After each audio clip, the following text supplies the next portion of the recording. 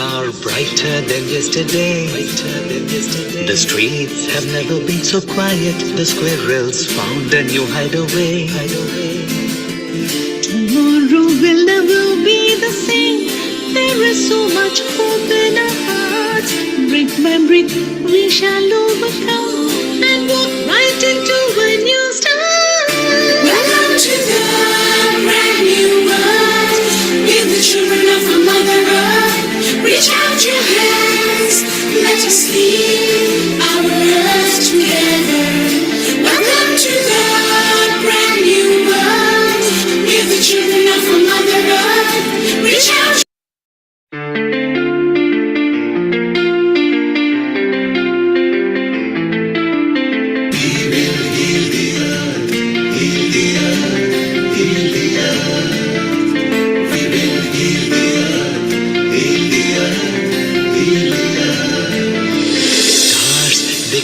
Stories which are brighter than yesterday. The streets have never been so quiet. The squirrels found a new hideaway. Tomorrow will never be the same. There is so much hope in our hearts. Brick by brick we shall overcome and walk right into a new start.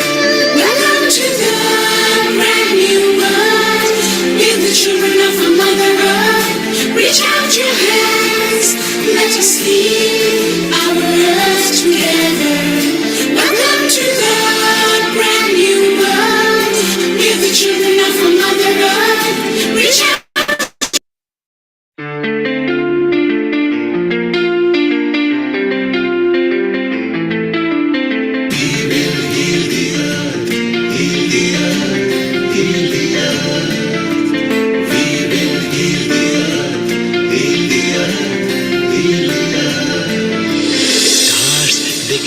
Stories which are brighter than yesterday. The streets have never been so quiet. The squirrels found a new hideaway. Tomorrow will never be the same. There is so much hope in our hearts. Brick by brick we shall overcome and walk right into a new start. Welcome to the brand new world. With the children of our Mother Earth, reach out your hands. Let us lead our earth together. Welcome to the brand new world. With the children of our Mother Earth, reach out.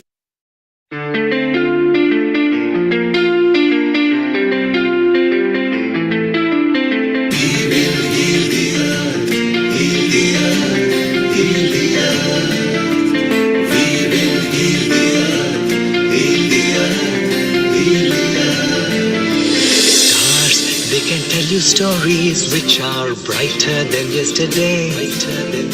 The streets have never been so quiet. The squirrels found a new hideaway. Tomorrow will never be the same. There is so much hope in our hearts. Brick by brick we shall overcome and walk right into a new start. Welcome to the brand new world. With the children of our Mother Earth, reach out your hands.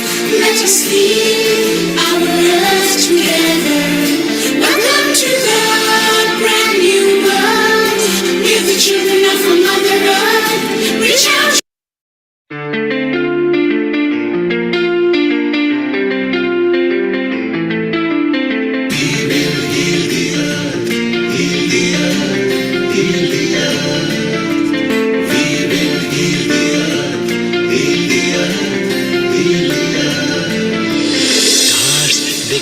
Stories which are brighter than yesterday. The streets have never been so quiet. The squirrels found a new hideaway. Tomorrow will never be the same. There is so much hope in our hearts. Brick by brick we shall overcome and walk right into a new start. Welcome to the brand new world. With the children of our Mother Earth, reach out your hands. Let us lead our earth together.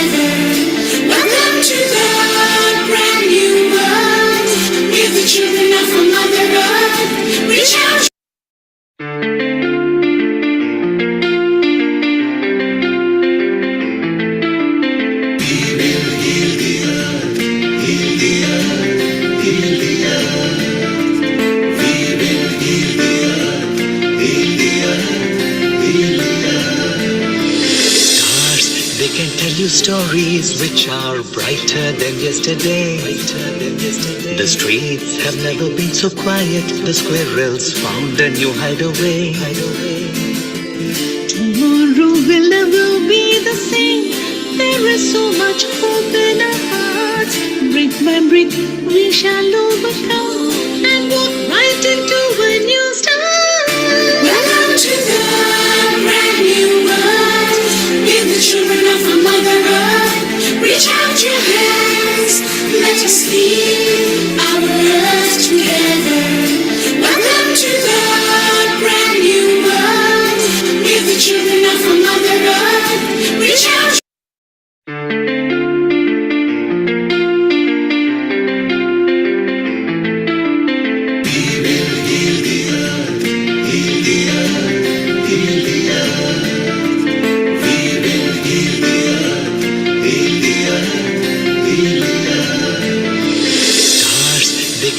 Stories which are brighter than yesterday.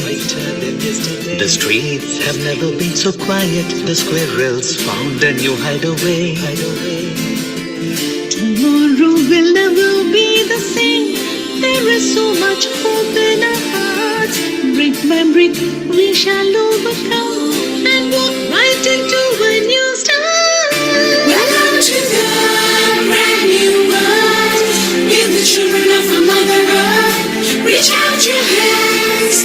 Let us lead our earth together. Welcome to the brand new world. With the children of our Mother. 10, 9, 8, 7, 6, 5, 4, 3, 2, 1. Namaste.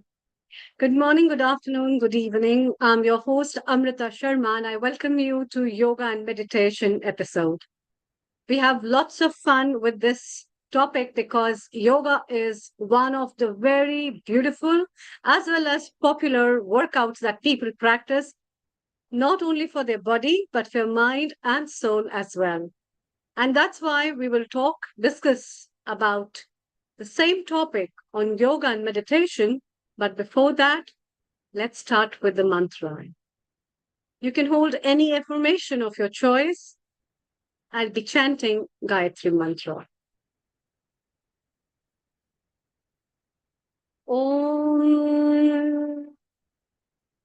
Om Bhur Swaha Tat Savitur Varenyam Bhargo Devasya Dhimahi Dhiyo Yo Na Prachodayam. Om Bhur Swaha Tat Savitur Varenyam Bhargo Devasya Dhimahi Dhiyo Yo Na Prachodayam. Om Bhur Swaha Tat Savitur Varenyam Bhargo Devasya Dhimahi Dhiyo Yo Na Prachodayam. Om Shanti Shanti Shanti.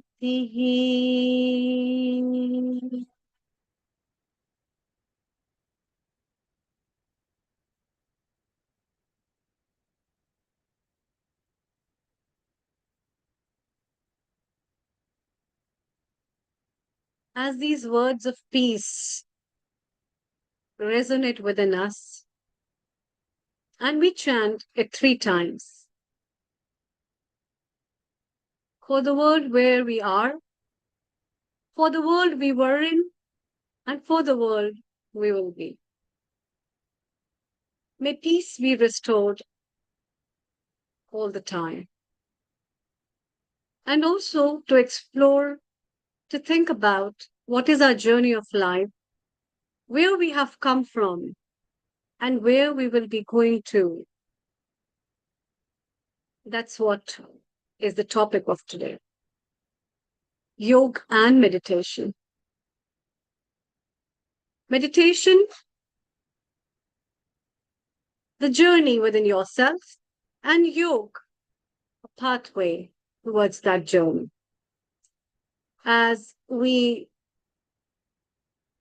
talk and meet with ourselves, we share an insight, not with everyone, but with ourselves. And that's what is yoga. Right from the beginning of the postures, Tadasana to Shavasana, the whole journey of life is with. And to discuss about this, to get more insights of what the practices of yoga are best for people, what is a holistic modality, we, with our experts and our resident contributors, who will be sharing with you the better insight on the same topic of yoga and meditation. And I very warmly welcome Dr. Kailash Parekh, our resident panelist and our co-host, as well as Riddhi Vyas, who is our host of today, who will be hosting with me, as well as a co-producer of today's episode. A very warm welcome to both of you. Global Namaste once again. Global Namaste. Kailash, you have been with diverse topics in your life to know, to study, and to get so many accolades with. And what do you think why yoga and meditation is important for life? And then we will discuss about it in depth and at length with Riddhi as well. Okay, thank you, Amrita ji, and global namaste to everyone. What a wonderful topic this week. Yoga and meditation. As you mentioned, what does it mean to me? It means part of my life, basically. Just as I'm breathing, yoga and meditation go hand in hand for our holistic health. It's not just about the physical, it's about the mental, emotional well-being as well. And yoga and meditation helps us to do that, because mind, it controls so many aspects of everything. And if we can control the mind, the breath, we can be in more balance with ourselves, and we have a clear thinking.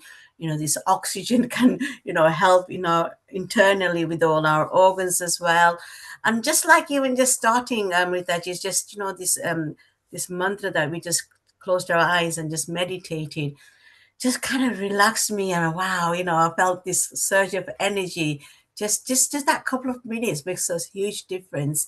And so, that means, yoga and meditation means so much in terms of in my life, in terms of me managing my health and well-being, my mental health, and to energize myself. And I think it's such an important that even if we can imbibe just a few minutes of this in our lives, then it would be, so beneficial to all of us. And I say this to my students, and I do support students with, with autism, with anxiety, depression. And I just tell them to just relax, just do this couple of minutes. And it really does help them to refocus themselves, just calm down their nerves. And then this clear thinking helps. So I'm already imbibing that in my learning, in my education, my students as well. And such powerful, we need to spread this across, the whole globe. Thank you. Thank you. Yeah, definitely. It is a very powerful tool to spread, and the aroma of which can be felt and the imprints of which are quite permanent, and they are the ones that will be the great markers of our soul journey towards life.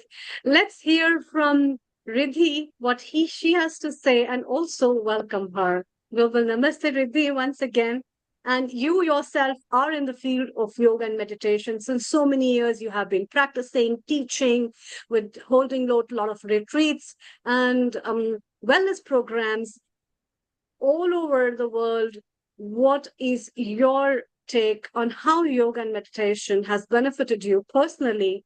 And then we'll dive deep into your topics which you are expert in. Over to you.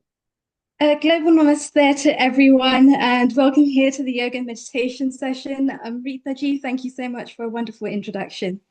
So, yoga and meditation is a key aspect of my life simply because I like to breathe. I haven't yet met anyone that can actually hold their breath for longer than 2 minutes. And I think that's a pivotal part of actually being alive on Mata Bhumi, on this planet Earth, and to be able to respect nature for all that it has to offer us. We see the way that a tree moves, and we think about how we can steady our mind into the pivotal moment, away from the Ida and the Pingla, the left and the right, into the Shushumna Nari, which is the central vertebrae. It's also the central power of the mind and the central power of the body, to be able to really be able to ground ourselves into the present moment.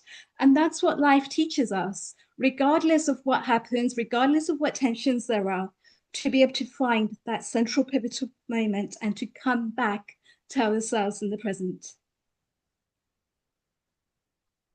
That's a beautiful insight, in fact, where you explore the inner journey through the subtle channels of your life. And you think that they are also very important and they play a primary role in your life.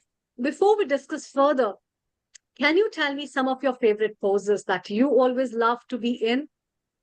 I think the most favorite one that even I see with my students as well is Shavasana.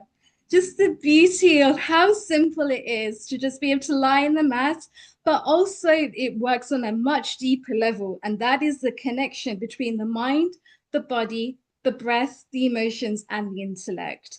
And I think it's so important because the Western world literally look at it as the mind-body paradigm, the mind-body complex. But when we look at it through the Vedic lens, we can see that it goes further into spirituality and consciousness as well.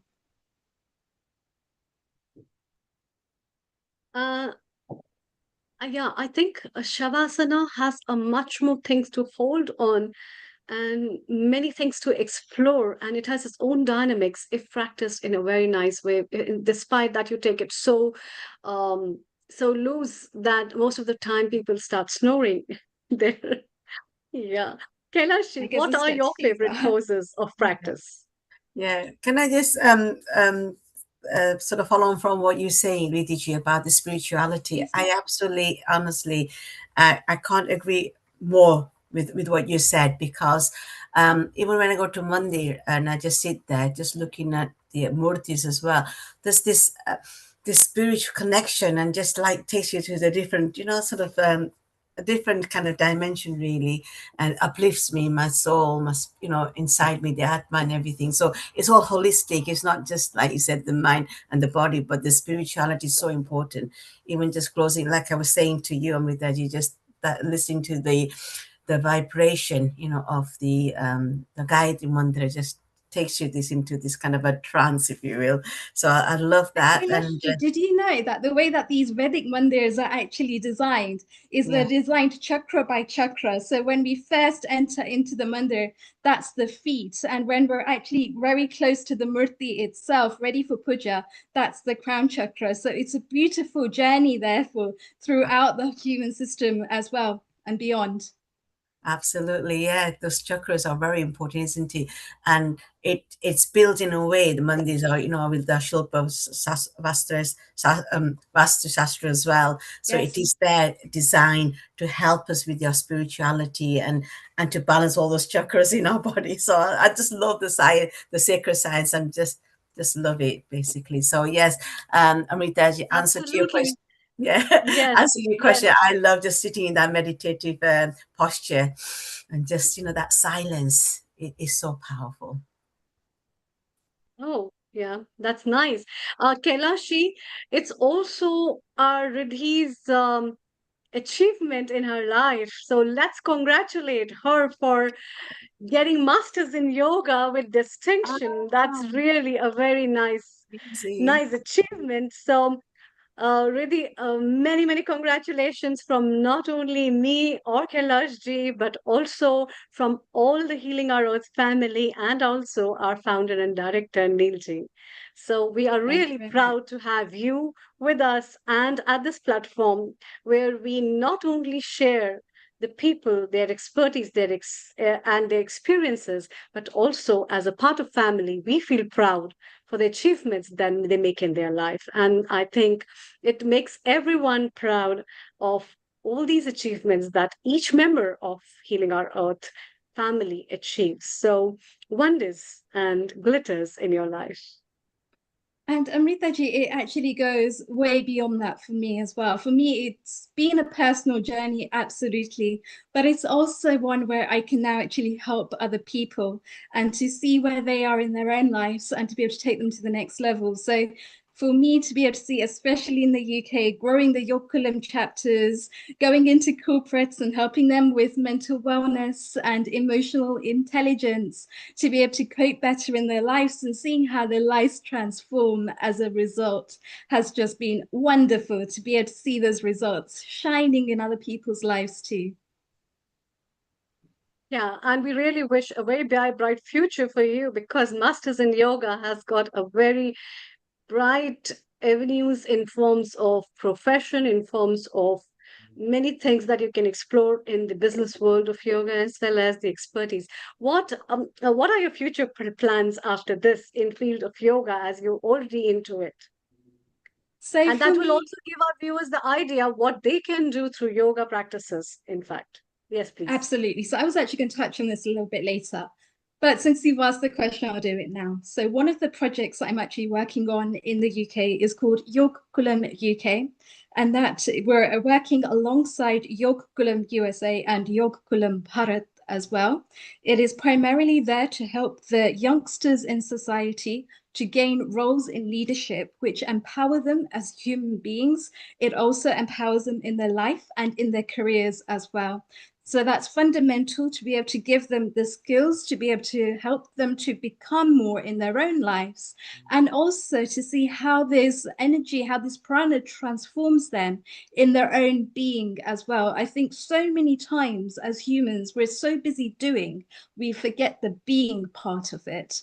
But by aligning ourselves to our chakras, to who we truly are as Atmas on this Mata Bhumi, opens up a whole different world completely. Right, great. We will be talking more about it at length. And as you already mentioned about chakras, let's welcome our resident contributor, Dr. Jitendra Patwari ji, who is a writer as well as a practitioner of yoga, and with his book Chakra Samhita, what he has to tell our viewers about the chakras of life and how these wheels go round and round all the way from the cycle of the roads to the cycle of the life. Let's welcome Kailash ji and Riddhi, Dr. Jitendra Patwari ji. Thank you, Amrita. Global Evening Namaste, and everyone. Namaste to you. Congratulations, Riddhi. Thank you. Everyone Global here. I Namaste. welcome my friends from India also. I can see some names here. So I welcome all of them to this platform. They are new to come on this platform. Harpreet Connected ji, with can you me. make your camera landscape, please? Harpreet comes every time. Meghna is new. Vidyaji is new. Shan has come for the first time. Perfect. Nazia. And but all are connected with yoga, chakra and meditation and yoga at least. And here you all are chakra experts now. Amrita, Riddhi, all are Amrita. Riddhi, really at young age, you've done a great job. Once again, congratulations to you. Thank you, Jitendra ji. Please do lead the way. I know you've done so much work in terms of chakras, your own PhD, also the Chakras Samhita, and I am so excited to hear what you have in store for us today. Yeah, this time I'm going to take only a small part of it. My topic was radiant and rooted. The time actually is information overload. And whenever there is information overload, pineal gland is getting affected. That means third eye is getting affected. And the maximum chances so far have been now because of the technology. The moment the news just happens and within few seconds, missiles, rather faster than missile, the news spreads and hitting our pineal gland. Information overload is there everywhere after internet and now particularly with social media and many other things. So we have lost to remain grounded. We are always thinking. This news or that news. Iran or Iraq, Europe or America. What will happen next? Worried. What will happen in the next 2 days? So many astrologers are coming and they're also saying this will happen, that will happen. A very bad time will come. The time has come or not, but we are projecting that part and we are losing our ground. So we need to remain grounded. Insecurity, fear, all those are survival instincts connected to the root chakra. So we should remain rooted. But can a tree, which has only roots, be of any use? The tree has to have trunk. The tree has to have leaves, everything. And then it can be of use. Otherwise, the roots under the land cannot be of any use. So at the same time, not being rigid, not being just connected to the roots, we have to flourish also. We have to have all the tastes of life. We have to enjoy the life also. We have to spread our light, our creativity, and that's radiance. So that again comes with sacral chakra. Let us take only two within the given time and looking to the subject, radiant but rooted, or we can say rooted and radiant, and more so in the modern life. It was the time when people used to sleep at 8 o'clock, there was no electricity, nothing. Now even at 2 o'clock somebody calls up. And earlier we used to miss a key or lose a key and get impatient. Now we are losing keys, we are losing mobiles, we are losing passwords, and we are losing patience. Just talking to you and see the phone came. Give a minute, I'll just close it. I'll just set it off.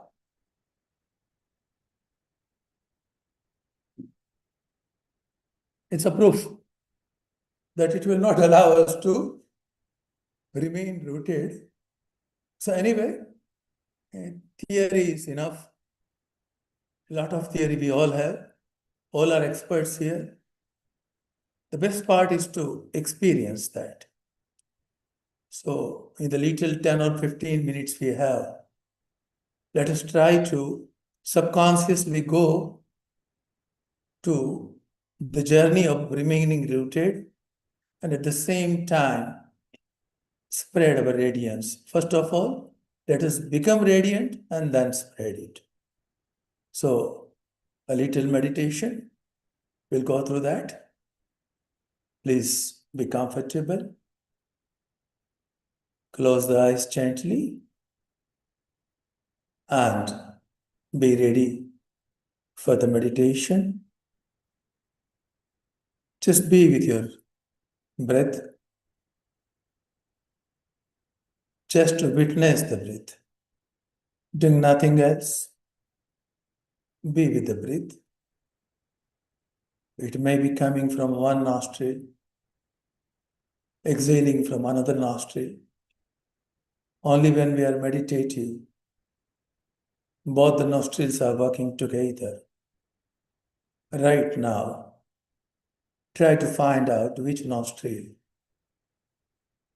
you are inhaling from, which nostril you are exhaling from. and for the time being, get cut off from all the worries, all the thoughts, all the plannings which are not allowing us to remain rooted. Feel a flow of cosmic energy which is all around,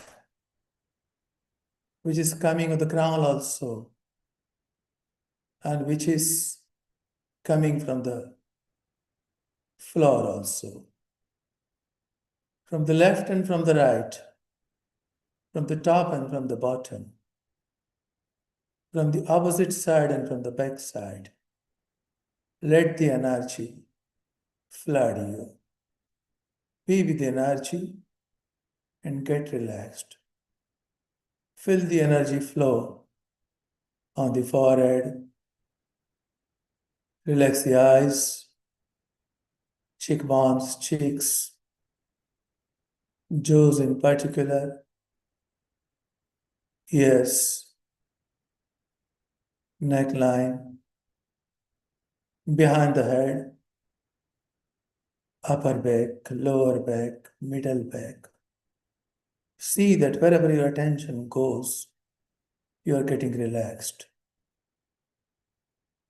Throat, collarbone, chest, belly, ribs, waist, pelvic area, up to perineum, thighs, knees,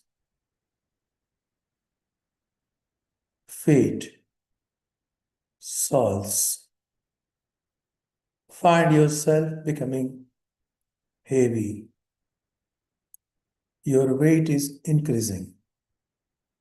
With every count of mine, your weight is increasing. 10, 9.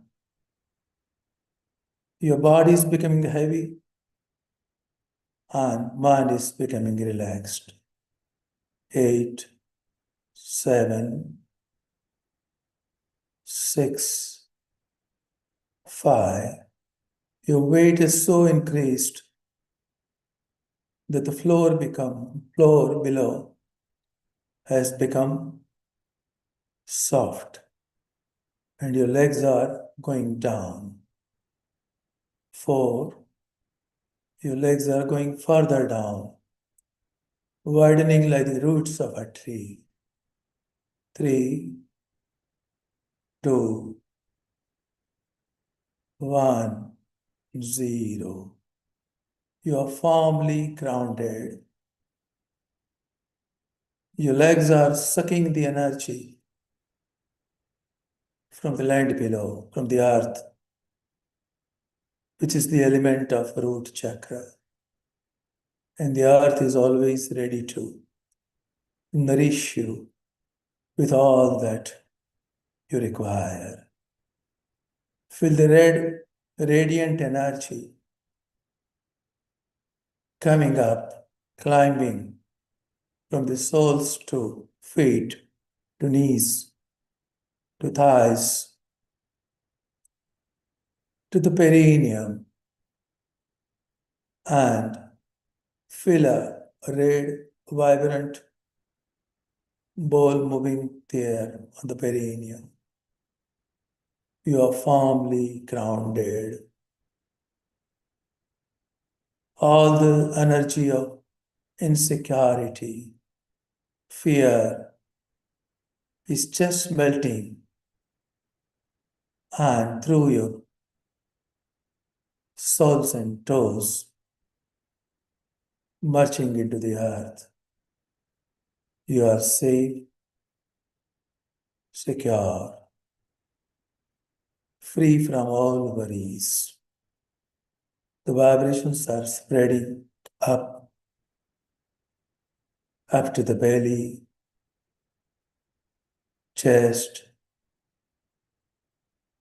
throat, face, crown.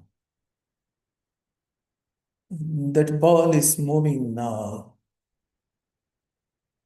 moving up And when it's moving up, the color is changing. It's getting orange colored. Orange color is spreading in the pelvic area, in the organs connected to regeneration, reproduction. Feel the flow of divine water flushing everything inside, clearing everything. At the same time, the fragrance of orange. The water is spiraling inside, clearing all the organs. And now the orange colored liquid is spreading everywhere, making you radiant, creative, alive, ready to get all the pleasure in the life, happiness, pleasure, and that's your birthright. And it's your duty to explore all the places, to get as creative as possible. And today, the cosmos is helping you to do that. Feel the gush of energy in the sacral chakra, that is reproductive organ area, pelvic area. And see the golden thread connecting the root chakra and the sacral, connecting the perineum, the red ball, and the orange water. And now this radiance, your liveliness is moving up, moving around the belly. Your confidence increasing multifold. Going up again, and your heart is full of compassion and love for yourself, for everyone around you, for everyone in your thoughts, for everyone on this earth, for everyone in this universe. On the floor, going up, on your throat chakra, inside that, you feel like sky element moving there, sky blue colored energy. Throat chakra and sacral, pelvic area and throat is a direct connection. Root and crown is a direct connection. And you can feel the same energy in throat, removing the energy of all the blocked words that you have ever wanted to speak, but you have never been able to speak for various reasons. The energy is moving up, face is glowing. And along with the glowing face, radiant face, the energy is moved to the crown. A direct connection established between root and crown, a circuit moving from the crown to root and back to crown. You are feeling rejuvenated and yet grounded and yet connected to the cosmos, connected to your intuition, to your psychic powers, to your vocal power, to your loving nature, to your confident nature, to your joyful nature. and yet grounded. Slowly, slowly, slowly, feel the energy all around you. You are packed with energy, an energy bomb now. And a fresh counting is started. 1, just move your fingers a bit. 2, feel the breathing, deep breathing. Then what you had started. 3, your pulses. 4, slowly, without any jerk, open your eyes. 5, if they are getting closed, let them. And now open. And feel grateful to the earth, to water, to fire, to space, to light, to entire cosmos, to the time that has made it possible for us to gather here in spite of being physically far away. Thankful to the technology too. Thank you, thank you, thank you.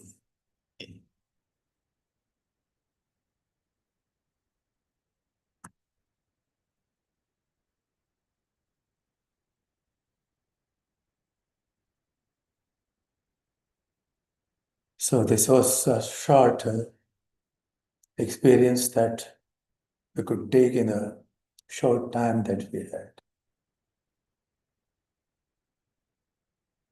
My only observation is whenever we are talking about meditation, we are talking of third eye chakra or crown chakra, forgetting the root, forgetting the sacral.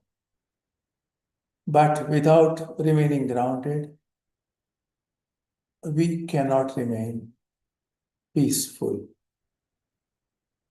Without remaining, with ignoring sacral, all the pleasures of life, we can not remain happy. And I believe happiness is the ultimate goal. Through relationship, through money, through convenience, whatever, the final goal is happiness. So, thank you everyone for being with me. Yes, Riddhi, Amrita, over to you.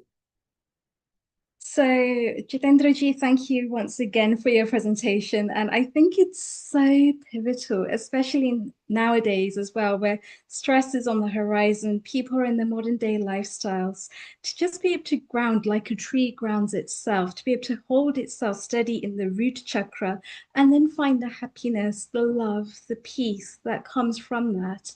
And if we look at each one of us being like a tree, in a massive ecosystem, which is the world around us, we can find that point for ourselves and then be able to grow and express from there. And we become the love that we want to share in the surroundings around us too. And I think it's such a prime example to go back to as well. So it's wonderful to have you joining us, Jitendra ji. My pleasure. It's always a pleasure to come on this platform. It's always a pleasure to have you with us too. Okay, Neil Kumar has come now. Global Namaste. Where the king Dr. has gone. Jitendra. Global Namaste, Dr. Jitendra Patwari. I was thinking where the king is not there. The king has come now. He's always there behind the scenes. It's so wonderful to see Nazia, Harpreet, so many Vidya more is friends. there. Shanu is there. Shanu is there, yes. Shanu is there. Shraddha is there. Shraddha is here as well. So it's wonderful. Namaste to the whole team. And welcome to Healing Our Earth. It's your platform as well. You can all join whenever you feel like. Meghna is there, yeah. Meghna is for the first time. Now, Harpreet has come earlier, but Nazia, Meghna, Vidyaji, they all are coming for the first time. Nazia is here. They were actually eagerly waiting for your platform, comes our regularly. platform. Harpreet comes regularly and Healing Our Earth. Yeah, So yeah. that's beautiful as well. Meghna is here as well. So Nazia, Harpreet, Meghna, Shanu, they're all wonderful and thank you for spreading the good work. It was nice on the part of Nazia. She has come in my contact just before 2 days. We have talked today only, and she is now here. She's a yoga teacher from Delhi. Wonderful. And I believe you are enjoying a wonderful temperature there of 47 degrees. Are you using Harpreet is always a co-host in my Zoom meetings. Are you using yoga and meditation to cool off? Pardon? I said, I'm glad that you are enjoying 47 degrees in India, which is very hot, but are you guys enjoying yoga and meditation to cool off? Yeah. Yes, Harpreet's nodding. Yes, and Wonderful.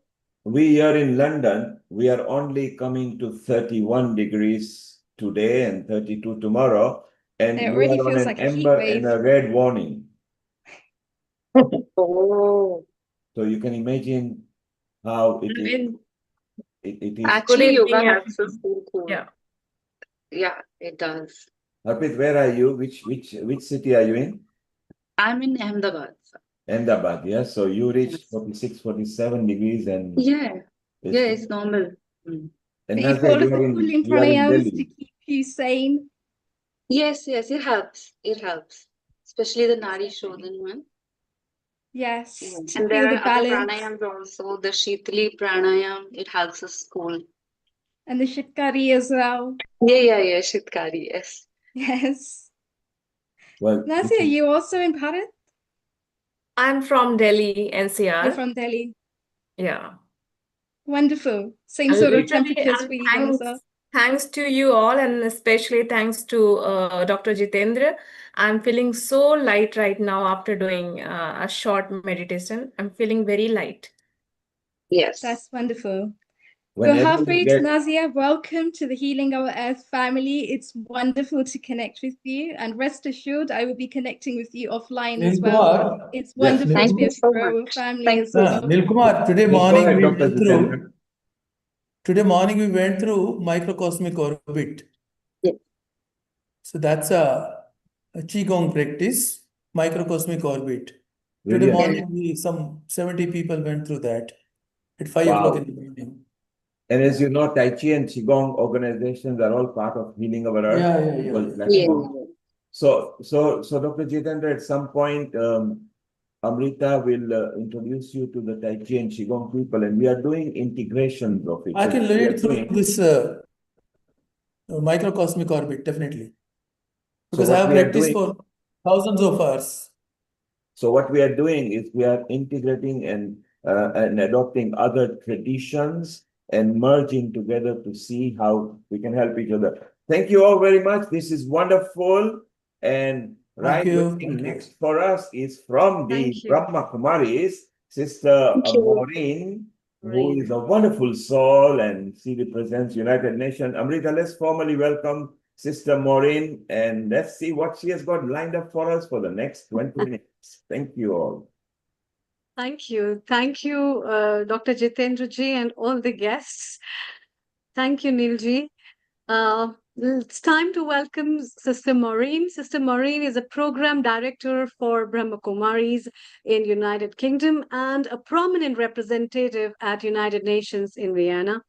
Known for making spirituality accessible, she focuses on interfaith dialogue, mental wellness, and environmental sustainability, often leading meditation workshops and speaking on ethical living globally.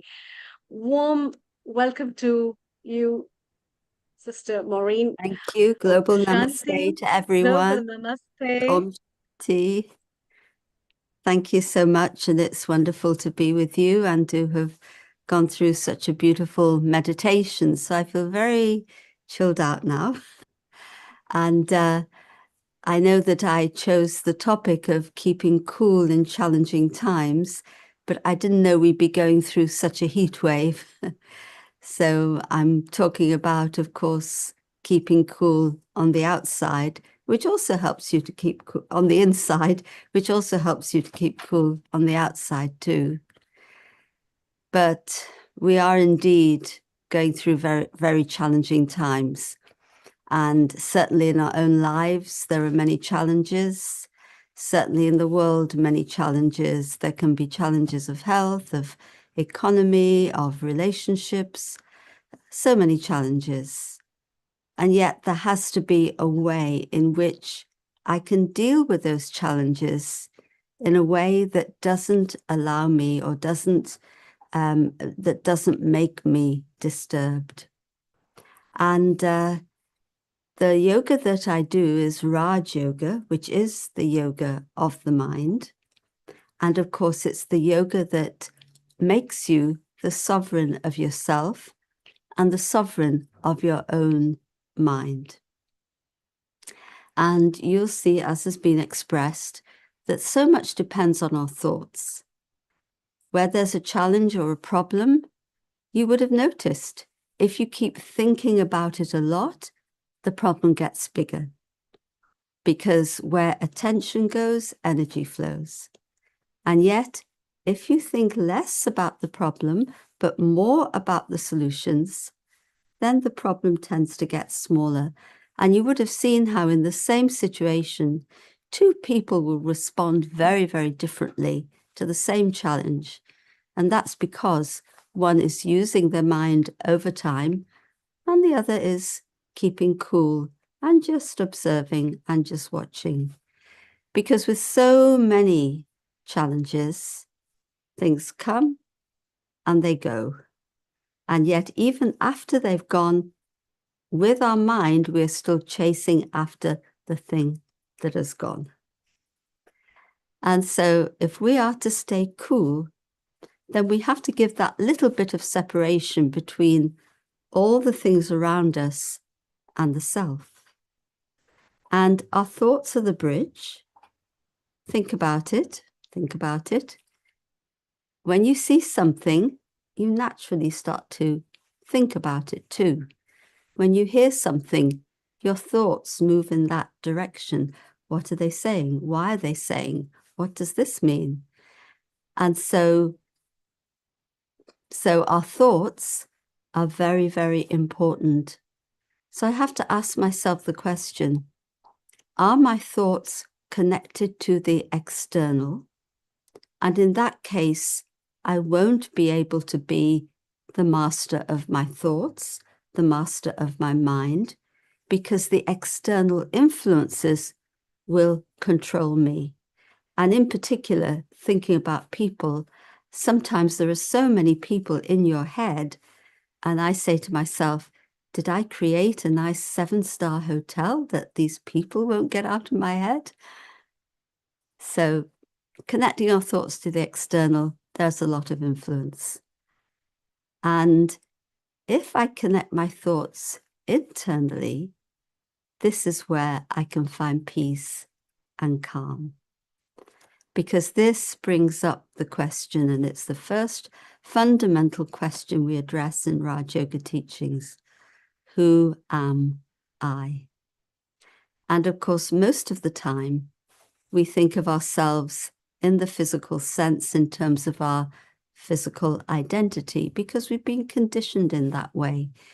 We think about maybe our gender, we think about maybe our ethnicity, we think about our social surroundings, we think about our profession, we think about all the roles that we play in this physical world.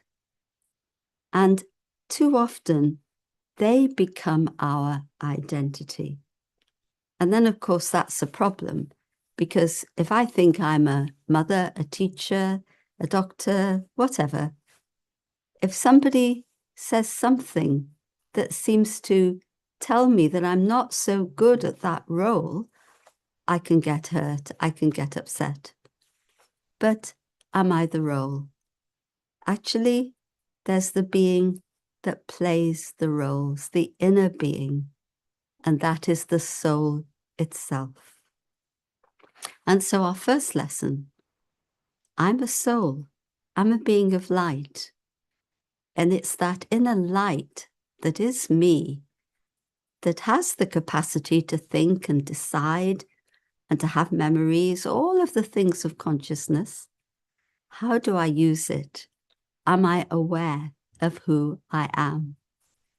And the beautiful thing about becoming aware that you are the light, you are the soul, and we say that the soul is a being of light, a point of light, seated here in the center of the forehead, the crown chakra, I think. So you're seated here in the center of the forehead, the light. And the beautiful thing about this awareness is that I can come to know my original state of being. All the roles and identities are acquired. All the influences are acquired. All the conditionings, all the habits, all the personality traits.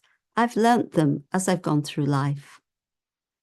But if I go back to my original state of being, then what do I find? I find my original beautiful qualities. I find that I am peace, I am love, I am wisdom, I am happiness, I am purity. I love this quality of purity, and what purity means to me is that when all the external influences are stripped away, I'm in my original state of being. And so this is very powerful, because in this state of being, as the light, it's very easy for me to connect with the divine, with the light of the divine. And God, the divine, whatever term you use, that universal consciousness, is only benevolent, only full of love, only full of truth, only full of peace, only full of bliss. And yes, our qualities fluctuate, but the divine never fluctuates. So we have a constant source to draw on. And it's this that keeps us cool and calm in any situation. And this is called, instead of outside in living, in other words, the circumstances control me and I react accordingly, this is inside out living. Things are happening around me, but I'm aware, what is it that I have to do? How do I have to be? Most of us have a to-do list. I have a to-do list. It's quite long, too long. But I also have a to-be list. And I set that list first thing in the morning when I meditate. And I come back into that awareness, that consciousness of I, the soul, I, the being of peace, the being of love, and all the other qualities. And this is our original goodness. And because we've suppressed that goodness, it's led to all the problems in the world. If everyone in the world, just imagine, if everyone in the world realized their original goodness, then there would be no conflict and there would be no war. It's so essential, but of course we need strength to maintain that awareness. And this is where we take that strength from the divine. And it gives you a very different perspective. It gives you courage. It gives you concentration. And actually, concentration is very important. Recently, we had a visitor here, a BK from India, Brahmakumar from India, who was talking to us about digital wellness and how our phones, because we're so focused on them, or can be, they become our masters and they actually severely affect our ability to concentrate. And if I can't concentrate, I can't be in that stable stage of consciousness, in that connection. And I'm not able to then actually meditate and function so well in life. So this perspective gives us courage, gives us concentration, and also gives us understanding. People may be negative around us, but I think you all understand that if somebody is being negative, they are hurting inside. So am I going to condemn them and criticize them and complain about them? Or am I going to have compassion? Am I going to have understanding? Will I have that feeling that I want to uplift? And that's the beautiful thing about this awareness. Our attitude becomes very benevolent, and we create a benevolent atmosphere around us. Whatever's going on inside is visible on the outside, sometimes physically visible. Someone gets angry and you can see it on their face. But even if they hide it, the vibrations reach out. And you will know sometimes someone says something very nice to you, but the vibration you feel is very different. So remember, each one of us is carrying an atmosphere around with us. And that atmosphere of what's going on inside, spreading outside, has an impact on everyone around me. And something that we do at our center and wherever we can practice it is that not only do we meditate, of course, in the morning to set our mind in the right train for the day, and at night, meditate, look at what's happened in the day, but never think what's gone wrong. Think, what have I learned today? And that gives us more energy and encouragement, and we move forward. But also, through the day, every hour, we will pause for 1 or 2 minutes. And that gives energy to the other 59 minutes of the hour. We call it just a minute, taking a minute, or we also call it traffic control, but it's the traffic in the mind, becoming the self-sovereign of the mind, of our consciousness. So maybe we just have a couple of minutes, a short meditation to experience who we are.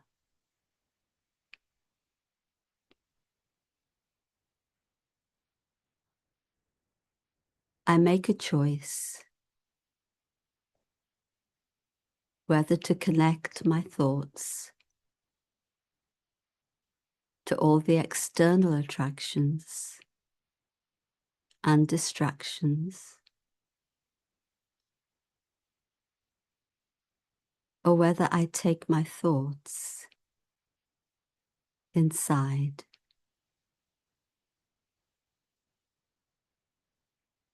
To experience the being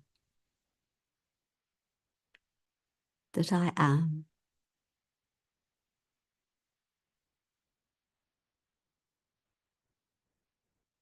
I'm not my physical body. This is a costume that I wear to play my part. But I am the one, I the being, who is playing those parts, those roles. And my original nature is peace. I am a being of peace. I am a being of love. I am a being of wisdom. And in this awareness, I connect with the divine, the unlimited ocean of peace, the unlimited ocean of love. And I allow that divine love, divine peace to enter the soul, to give me strength, to give me healing. And that peace and love overflows out into the world, bringing peace and healing power of love to every single living being. This is my task.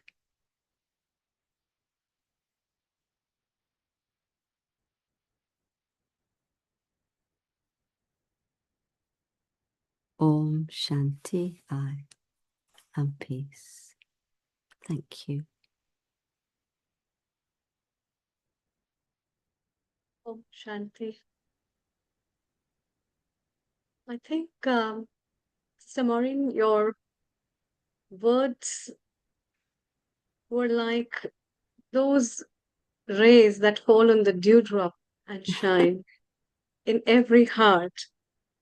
And when you visualize that little drop that is shining because of the radiance, the same radiance you have spread today in everyone's heart, the radiance of peace, the radiance of grace, and also the radiance of the path to choose in the life.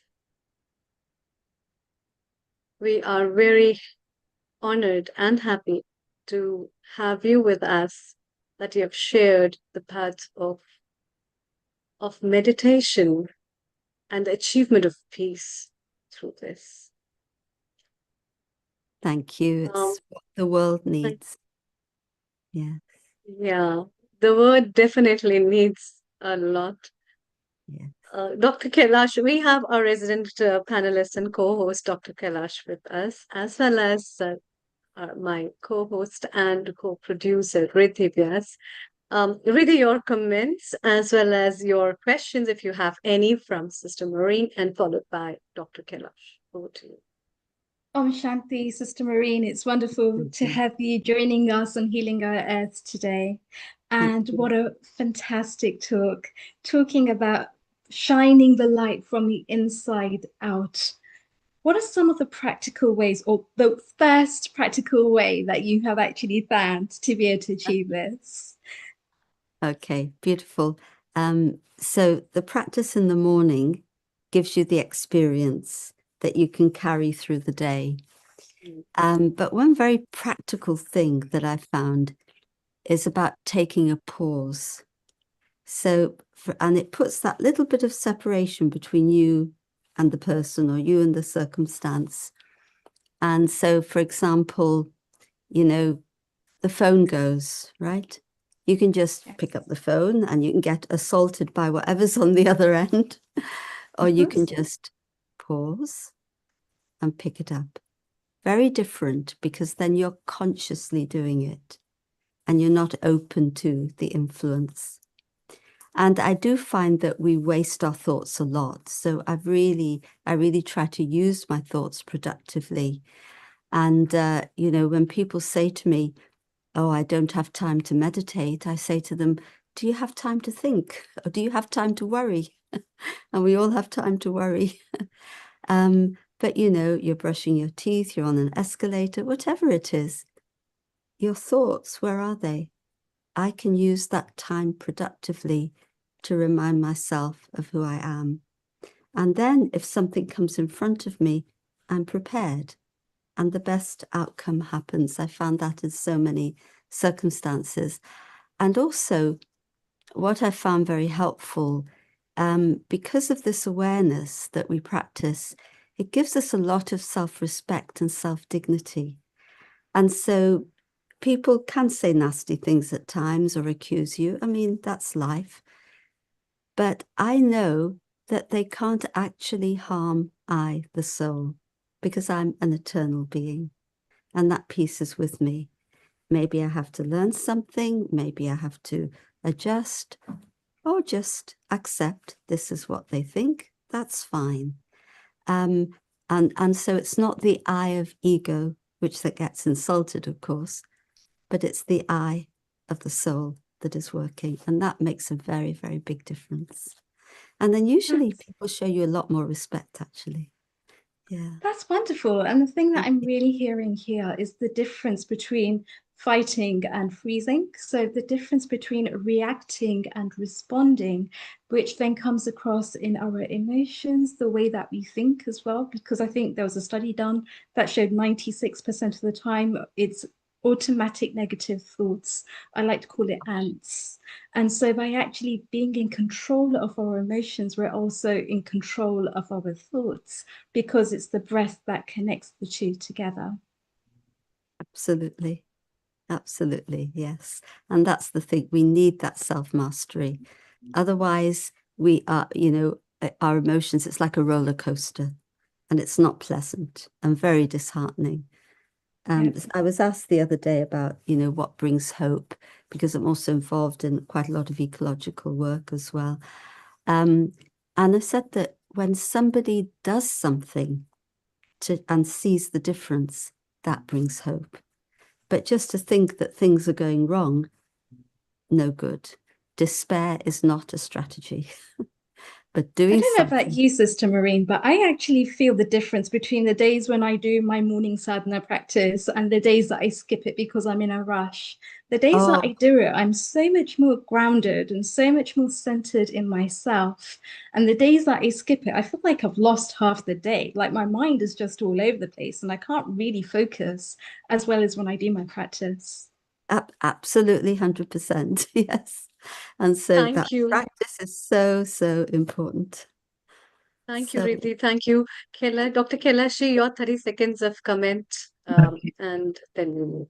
Global Namaste Sister Maureen, I found that very, very inspiring. So many, you know, things that I'm going to imbibe in my own self from your talk today. What I like the most, and I made some notes, it's when you said to do the list. You know, in my work, I have to make lists. I've got to do this, but why don't I make a list for me? You know, the way you said, what can I do, you know, for my own well-being. So that was really beautiful as well. And I'm a little bit of a reactive person, so from today I'm going to take a bit of a pause and reflect before, and I do get affected, and sometimes it's like when you talked about soul, I think it's soul destroying, but really nothing can touch the soul. So again, that thinking, rather than focus on the worrying, you know, making time, let's look at the solution.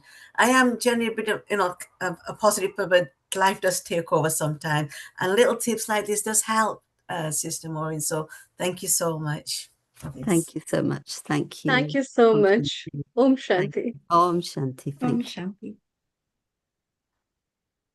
Riddhi, I can see a beautiful guest with us, Shivani Raina, who has And joined it's us her from first USA. time here Kindly as well. introduce. Yeah. It's fantastic. A global namaste to you, Global Shivani ji. Namaste and good morning.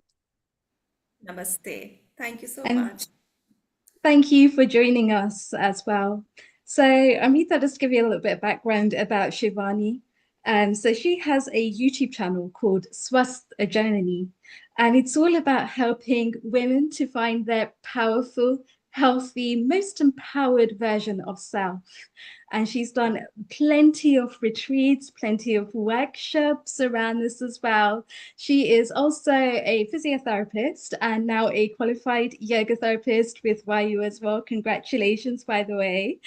And so it's wonderful to actually see how these two topics are actually connecting as well. We started off here today with Jitendra Ji. We was talking about chakras. Then we went over to Sister Maureen, and Sister Maureen was really talking about thoughts and the way that thoughts connect to minds and emotions. And now Shivani Ji is going to be talking to us about one thought and how this one thought can be combined into plenty of thoughts and how it has an impact on our body and our emotions. So I don't know about you, but I am so excited to hear more from the Queen herself. Shivani, please, if you would like to, over to you. Thank you so much. Thank you for such a beautiful introduction. I'm honored to be here. As she mentioned, about me, I'm also a heartfulness meditation practitioner over 20 years. I started when I was in my 20s. The credit goes to my mother. And I am associated with HSS United States. It's been 3.5 years that I'm an active volunteer with HSS, and it has brought a lot of change in my life, in my family. One thought, and when I listened to Maureen Ji, Sister Maureen, I was like, oh my God, what am I going to do now?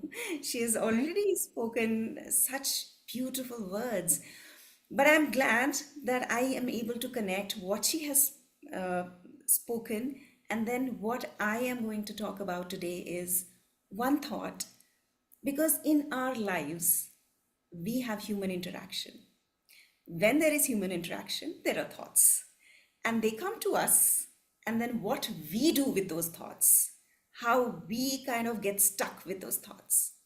So I'm going to talk about that, and then what yoga text, Patanjali Yoga Sutra, Sage Patanjali, I call them ancient rishis. What ancient rishis or ancient scientists have to talk about responses to different emotions.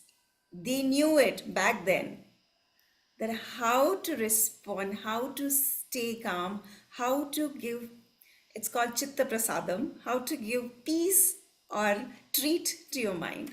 So we're going to talk about that today. And I'll be presenting, I'll show you, I have created short movies.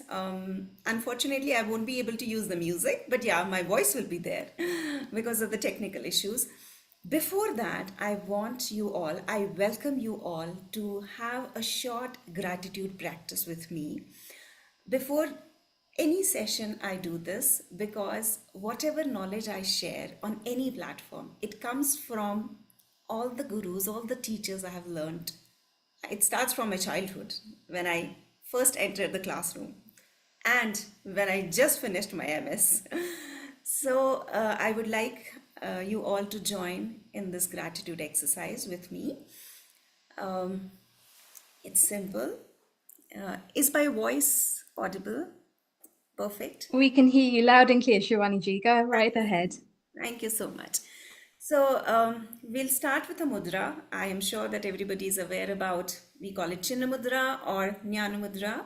We touch your index finger with your thumb, keep it on your lap.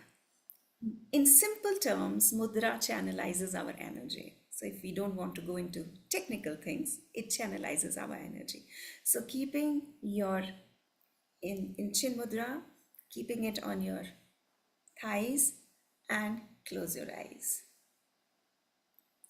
Gently close your eyes. Inhale deeply. Exhale. Keep your face relaxed, especially eyebrows.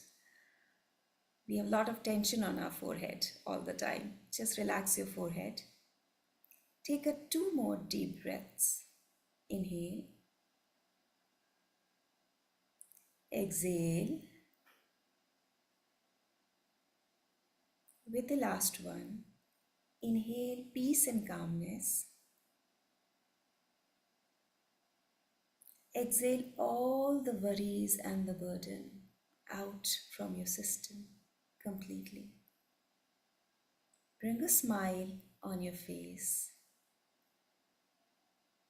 Relax your body completely.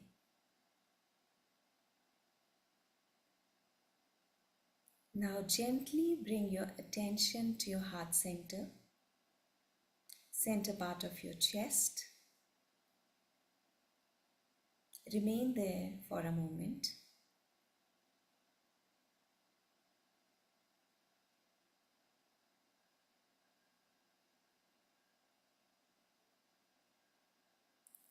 Now think of a person or multiple people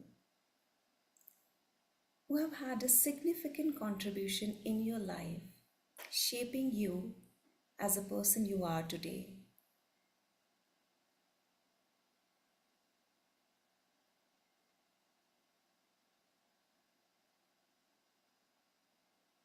When you are thinking about those people, or one person, could be your friend, mother, your parents, anybody, your neighbor, teachers, when you're thinking about them, bring them, invite them to the most sacred place, that is our heart.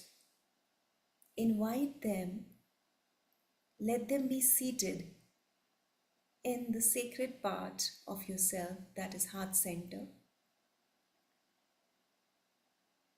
the center of love, gratitude.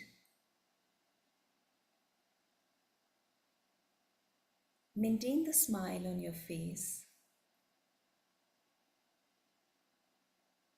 as they are seated there now. Talk to them. I am grateful and thankful for you.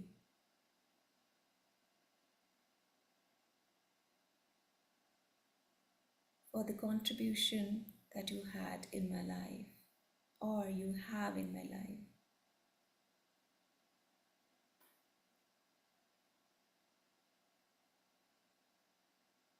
Be with that thought for a moment.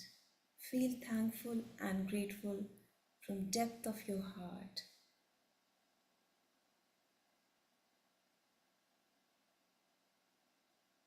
Feel that joy in your heart and smile on your face.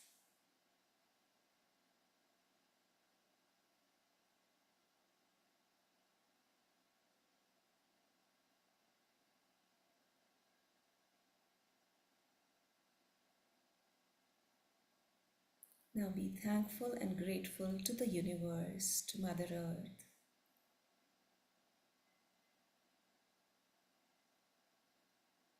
for nourishing us day in and day out.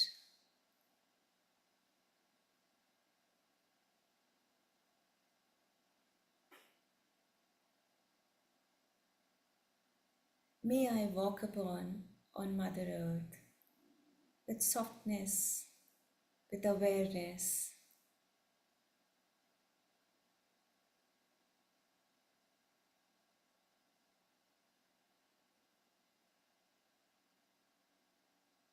May every being on this planet be healthy, happy, and peaceful.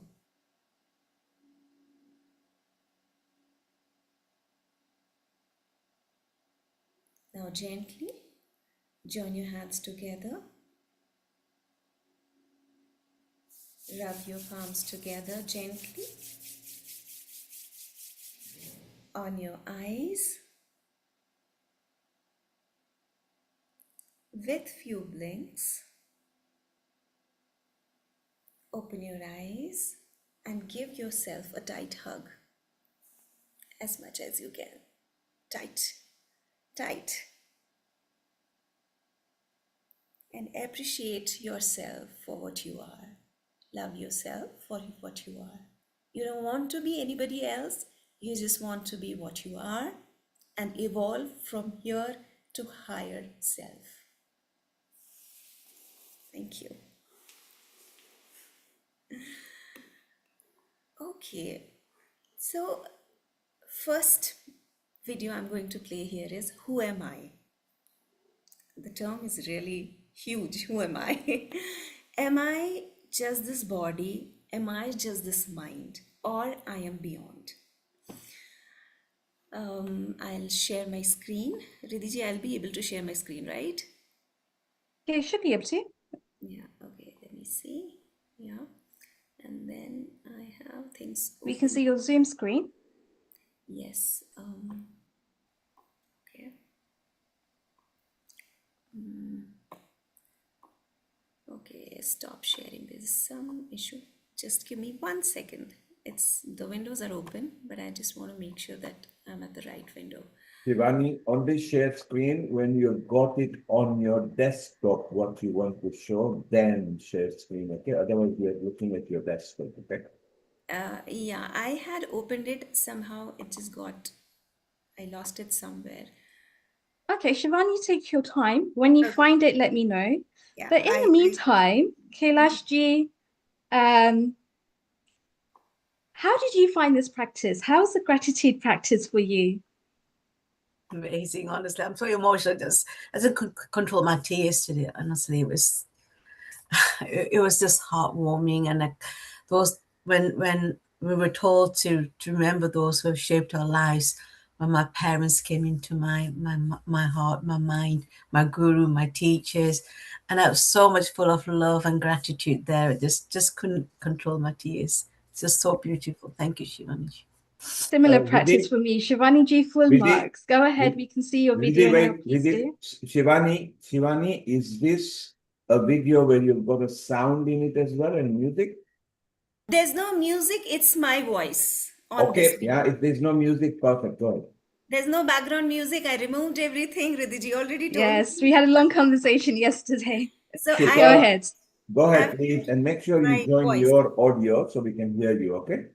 Yeah, but there is a voiceover in this video. If there is a problem, just let me know. I will let you know, but otherwise, go ahead and play. Okay. So here we begin.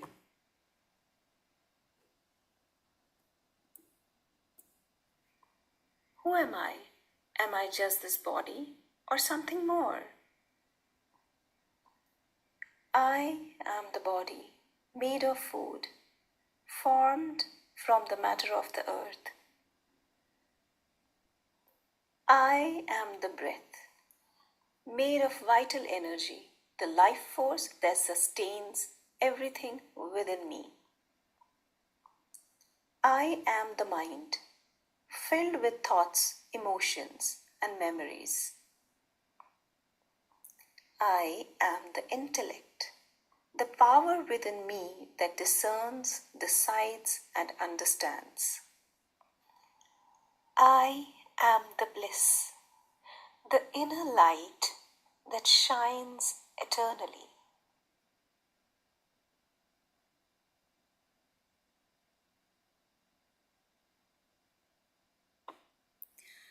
I'll talk about it a little. This comes from Taittiriya Upanishad. Shivani ji, are you able to stop screen sharing and come back? Yes, yeah. Wonderful. Carry on. So you already saw those 5 images. So these are the 5 layers that we have within us. So if you imagine the Russian dolls, so one inside the other and the other and the other, it is just like that. You saw the mind part. So mind is the place where all the thoughts, emotions, feelings, hatred, jealousy, everything comes there. And then after mind, you saw intellect. Intellect is a place which guides us, discerning quality, what is right and what is wrong. But what happens, mind becomes dominant because we just think through mind. What happens, when the mind is imbalanced, when it is not in control, the intellect, poor intellect, who tries to guide every single time, we try to ignore, because the mind, that sister Maureen was talking about, the mind takes over. And when mind takes over, intellect guides us every time, but we are not able to listen to intellect. And then what happens is whole breathing system gets disturbed, and it shows in our body. That is how we get disturbed, and whole system gets disturbed. Now there was a small part which was bliss body. What is that bliss body? We experience bliss every single day. When we go to bed, when we enter the deep sleep and we get up in the morning, we do not remember anything. I'm not talking about dream. I'm just talking about the deep sleep. You sleep and you get up with I had a good night's sleep. That sleep is example for this bliss that we experience every day. If I want to buy something really I've been longing to buy, I bought that thing. The moment the thing, maybe it is a dress, the moment I wear that dress, the feeling of happiness, that is that bliss. What yoga does, yoga teaches us how to remain in the state of bliss all the time. Yoga, and when I'm saying yoga, it's all the aspects of yoga. It's not just the asana, just the meditation, just the pranayama. Holistic, complete yoga practice. When we do it every day, do our sadhana religiously, consistently, our intellect shines, mind becomes peaceful, intellect shines, and we experience bliss every day. That doesn't mean we won't be angry. That doesn't mean that if somebody is saying something in our workplace and we are like, oh, completely calm and poised. We are humans. But we would know how to remain calm within, how to not disturb our inner harmony. We will be angry at that moment, but we'll be immediately come out of that anger and connect to that bliss again and remain peaceful. That is what yoga does. And I have experienced it a very little in my life, that when you practice and do your sadhana, you react still, human interaction, but immediately you come out of that reaction and you tell yourself, this is not what my practice is. Next time, my practice is I need to remain connected with my bliss body and then respond. So this is how yoga works. Now we already saw what mind is. Now, if I want to put a question, what is a thought? If anybody wants to answer that, what is a thought? It's just as an energy. It's the energy. What are emotions? Anybody? Yes. Emotions are linked to our feelings, and then again, it's linked to the energy as well, how much energy we give to that as well. I think it's all interrelated. So yeah, that was my energy in motion Apurvaji. So my question was, okay, now my second question is, are thoughts and emotions related to each other? Yeah. Thoughts will create those emotions. Thoughts will create those emotions. Yeah, now everybody's on the same page. Now quickly I'm going to, it's a 1 minute, again, a short movie. I'm going to present it here.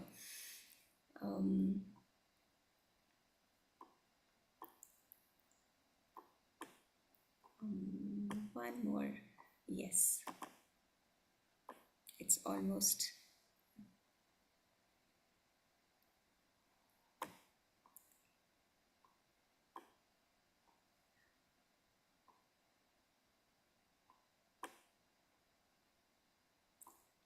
Sorry about that. Share this. Now, is it visible? Yeah. Yes, it's visible. Go ahead. Once there was a thought. But it did not remain alone for long. It began to multiply, giving birth to countless others. Each new thought clung to the next, feeding and strengthening one another, until the original thought pulsed at the center, charged with an unsettling energy. A low rumble stirred within the mind. What began as a whisper grew into a storm, an explosion. A surge of emotions burst, flooding every corner of the inner world. Just one thought.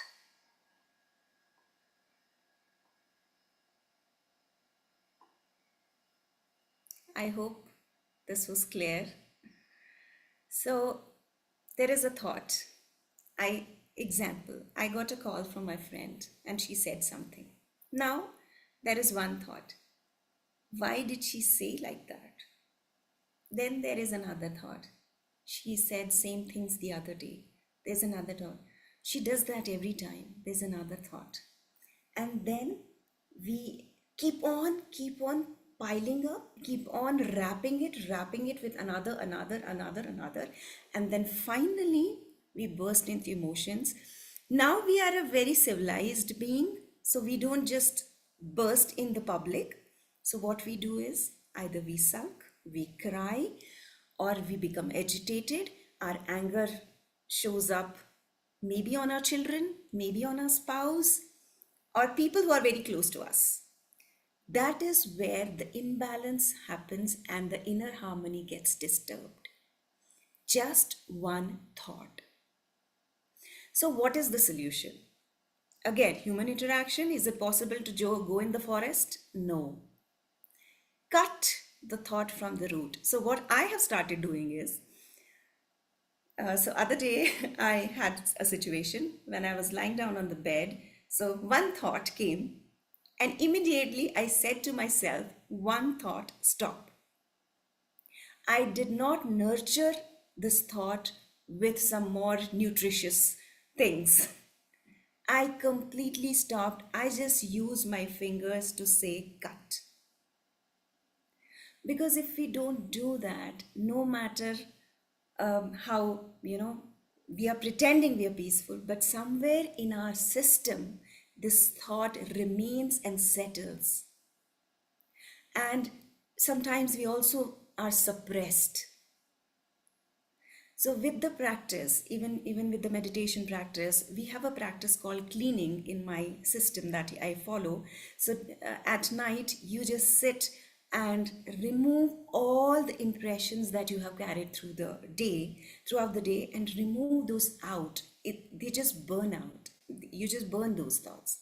So every day when we practice these things, then only we will reach a state where this thought will be just one thought. It will not become multiple thoughts. It will never become multiple. And then, Riddhi ji, we have time because it's 8. I'm just looking at the clock as well. There's one more thing that I wanted to share. You have time. Did you want me to play the video? No, I want to speak about, okay, I will not share. I have one more thing to share a screen. I don't know. I mean, if that is okay, I can share Go it. ahead. Yeah, go ahead. Okay, I can share. So now what Sage Patanjali has to say about these emotions and how to respond to various people, emotions, and situations that we every day face. So there's one more presentation. This topic is, you really have to work hard to make it short.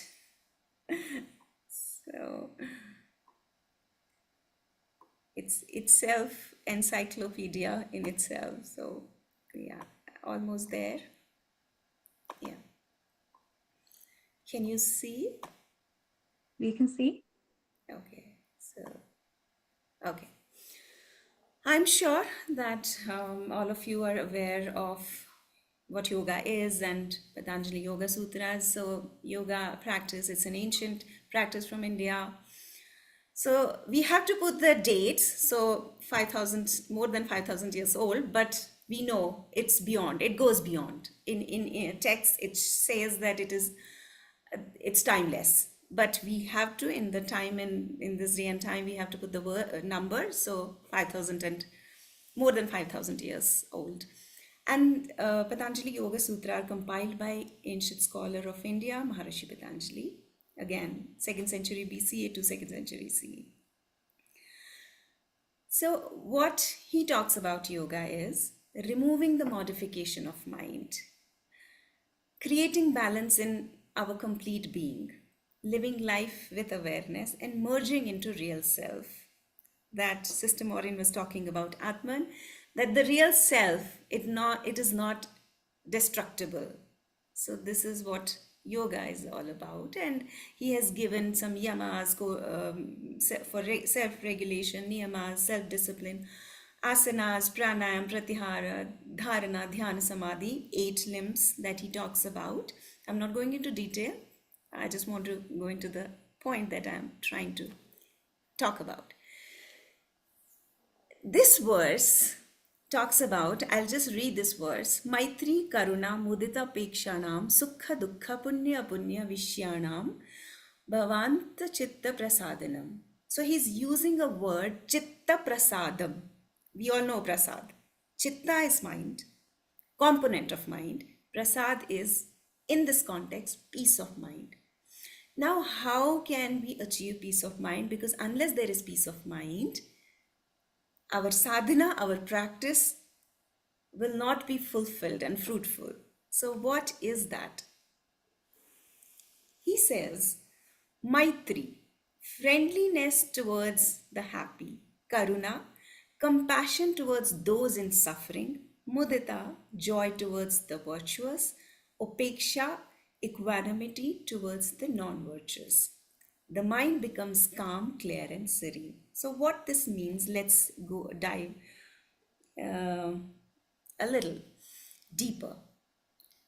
If we have positive, happy people around, be friends with them. So what will happen with that? We will not have the feeling of jealousy. Sometimes what happens is we feel when we meet someone who's happy and we visit them and a thought crosses our mind, I wish I had this, I wish I was this positive, I wish I was this happy. So when you be friends with them, automatically this negative thought will go down because that positivity you will imbibe. It is contagious. So you will imbibe that positivity, and again, if we are surrounded with positive people, that brings that positive energy. So that's what he says, be friends with the people who are happy, compassionate towards people who are suffering or less fortunate. Sometimes we meet people who are kind of always with that negative thought or sulking or sad, whining. So we get irritated. Why are these people like that? I don't want to be around those people. But if we work through our heart and feel and pray for them, they are having certain problem. May those problems be sorted out. May they get what they want. Just pray for them and be compassionate towards those people. Again, the component of being sad or unhappy with those people will remove from us. So again, our mind is becoming calmer. Be joyful and supportive to those people who are doing good to society. There are many organizations. I am part of SEVA, I am part of HSS. When I see those people working selflessly, naturally my heart says that I want to contribute, I want to help them. So if we develop that attitude, people who are following dharma, people who are doing good to society, support them. Support doesn't always mean you have to financially support. It could be, just being with them, just helping them what they are doing, just physically present there, supporting them. And people who are critical, judgmental, and the situations which are not under control, just be equanimous or indifferent. What that means is, many times we have a group discussion where we are talking about what is going around the world, politics. We discuss a lot. Maharishi Patanjali says, if you are able to help, help. If you are not able to help, just don't feel good or bad about it. So what I'm trying to say is, there are so many discussion on a certain topic going on, and then I see many people being depressed because they're not able to do anything. But if I tell myself that, okay, I'm not able to do much here, but it is okay, things will be sorted. It is not good for me, it's not bad for me. It's what it is. Shivani ji, you have 1 minute remaining. Yes, I'm done. So if we practice all these things, what will happen? Our heart health will improve. How? We will not judge people. We will stop those feelings that stop us from growing. So this quote, I just felt like writing it. Heart is the seat of love, and love is the light of life. So when my heart is clean, when I'm not judgmental about anything, when I'm happy with the happy people, compassionate towards the sad, automatically my heart is becoming purer and purer every day, and my sadhana is becoming fruitful every passing day. So I am on time. That's wonderful. Thank you so much, Shivani. And I am just going to play your video as well, because I think this is actually a really good video to share, which is all about Swasthya Janani and your journey so far. So let's have a quick play. So again, she has removed the audio. Sorry about that. You can talk over the top. Yeah. So this is an initiative which I started during COVID, when I found that there are, in India, women were suffering a lot. So this came to me that I should start something online for them, so that they are being healed mentally, physically, and spiritually. But when I started my career as a physical therapist, I was always interested in women health. So I would say the seed was sowed in 2005. Then I did many events on various platforms for women, and every Women's Day I do something for them. And I also have an initiative, Sense Rhythmics, which is for children, activation of senses. And this is what I did here in US for the teachers, wellness workshop for teachers. This is wellness workshop on Peace Day online. Again, this was last year in my son's middle school that I initiated 4-week program, stress management, without any physical asanas. We did relaxation and other things. Then I did a yoga camp for kids last year, teenagers, which I named Yogale. And I'm going to do it this year as well, for 3-day workshop. And it was about communication, it was about nutrition, diet, Ayurveda, and everything. Now, this is a lady, she's an 82-year-old lady. I happened to have a podcast with her this year.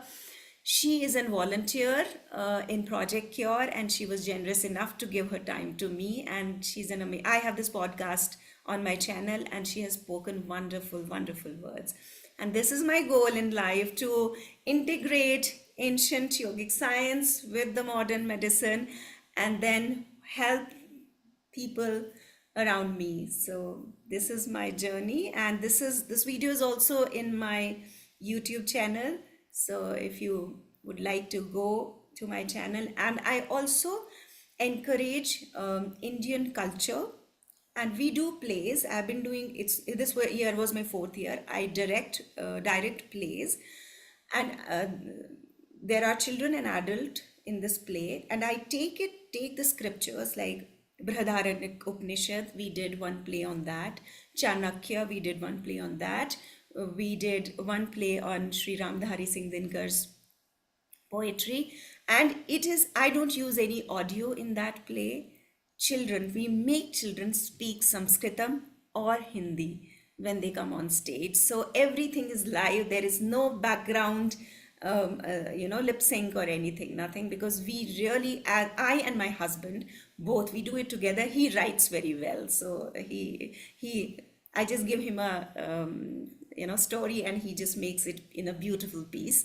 So we do this on stage, and this was my 4th year. And next year, I wish I have a plan to do on Earth Day. So let's see how it goes. I have already a script in my mind. So Shivani ji, that is absolutely beautiful, and people can connect with your YouTube channel, which is Swasth Janani, and go and check out the amazing work that you've done, which has been recorded and put into video format so that people around the globe can see. That's beautiful work. Once again, thank you from the bottom of my heart for joining us today, and a global namaste. And we say a very warm global namaste, a very warm welcome to Amitji, who is your partner, Dharmpatni in this life. Dharmpatni in this life. And he does amazing work with HSS Colorado, Bodhik Pramukha, I believe. So Amitji, tell us a little bit more. Give us a little bit more insight into what you do at HSS Colorado. Namaskar. I believe I do not have to speak about it just as a lot, right? I'm obviously not a spokesperson or not even someone who can speak on their behalf. But as far as my work goes, or did you want me to speak about what we do here, or just the work that you do, the involvement that you have in HSS Colorado, and how it's helped you, what skills you've gained along the way, and how it's helped you to be where you are today? I know you haven't had very long with it, but just a little snippet into what you have done with HSS Colorado. Yeah. So I'll keep it very brief. And as I said, I'm not a spokesperson, and I'm probably speaking based on just my experience here. So what I have felt in my 4-year association with the Hindu Swayamsevak Sangh, and I was not associated with Sangh before I came to the US, is that it essentially is built on 4 pillars, if I have to think about it. It's culture, it's character, it's community, and it is seva, service. So that's what I have found in these 4 years happening here. Whether you want your kids to be rooted to the dharmic way of life, it's obviously not something which is quote unquote religious in nature, but it is cultural in that sense. Being proud of who you are, where you come from, the giants on whose shoulders you are not literally, but figuratively standing. And then character, right? I've seen my own kids, how they have progressed in the last 4 years, how that character building is always in action and very live in your face when we visit the chapter or the shaka, as it is called, whether it's discipline or otherwise.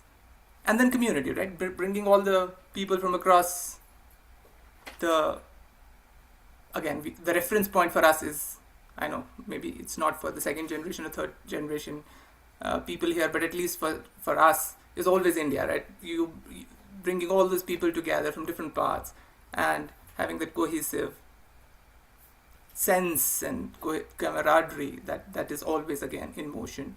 And then finally save our service that HSS provides in such. And I play a very little role, and I just am somebody who conducts some intellectual, for lack of a better word, they're not always intellectual, but intellectual discussions. And then we try to throw light on some of the issues that are impacting the kids or us as adults or Hindus within the US, and try to make some headway into what could be the solutions if there are problems, and if there aren't problems, how best to live our lives as proud, independent, successful Hindus here. So that's pretty much in a nutshell. Wonderful. And I want you to meet Sanjay Thakkar ji as well, who is from Uganda. He's a pramukh out there in Uganda. He has been serving for many, many terms and doing fantastic work, both in terms of HSS and the community work out there as well. Global Namaste to you, Sanjay ji. Welcome here today with us. And tell us a little bit more, because me and Shivani have spoken many times about this before, about the influence of yoga and meditation as it began in Bharat, and then how it got colonized and things began to change and things began to shift. So now in the Western world, although we have things like Amit ji has just mentioned here in terms of being able to protect, preserve dharma, there are elements of it which are more colloquial now due to the colonial times. What's your view on this? Can I start? Can you hear me? We can hear you, yes. Okay, so nice to meet Mr. Amit, HSS coordinator from Colorado. And I am also recently, for this year, for 100 years RSS coordinator outreach program to celebrate 100 years in Uganda for RSS. I am recently appointed from India. And we are doing some other activities for RSS and also HSS. We do a Seva International. You must be knowing we are feeding 4,200 children free lunch to all African students in 5 schools. And the presence of the students has increased 30% after we started free lunch by Seva International through HSS, because Seva is RSS and HSS arm. And still we want to make like more 5,000. Okay, so the topic is given to me. We start on that one, dharma in a modern era. Very interesting subject. And what to speak, how much to speak is really it is a charm to speak on this subject. I can start from that in 1972, as Riddhi told, when all the Asians were expelled from Uganda. Most of them went to Leicester and UK, other parts of UK and Canada and other countries. Now, at that time, all the temples were converted into mosque, being Idi Amin was a Muslim. So there were mujra, there were prayers, namaz were happening on most of the temples in Uganda, but they have not broken any temples, not demolished, which had happened in India 400 years ago. So it was good, but when new president, Mr. Museveni, taken over, all the temples were given, the titles were transferred on our temples, associations names, Hindu mandals were revived. And now all we can see here, each and every town, Uganda has temples, they are praying it, even small village of 200 numbers of Indian or Hindu community. So the religion has revived in that way after President Museveni has taken over. And every week in Kampala, there are religious and cultural programs, even if in this modern era, as we discussed. But still, we have some challenges in modern era for religion, because people take advantage of religion to earn the money by priests, by saints, by other speakers and whatever, which should be actually avoided, because and they are dividing also. Each group has different followers, and those followers, they believe only particular their Guruji or their saint, and they don't unite, and the other ones divide. Like one religion has a temple here, the other leader comes and says, we don't go to that temple. So that is what is happening here. And they are collecting money. People believe that Guruji or saint, but the followers are being divided. So those are some of the challenges. Even children have the challenges due to social media and some external influences. Now children are on mobile or social media, not coming to religion. It is our duty, parents' duty, who are leaders and who are parents, to guide them, to orient them, so that this modernization, this in science issue, in AI type of era, we don't lose our children, our generation, and they always remember our past history, our religions, and our belief, because religion is the one who binds the family, who binds the each and every member of the family. like sister to brother, husband to wife, mother to son, father to daughter, and vice versa. So all that one is needed in this era, because now people are diverting from the religion beliefs. They don't know how to follow those ones. The Vidhi, like for example, most of the children, they do not know Hanuman Chalisa, how to chant, the Arti, the procedure. Someone dies in our Hindu culture, what are the procedure? They do not even know. They don't want to attend the funeral.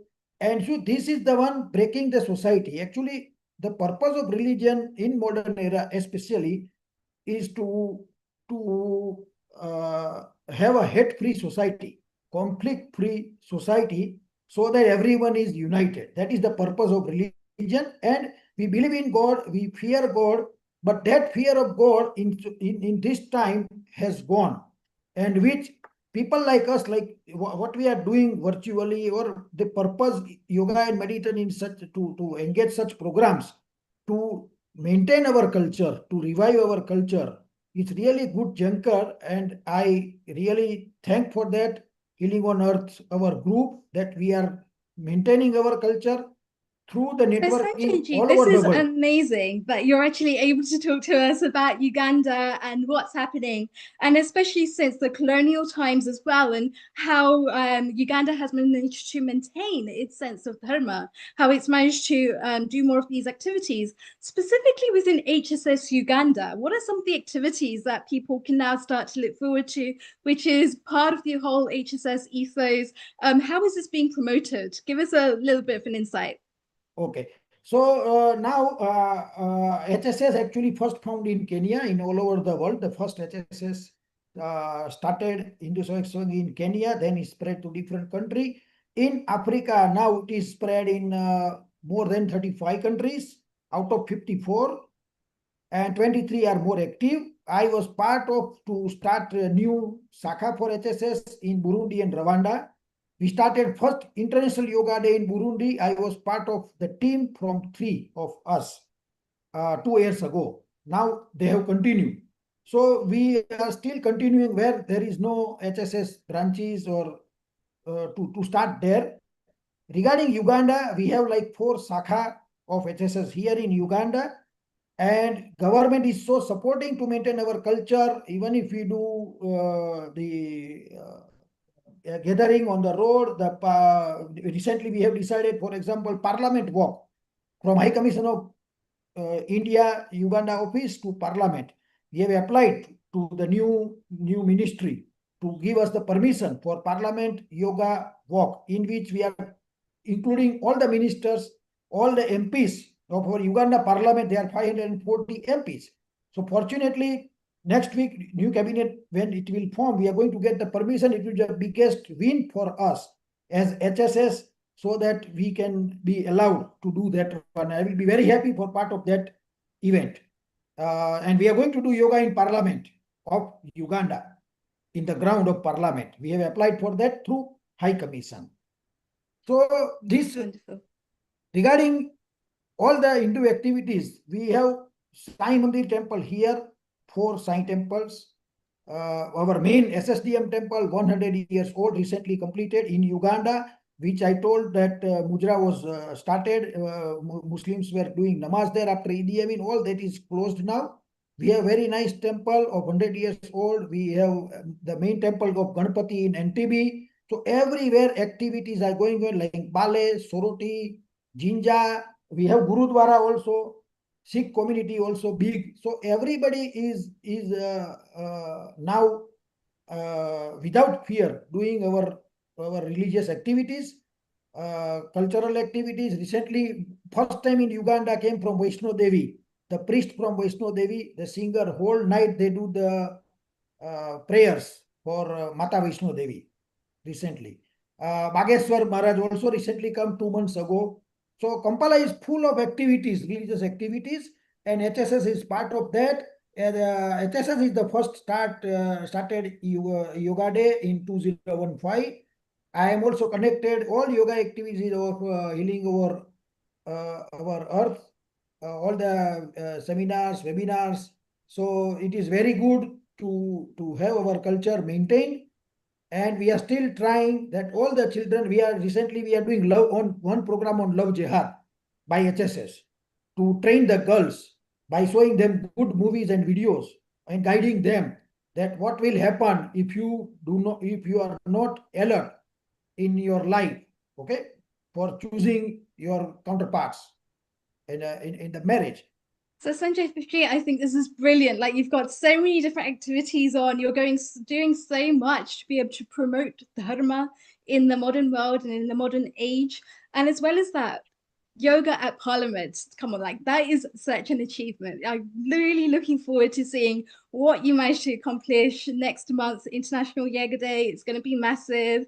And to really start to be able to make movements and shifts in terms of yoga, in terms of Ayurveda, in terms of meditation, and getting that out there to the people that really do need it, to be able to educate people from the ground up is such a massive thing in itself. That is what's really protecting our dharma.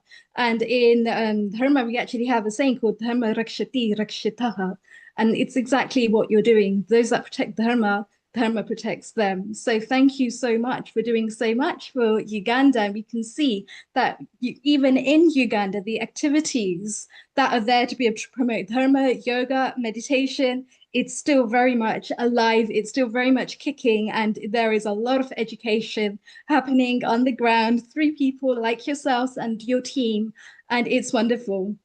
I'd also like to introduce you here to Srinathji, who is our Dean at Vayu University. A global namaste to you, Srinathji. Thank you so much for joining us, despite having a very busy schedule today. Sanjay ji, say hello to Srinathji as well. He does a lot of work in terms of social activities, in terms of charity work, and also in terms of promoting Vayu.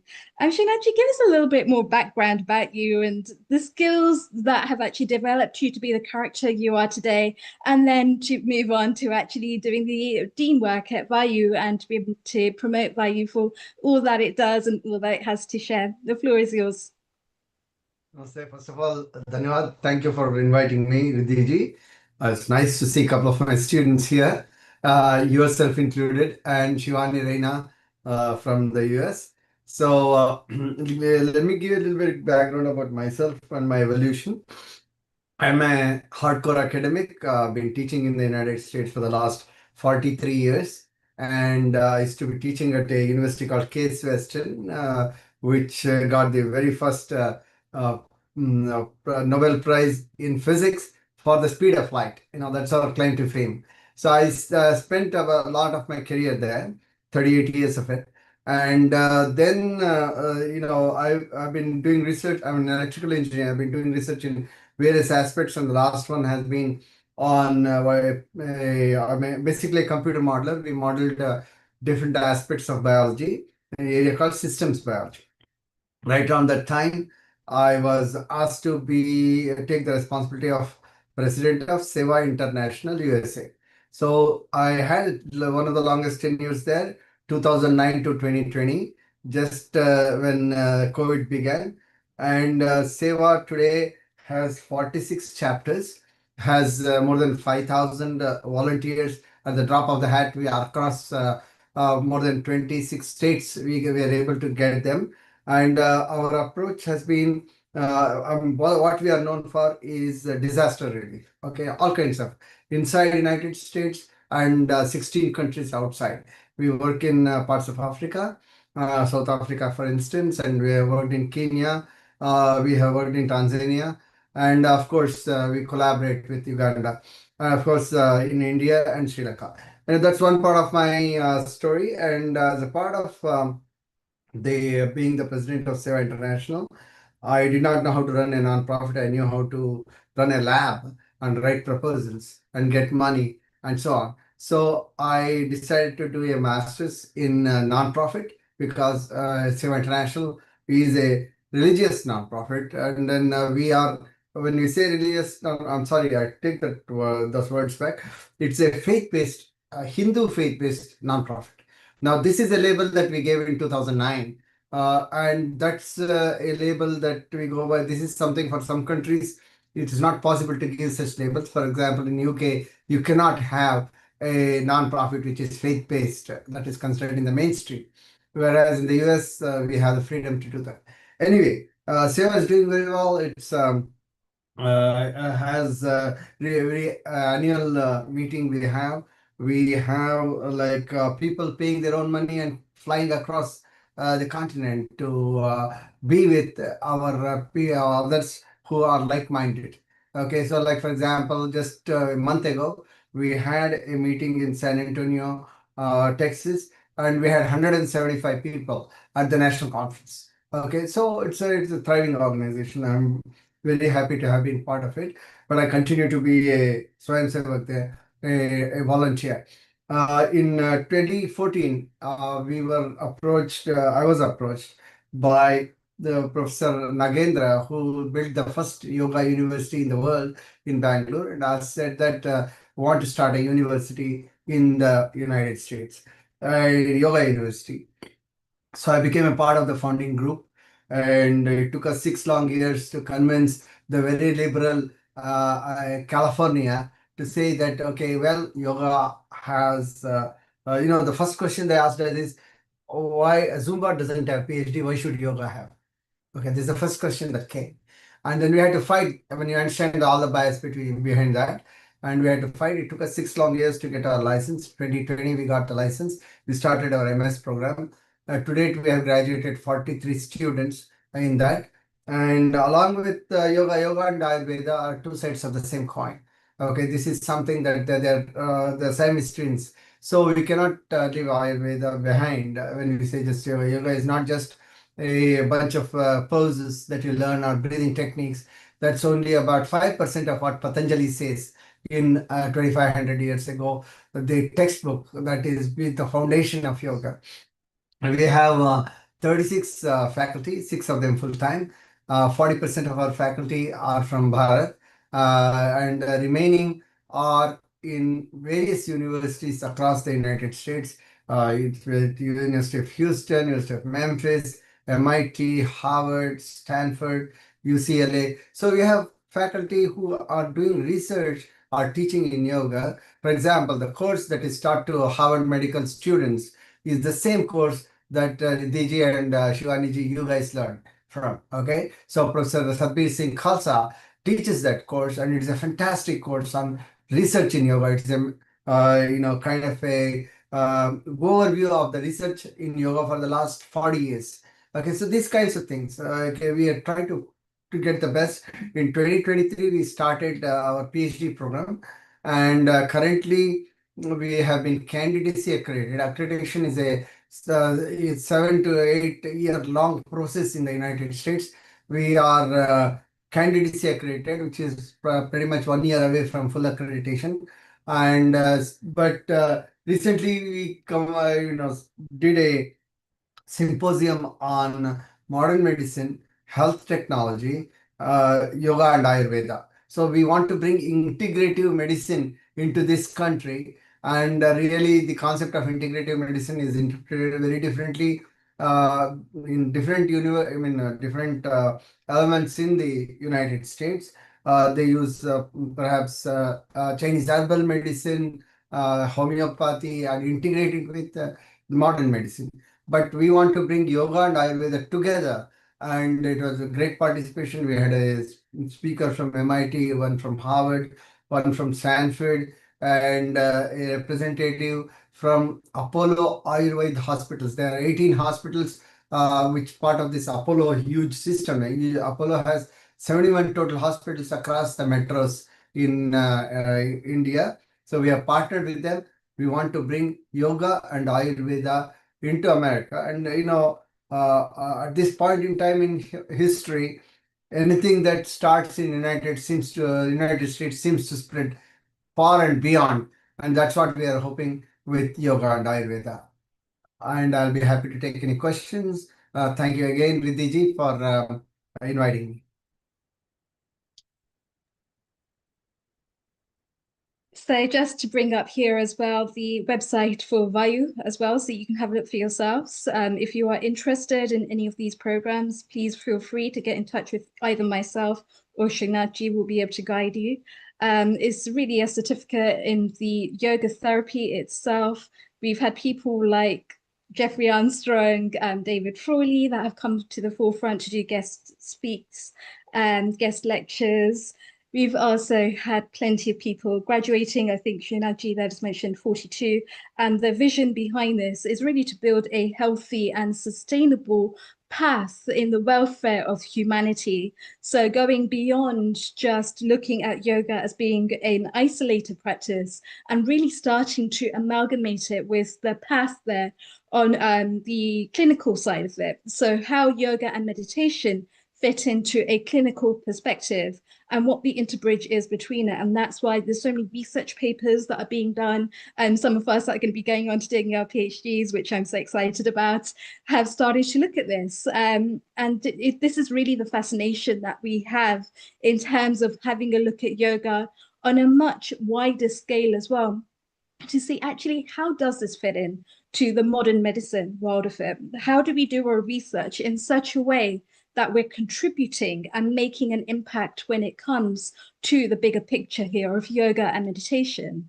And how can we actually continue to do this in times to come? And as Srinathji has mentioned, a lot of this is seva-based, a lot of this is passion-based, and it's because we really want to see how things start to differ when we start to bring together the science and the yoga. Because from my perspective anyway, the whole thing about this is to not just look at this as a mind-body paradigm, but to really start to move beyond the mind-body paradigm in a way that, as Apurva, I'm sure you'll recognize this as well, it has the spirituality behind it, it has the consciousness behind it, because yoga is so much more than just physical exercise. And that's how the West tend to deem it. And actually, having studied and having gone through this, I disagree. I disagree that it is just a mind-body practice. It's way more than just a mind-body practice. And that's why I'm so grateful to you, Srinathji, for actually coming on and helping us to understand and to be able to decipher and to delve deeper into what these Vedic roots have to share with us and how we can actually take that and apply it into a modern day perspective, which I think is so Thank you, important. Riddhi ji. Actually, I think you should be in our marketing team. And Shivani ji is already been pulled into the marketing team. You articulated so much better than I did. And thank you again for reminding me about the medical aspects. That's one of the major thrusts that we have. We have unique courses which no other university teaches. For example, you have clinical yoga therapy. This is taught by 8 MDs who are practicing in the United States. Okay, they are the cardiologists, urologists, and so on. And there is plenty of research nowadays on how yoga can contribute to multiple different ways. Whether it is behavioral, be it in schools, in prisons, in military, and so on. There's documented evidence, population level evidence on how it could help, especially post-COVID. Yoga has been used tremendously and has been recorded. That's one thing. And then, down to the epigenetic level, how yoga changes at the epigenetic level. And, so there is a direct correlation between your yoga practice and what's happening inside yourself, outside of the nucleus and inside yourself. Okay, so this is very important. So it spans from the nano level all the way to the environment. Okay, so this hierarchical buildup that we have is something that we need to have the world appreciate it. And yoga as medicine is one of the things that we are pushing. And now coupled with Ayurveda, we think that will become integrative medicine. And this will serve the world much better. Because in the United States, as some of you may know, the cost of medical treatment is going through the roof. And it is unsustainable for this society. And perhaps this is happening same thing in the world. If you go look at urban India, the cost of good medical care is skyrocketing. Okay, this is unaffordable to majority of the population. How can we bring this back? How can we integrate this? Of course, When I have a heart attack, of course, I will call the ambulance and go straight to the hospital. Modern medicine is very good at that. Modern medicine, will help you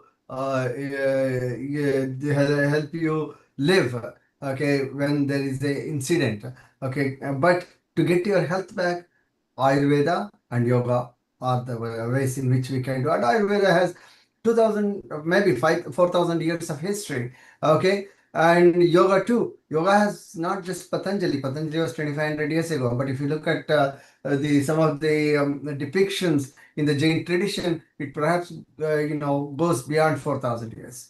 So this is something. This one of the longest experiments that have happened in a society, yoga and Ayurveda. Okay, we talk about population level studies that we did for a year, longevity studies we did for 40 years or whatever it is. But here is an experiment that has proved to sustain over thousands of years. Dhanyawad. Thank you very much, Riddhi ji. But I think we will talk about you being in our marketing team. Wonderful. And aren't you so proud, Srinathji, of your beautiful daughter? She's not just got the beauty, but she's also got the intellect as well. Apurva ji, who's just completed her master's alongside me and Shivani ji, and is going to be going on to doing her PhD as well. And Shivani ji, you have the question. You've got your hand raised. Yeah, I just have a comment here, Srinathji. What he's always glad to see you. What he spoke, we are the witness of that. So we have experienced every single thing he said today about the therapy in Ayurveda, what we have studied, what Vayu provides you is not, it can't be put in words in just an hour or something. It goes beyond, it is deep. And we Apurwa ji, Riddhi ji, we are the witness of that. We are the product of that. So yeah, I just wanted to say that. Thank you so much, Srinathji. It's always a pleasure to see you. I'd be remiss in again acknowledge Riddhi ji and Shivani ji, but I did not acknowledge my own daughter Apurwa, who is joining us from Europe. Apurva ji, it's because you're the magic that just helps for everything to run smoothly. That's why he's just like, oh, that doesn't really matter. It's fine. It's just part of the process. But I am so glad to actually move on to introducing you now as well, because you are going to be standing out as your own right on this platform, and rightly so as well. So a global namaste to you, Apurva ji. Welcome here. So Apurva ji has completed her master's. She will be going on to doing her PhD in yoga philosophy at the Vivekananda Yoga University, where her research examines consciousness through the framework of Vedic and yogic philosophy, informed by an enduring inquiry into the nature of the mind and the Atma dating back to childhood. Raised within the Madhava tradition, she departed from those roots early in life before returning to the path of sadhana following a profound near-death experience during COVID and the year-long recovery that followed. She received her bachelor's degree in philosophy and political sciences from the Case Western Reserve University in 2012 and is graduating, or has graduated, with a master's in yoga in 2026 from Vayu. Apurva ji, a massive congratulations to you as well for this massive achievement. We all know just how hard we've all had to work through this, and now to actually see you going on to doing your PhD at Vayu as well is such a massive feat in itself. And I believe that although it hasn't been published yet, you've also written a thesis, and that thesis is on mind-body problem revisited, comparing ancient Vedic yogic philosophy. Sorry, let me rephrase that. Mind-body problem revisited, comparing the ancient Vedic yogic psychology to the contemporary Western understanding. So you've really looked here at the whole basis now of having the Vedic sciences alongside the Western psychology, which I think is so important, especially nowadays as well, where we can look at people like Freud, we can have a look at people like Sigmund, and they're like really the cool pioneers now of like the psychology, the way that the Western world see it. But realistically, the Vedic world, the Vedic perspective on this has a different interpretation. It goes way beyond just having a limited box view of things. It really starts to open up the paradigm in terms of the Vedic sanskars, in terms of the Advaita Vedanta. It goes beyond Advaita. It starts to look at things from a different perspective altogether. Welcome here and tell us a little bit more about this. So can I start sharing my screen? Yes, please, go ahead. Okay.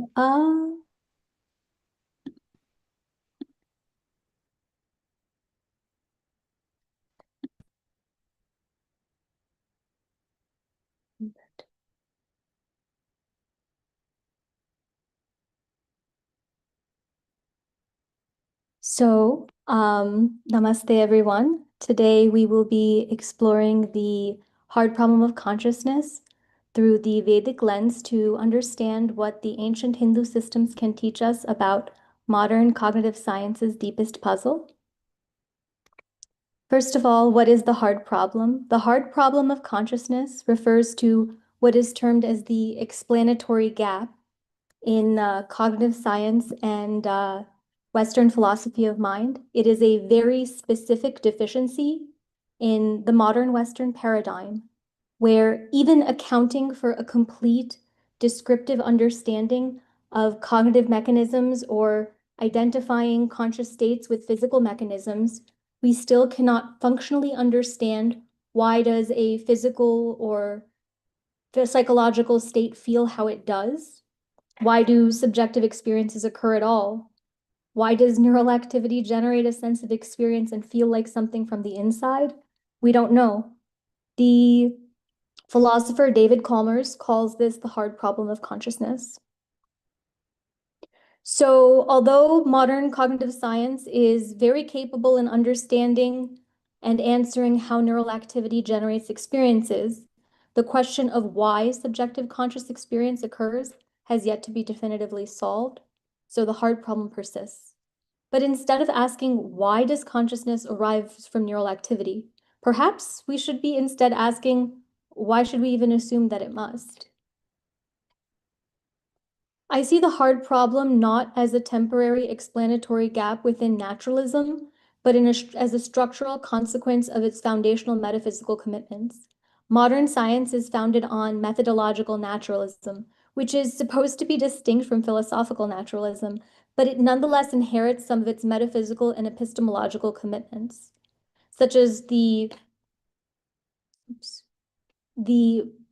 primacy of falsifiable third-person empirical data, and the idea that an epiphenomenon like consciousness must be generated from material processes, meaning that a secondary phenomenon, epiphenomenon means like a secondary or side effect occurring alongside a primary process without having causal influence on it.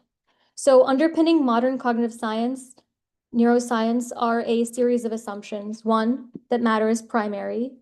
The physical world is a fundamental layer of reality that can only be known through third-person empirical observation. Two, that consciousness is derivative, and therefore subjectivity becomes mysterious. These axioms limit cognitive science in its ability to accurately examine the origins of consciousness. But long before contemporary neuroscience or philosophy of mind, the Hindu philosophical traditions developed radically different accounts of mind, self-awareness, embodiment that account for this puzzle. The Vedic epistemology and ontology offer a broader evidentiary framework that can include both third-person science and disciplined first-person inquiry, as well as an alternative grounding of consciousness, tying it either intrinsically to the soul, extrinsically to the interaction of the soul in the mind, not the mind in the body, or to an action of the soul on the mind substance. So first of all, what is a darshana? Darshanas are the various perceptual lenses through which we see the world and understand reality. The Sanskrit word itself refers to sight or a way of seeing.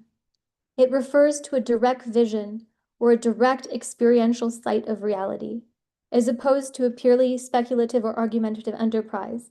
Therefore, it is unlike the Greek philosophia, meaning the love of wisdom, which implies a merely discursive rational inquiry, argumentation, and conceptual analysis. Each darshana has 6 aspects that unfold in a particular and deliberate order. The first 5 form the theoretical part of every system, and soteriology, which is the doctrine of salvation, is the practical aspect to solve the problem of suffering. You see, philosophy in India was not a mere love of wisdom or curiosity of wonderment as in the West. It was founded as a method of seeking a permanent spiritual solution for the problem of suffering, and everything else came in as a matter of course, incidental to this inquiry. The first aspect, establishing a doctrine of knowledge, is because we must determine how and what constitutes right knowledge, and then right knowledge of reality will lead to the right knowledge of salvation. Thereby, the darshana system establishes ontology, which is the doctrine of reality. And from this, we come to the God issue, the structure of the universe, the human issue of the soul and the mind, and then the terminus of everything, which is the doctrine of salvation. And I say the God issue because only Vedanta and Nyaya Vaisheshika believe in the concept of a supreme being. And for the latter, the God of Nyaya Vaisheshika is an aloof deity whose existence can only be inferred and who does not have the capacity to interfere with karma. And no dharmic system accepts the concept of a creator God. In no Indic system of thought is matter created. Matter is either co-eternal by itself, or eternal by itself, co-eternal with God, or in the case of Advaita Vedanta, it's ultimately illusory. And only Sankhya Yoga and Vedanta are living traditions, whereas Nyaya Vaisheshika and Purva Mimamsa, of which there are 2 schools, the Prabhakara and Kumarila schools, are living traditions.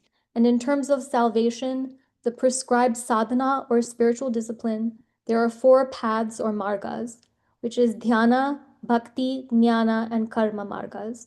For Sankhya and yoga, as well as Vedanta, primacy is given to dhyana and bhakti margas, meaning the path of meditation and devotion, respectively.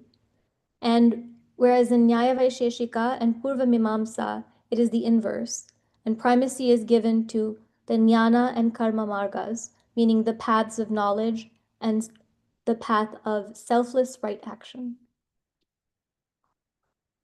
I see this situation much like the parable of the blind man and the elephant, as referenced by Adi Shankaracharya in his Bhashya on the Chandogya Upanishad, where several blind men encounter an elephant for the first time. One grips its trunk and declares the elephant is like a snake. Another touches its leg and insisted that the elephant was like a tree. Yet another grasps its ear and argues the elephant is exactly like a fan. They quarrel endlessly, each convinced that he alone understood the truth, never realizing that each of them had touched only one part of a far greater whole, of which they could not possibly conceive with their limited awareness. So there are 3 ways of seeing consciousness. It is seen as either intrinsic to the soul, meaning the soul is consciousness, which is in Sankhya Yoga and the 3 schools of Vedanta. Here it is seen as a passive, witnessing awareness, devoid of agency, or as an epiphenomenon that is extrinsic to the soul, as in the Nyaya Vaisheshika and Prabhakara school of Purva Mimamsa, or as an epiphenomenon that is neither intrinsic nor extrinsic to the soul, but as a mode of being emerging from an action of the soul onto the mind substance, which is in Kumarila school. For Nyaya Vaisheshika and Purva Mimamsa, the soul is not an inert witness, as with Sankhya Yoga and Vedanta, but it is agentive and capable of action. And also in Nyaya Vaisheshika, the mind itself travels co-eternally with the soul, not just the vasanas, samskaras, and karmic balance. So in Sankhya Yoga, we see the consciousness as self-luminous. For Sankhya, consciousness is the eternal witness, entirely distinct from material nature, and yoga is the practical discipline of stilling the mental modifications of the mind, which is the chitta, to allow self-revealing of the pure consciousness, and they effectively became merged into a single darshana. So for Sankhya Yoga, it is the eternal witnessing awareness that is an animating matter. And all of reality can be reduced to two fundamental principles of Purusha and Prakriti. Purusha is the soul, the consciousness, the pure consciousness, which is inert, witnessing awareness. Prakriti is responsible for everything in the material universe. The brain, the body, the mind are all respectively gross and subtle aspects of Prakriti, but they're all merely instruments of consciousness. Consciousness is merely reflected through them, just as a mirror reflects the wall, but is not itself the wall. This is because consciousness and matter are fundamentally different in kind. Consciousness is spiritual and spiritual alone, and all souls belong to the same substance. So here the hard problem is dissolved. And this is the ontology of Sankhya Yoga. And then here you can see how from Prakriti things evolve. So now on to Vedanta. Consciousness is also intrinsic to the soul and is also a witnessing awareness. But whereas the non-theistic Sankhya Yoga holds Purusha and Prakriti as co-equal in ontological dualism, the three most important schools of Advaita, Vishishtadvaita, and Dvaita all hold consciousness as the fundamental ground on which reality occurs, meaning it's both material and spiritual. Advaita inverts the hard problem altogether. Consciousness alone is the ultimate reality, while world and selfhood are appearances within it. There are two levels of ultimate reality called Paramarthika, where only Brahman or the soul is real, but reality also operates at a Vyavaharika or an apparent level, which is the world of appearances we're talking in today. And for Vishishtadvaita, both the individual selves and the cosmos are real expressions of a single divine consciousness. The conscious Jivatma or soul beings are neither illusions nor separate substances, but expressions of a larger conscious whole, cells comprising the body of the Paramatma or God. In Dvaita Vedanta, consciousness is the property of the soul, in which each Jivatma or soul is eternally distinct from one another and from God. Consciousness here is real and irreducible, but the individual Jivatma selves never become identical with Paramatma, even in salvation. Everything operates as the will of the divine. So Vedanta is possibly the closest dharmic analog that we have to the strict, rigid concept of religion as we understand the word in English. And here you can see how this is Dvaita Vedanta, this is Vishishta Dvaita Vedanta, and this is Shankara's Advaita Vedanta. So the second approach is where consciousness is a function of the mind and self. And for the rationalist school of Nyaya Vaisheshika and both the scripturalist schools of Prabhakara and Kumarila Mimamsa, consciousness is considered an epiphenomenon, meaning it's a byproduct of a primary phenomenon. However, Nyaya Vaisheshika and Prabhakara school hold consciousness as extrinsic to the soul. It is an attribute or guna of the mind that is produced from the interaction between the Jivatma, the soul, and the manas, the mind. So here the hard problem is displaced. You can see this is the ontology of Nyaya Vaisheshika, and this is the ontology of Prabhakara Mimamsa. So for Kumarila Mimamsa, it does not consider consciousness as a primary phenomenon, instead seeing it as emergent from an action of the soul onto the mind-body substance, but it is neither intrinsic nor extrinsic to the soul. It is a mode of the soul.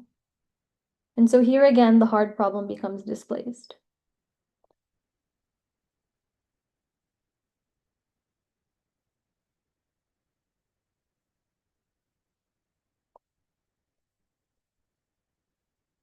So for Sankhya Yoga, consciousness is intrinsic to the soul or Purusha. The body is the gross matter while the mind is subtle matter, but both of them are still matter. Same for Vishishtadvaita. Vishishtadvaita consciousness is intrinsic to the soul, but it operates at both spiritual and material levels. For Dvaita Vedanta, it's the same as Vishishtadvaita, but consciousness is also unique to each soul. Whereas in the other Vedantic schools and in Sankhya Yoga, all souls are essentially alike. This is not the case for Dvaita Vedanta. And like with Sankhya Yoga, both of these Vedantic schools hold the mind and body respectively as gross and subtle matter. For Advaita Vedanta, consciousness is purely spiritual, the soul itself is pure consciousness, and everything else is an illusion on the Paramarthika or absolute level of reality. In Nyaya Vaisheshika and both schools of Purva Mimamsa, the status of the mind and body are the same. The body is a material substance. The mind is neither material nor spiritual. It is a separate and unique category of substance altogether, as you can see here. And only the status of consciousness differs. Nyaya Vaisheshika and Prabhakara hold consciousness as extrinsic to the soul and as an attribute of the soul, but Kumarila holds consciousness as an action and mode of the soul, which explains how it glides in and out of the soul substance without affecting its fundamental constitution, essence, or structure. So you can see in every darshana, consciousness is either fundamental, intrinsic, extrinsic, or karmically emergent, but it is never materially emergent.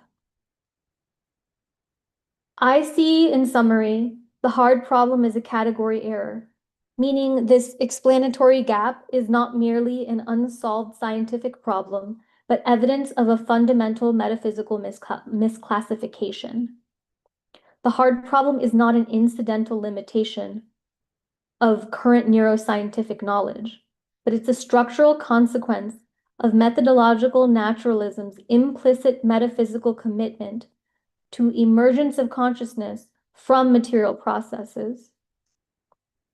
It's like saying that the numbers are in the rocks, but they are just a category. They're a completely different category, and the rocks are themselves rocks, and the numbers are abstract. The Vedic lens achieves three things. Methodological naturalism succeeds with functional behavioral correlates, meaning the easy problems or soft problems of consciousness, like neural mechanisms, information integration, reportability, attention, cognition, behavioral outputs, computational modeling, without thereby proving that consciousness is exhaustively reducible to physical processes. And the hard problem persists because treating consciousness as the kind of thing that could emerge from entirely non-conscious processes in the first place is a foundational category error. But the darshanas have their own perspective, and neuroscience is compatible with it. While ancient Indian science observed but did not experiment, they didn't put emphasis on reproducibility. They did not prioritize experimental falsifiability. Their focus was more on the personal alleviation of suffering. So the ancient Indian scientists and rishis were keen observers, and there was not much experimentation outside of the medical field. Whereas Western science prioritizes experimentation over and above observation, but consciousness is not something that can be experimented on as much as it is observed. The Vedic lens achieves these three things: that it is compatible with neuroscience, while every darshana begins with first-person perception, it is compatible with the third-person epistemology, but the inverse is not true for modern science. Vedic science accepts both third-person observation and disciplined first-person inquiry as valid sources of knowledge across the board, but it's simply not possible to qualify first-person subjective experience with modern science's assumptions of what constitutes valid knowledge, that is, third-person, empirically measurable, verifiable, falsifiable. So the study of consciousness necessarily requires validity of first-person epistemology because consciousness is so subjective. And Once we're free of trying to solve the impossibility of how dead matter can become alive with experience, we can now focus on other issues like the interaction problem, or we're studying the relationship between the known world and the knowing awareness. Or I think the more important problem is the relationship of the soul with consciousness. Apurva, this is fantastic. And as much as I'd love you to go on and on and on, because I know that this is one of your really cool passions. I know that this is your last slide, so I'm just going to allow you to conclude in like the next 30 seconds or so, okay? Okay, yes. So basically, from the perspective of relief of suffering, the really hard problem is the relationship of the soul with consciousness. And methodological naturalism is just one tool among many. It touches something real about the elephant, you know, the texture of the mechanism, the patterns of the physical world. But if a problem refuses to dissolve, no matter how cleverly we probe it, that's probably not a failure of effort, but it's a clue that we are reaching for the trunk of the elephant, certain it's a snake while the elephant is standing around us. Beautiful. Dhanyavad. Thank you so much for sharing so much depth there. I don't think many people actually look beyond yoga Vedanta as Advaita Vedanta. So the fact that you've actually gone into different elements and you've been able to share that in a way that is something that people can then go away and take a deeper look at. And you've given people the snapshots there as well, the diagrams that they can move to as well. So absolutely fantastic. And thank you so much for joining us today. We do need to move on to Rotarian Lal Goalji. A global namaste to you here today as well, sir. Welcome to Healing Our Earth. And tell us more about what you have in store for us. Global namaste to all, and Namaste. Special thanks to my friend Neel Kumarji, his team, Amrita, Riddhi, Vyas, and all those who are there today on a very, very special program, which we are going to be there for 1 hour or so, and that is on yoga and meditation. And before I will bring my guests from India, I would like to mention that as Neel Kumarji always says, that I always talk, eat and sleep organ donation. Yes. And here also I will say that yoga and meditation plays a very big role. Today I would like to speak briefly on a subject that connects deeply with health, healing and life itself. The impact of yoga and meditation on our organs. Our body is a magnificent machine, and every organ plays a vital role in keeping us alive and healthy. But in today's fast-paced world, stress, unhealthy lifestyle, lack of sleep, and emotional pressures are silently damaging our heart, liver, kidneys, lungs, or even our brain. This is where yoga and meditation becomes powerful tools for prevention and healing. Yoga is not just exercise. It is a science of balance. Regular yoga improves blood circulation. It also includes strengthening the heart, enhances lung capacity, supports digestion, and helps maintain healthy blood pressure and sugar levels. Certain yoga postures gently massage internal organs, improving their functioning and reducing strain on the body. Meditation, on the other hand, heals from within.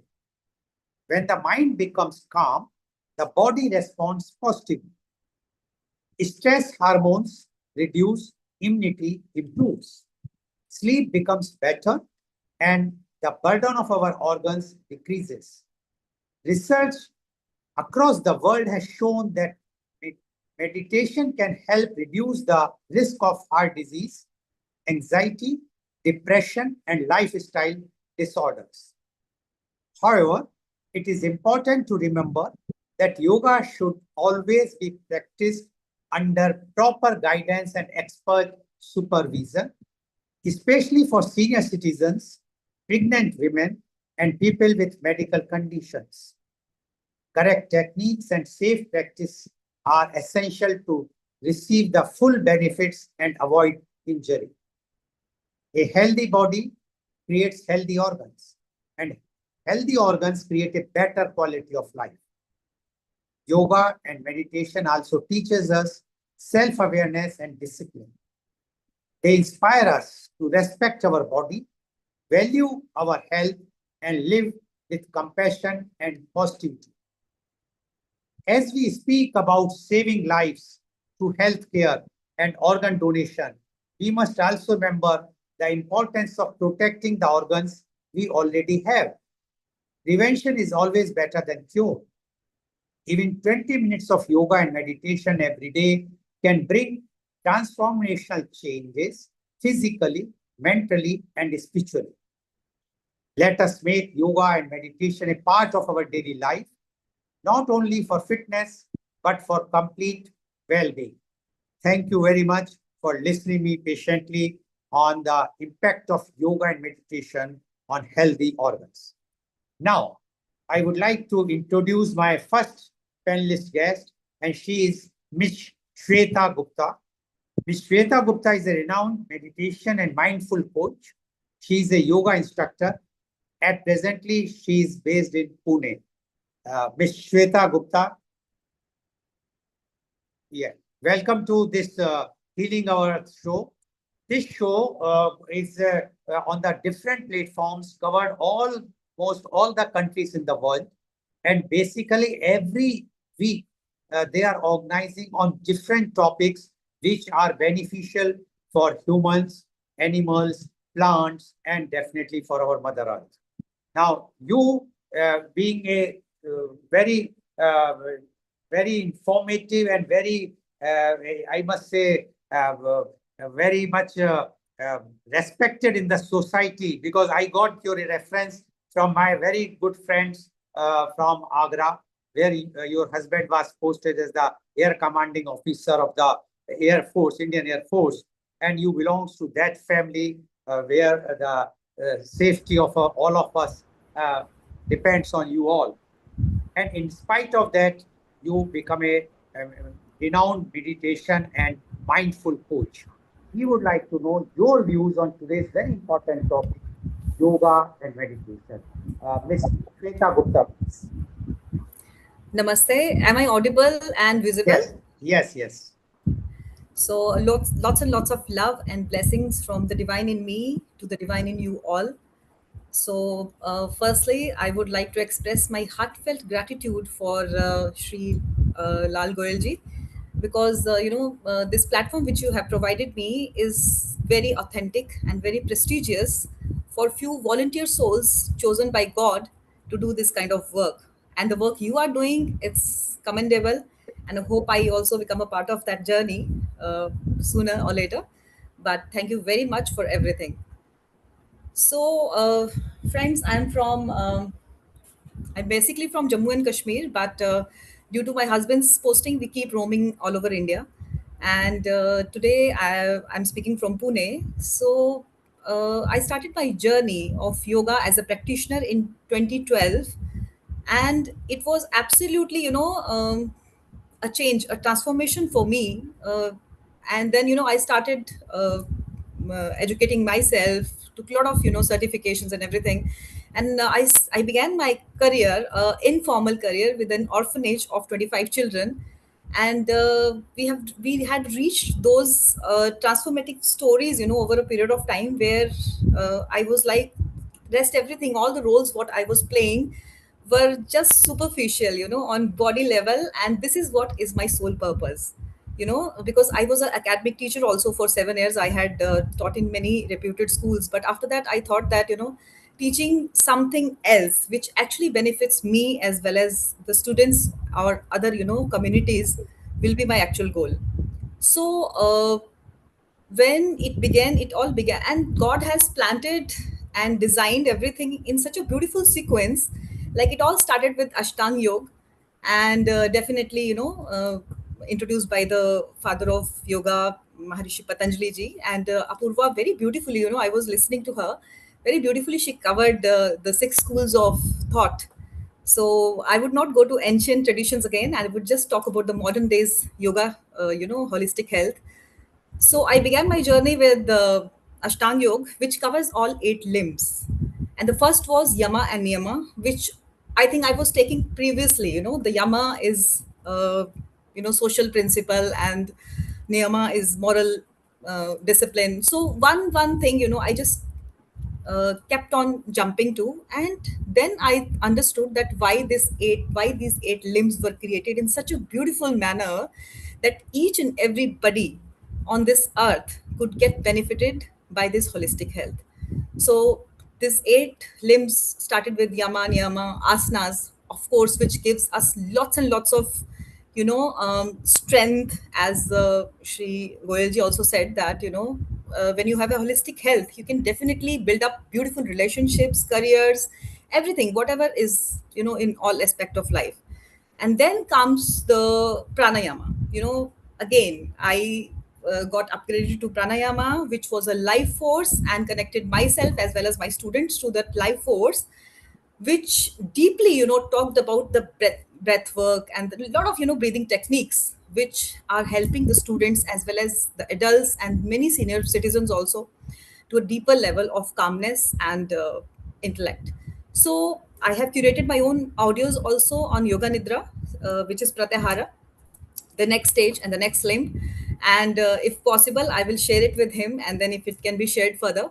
So it relaxes our whole body, mind and soul, because body it is, yoga is the food, asanas are the food for the body, pranayam is the food for the mind, and pratyahara and dharana and dhyana, because pratyahara is the bridge between the outer and the inner world, which connects us to the deeper level. So there the thing starts for the inner wisdom. When we go deeper into pratyahara, it withdraws all the sense organs and then take us deeper, that what is our exact purpose of life. At Bhagavad Gita says, who I am, what is my purpose of life, and where do I belong to. These 3 questions start coming into each and every practitioner's life after we get into pratyahara. And then comes the dharana, which is a focus. Either we focus on an object or candle, or with any kind of our ishta or anything, sagun or nirgun sarup, whatever we resonate with, and then we go to that further. And dhyan is there where I am today. And of course, I do my own practices, and I teach in few corporates as well as in schools and colleges also. I keep going for my mindfulness and meditation session, but the more focus on meditation, because once we are deeply rooted to what exactly do we need from this life. Are we just born to eat, entertain and die, or there is some deeper purpose? So that when you come to know, then there is a full giving, there is no look back.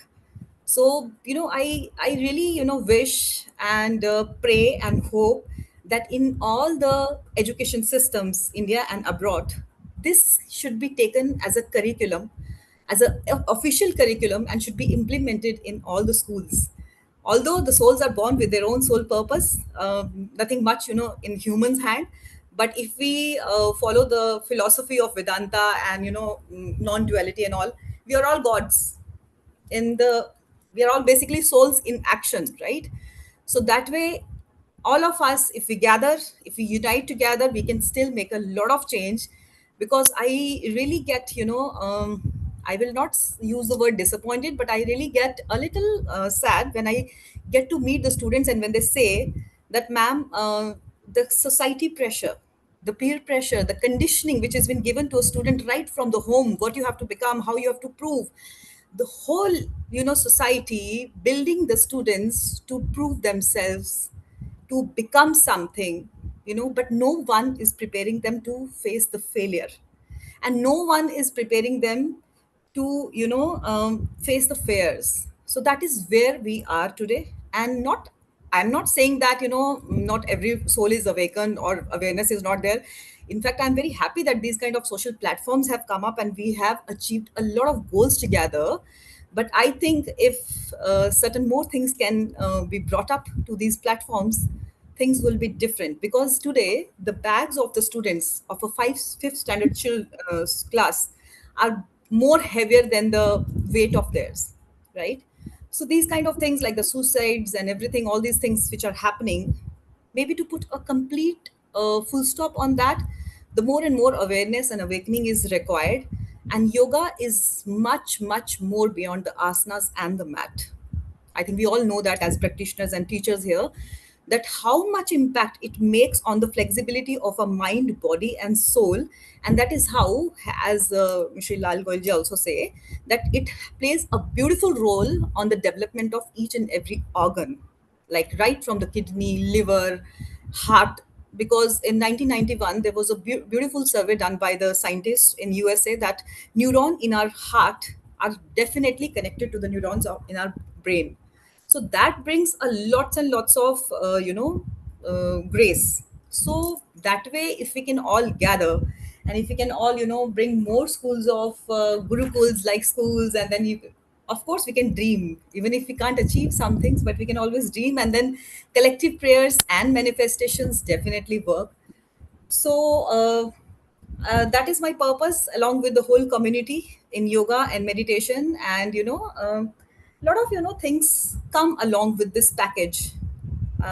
In a layman language, when we speak about this industry, the health and wealth, health and holistic industry, a lot of things come forward. Like the discipline comes inside. We don't have to get trained for that particularly, because when you are putting up in mat with few asanas, a lot of flexibility comes into your mind and brain also. So when we become disciplined, we become socially responsible for many things around happening around. And then the clarity starts coming with the breath work practice and the meditation and the and we don't have to train people to just close their eyes. And we begin from that, because most of my students have this common question that I cannot close my eyes more than I'm talking about the beginners here. I cannot close my eyes more than 5 minutes.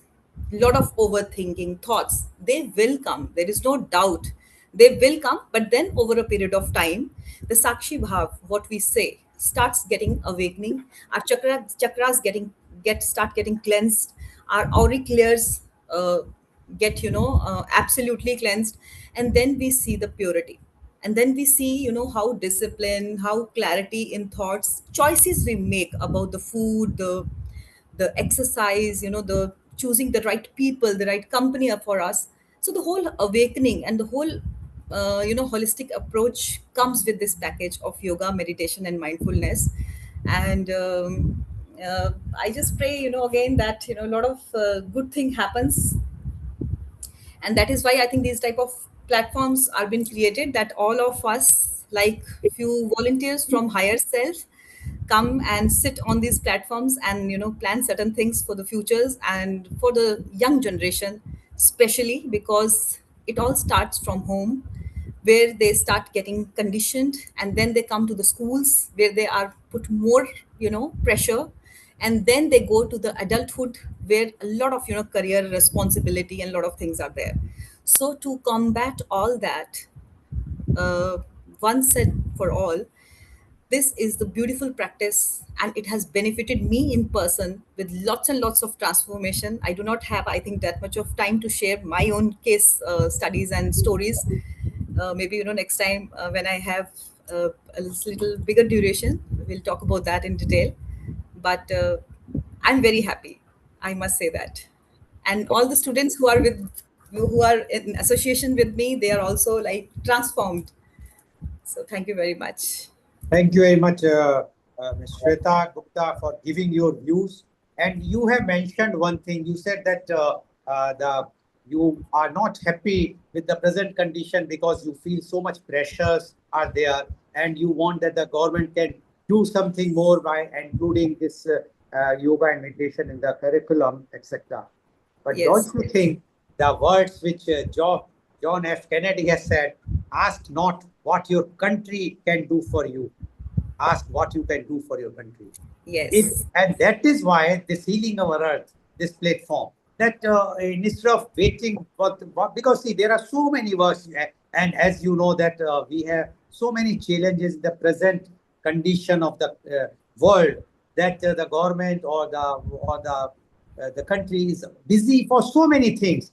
But for these things, if such type of platforms are educating, at least it is reaching to few people or many people, I think we can also play important role. But yes, you have made a very correct point that we must ask the education department to include yoga and meditation so that a child should know from the very beginning the importance of yoga and meditation, and will not only practice it when the time that the body or the mind or the organs have been damaged severely. Thank you very much, Shweta Gupta, for giving your views. Now I would like to introduce my next panelist guest, and she is Rotarian Rakhi Agrawal. Rotarian Rakhi Agrawal is Law of Attraction mentor, yoga therapist, and tarot reader. She is an esteemed member of the Rotary Club of Organ Donation International, and she is based in Agra. Rotarian Rakhi Agrawal, you have heard what our earlier panelist, Ms. Shweta Gupta, has mentioned. And you are also practicing for meditation and yoga. You have started your studio very recently in Agra. And you have come earlier also on this platform and other platforms also. We would like to know your views on today's topic, yoga and meditation. Rotarian Rakhi Agrawal, please. Thank you. Am I audible? Yes, please. Thank you, Rotarian Lal Goyal ji, for giving me this opportunity, and thank you, Mr. Neil Kumar ji, and Healing Our Earth for this platform. Namaste, everyone. So we'll start with our slides.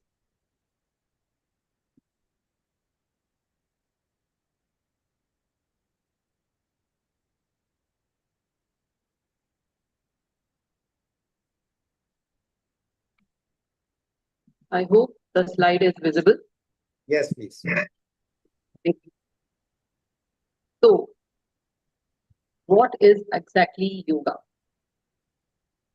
As we pronounce it yoga, actually it is yoga.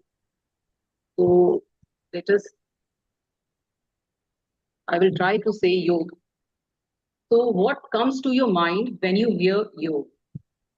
When most people hear the word yoga, they immediately think of stretching, flexibility, or different poses, but yoga is far deeper than exercise. This word comes from the ancient root yuj, which means to unite.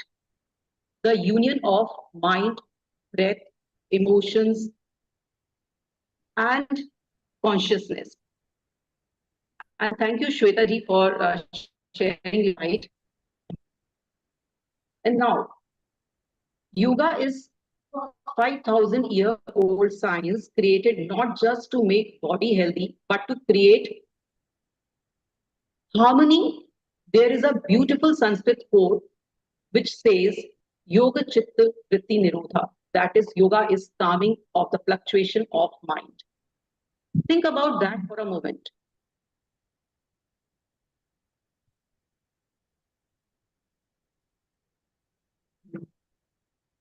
Yoga is not about touching your toes. It is about learning how to quiet the noise inside your head. In today's fast-paced world, most people are disconnected from themselves. The body is tired, the mind is overstimulated, and the emotions remain trapped inside without release. Today, we are going to explore yoga from scientific and emotional perspective. What we will learn today is how yoga improves the functioning of our internal organs, how it rewires the brain for peace and emotional stability, how the body stores emotions, and how yoga helps to release deeply trapped stress and trauma. So how yoga helps internal organs. So let us first understand this. So most workouts focus on muscles. Yoga is different because it also stimulates our internal organs, our liver, kidneys, lungs, stomach, intestines, and all these organs need oxygen. rich blood circulation to function properly.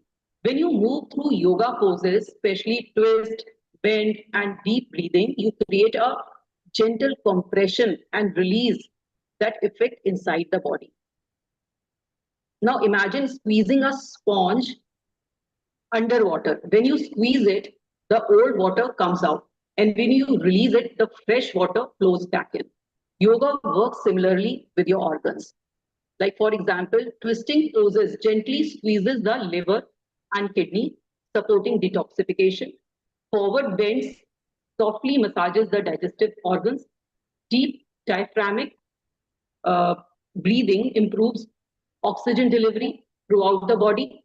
And one of the most fascinating connection is that now calls the gut the second brain. As everybody knows that gut is called our second brain. Heart is also one of our brain, and gut is also one of our brain, because nearly 90% of serotonin, the neurotransmitter associated with the happiness and emotional balance, is produced in the gut. So when yoga improves digestion and gut health, it also improves mood, emotional stability, and mental clarity. This is why after yoga, people often say, I don't just feel lighter physically, I feel lighter emotionally too, because the body and the mind are deeply connected. Yoga and mental wellness, now how rewires our brain. Let us learn this.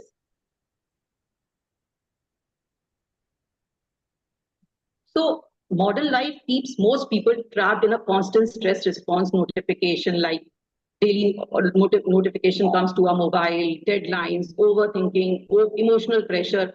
All of this activates the body fight and flight mode. When this happens, our heart rate increases, stress hormones like cortisol rises, muscles tightens, sleep becomes disturbed, and the mind keeps racing. But yoga activates opposite. It does. It keeps our parasympathetic nervous system, also known as rest, digest, and heal mode, open, and bridges between the body and brain. That is the breath. Pranayam is regulation of the breath.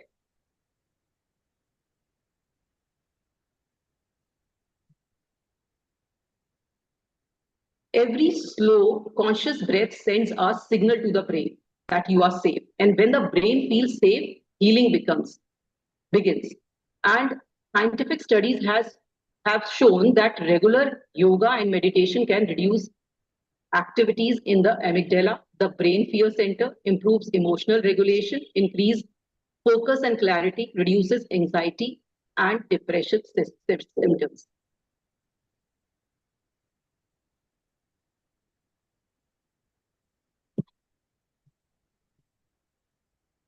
Now, let us learn about how it rewires brain, how it reduces anxiety.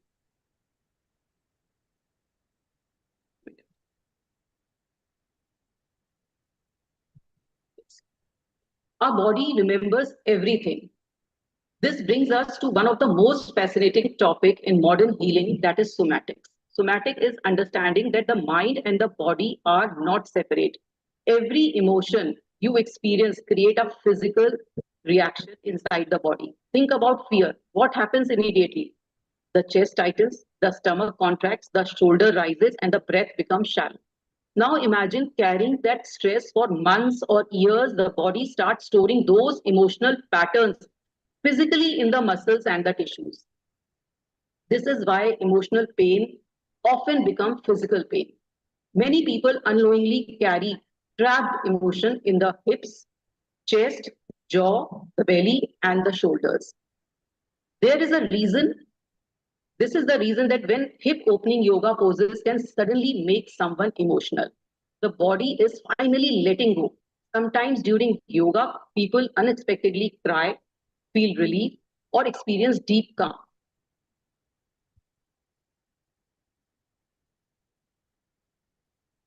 This is not a weakness, actually.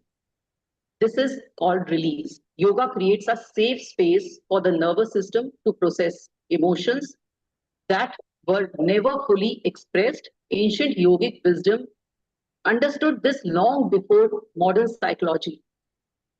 There's a Sanskrit teaching which says, Shariram, Sharir Madhyam Khalu Dharma Sadhana. That is, the body is the primary instrument for transformation.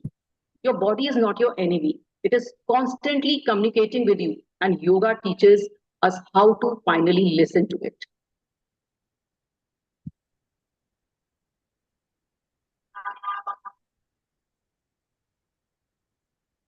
Now is yoga as energy alignment.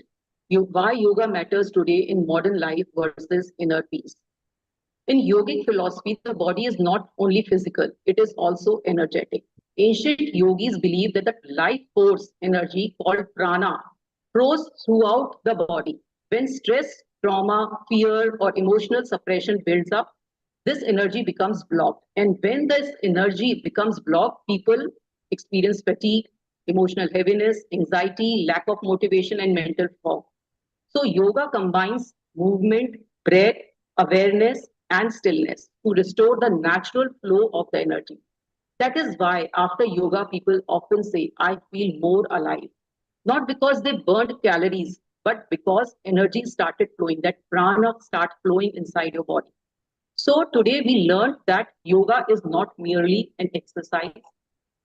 What is yoga? Yoga supports and nourishes your internal organs. It calms and rewires the brain, releases trapped emotion from the body, balances the nervous system, and reconnects you with yourself. Yoga is not about becoming flexible. It is also becoming a whole. Now I will like to end with a final Sanskrit quote. Samtattva yoga uchyate. Yoga is a state of inner balance. And perhaps that is what all of us are truly searching for. Not perfection, not constant productivity, but balance, peace, and connection within ourselves. Thank you so much.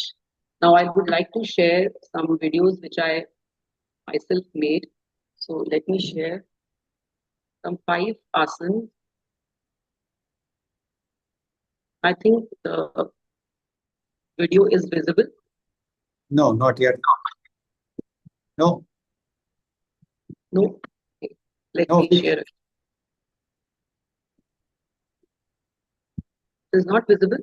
No, it is not, because I think your slides are open right now. No? But we Let me can't share. Okay, yeah, understood. Yeah, I'm sharing again.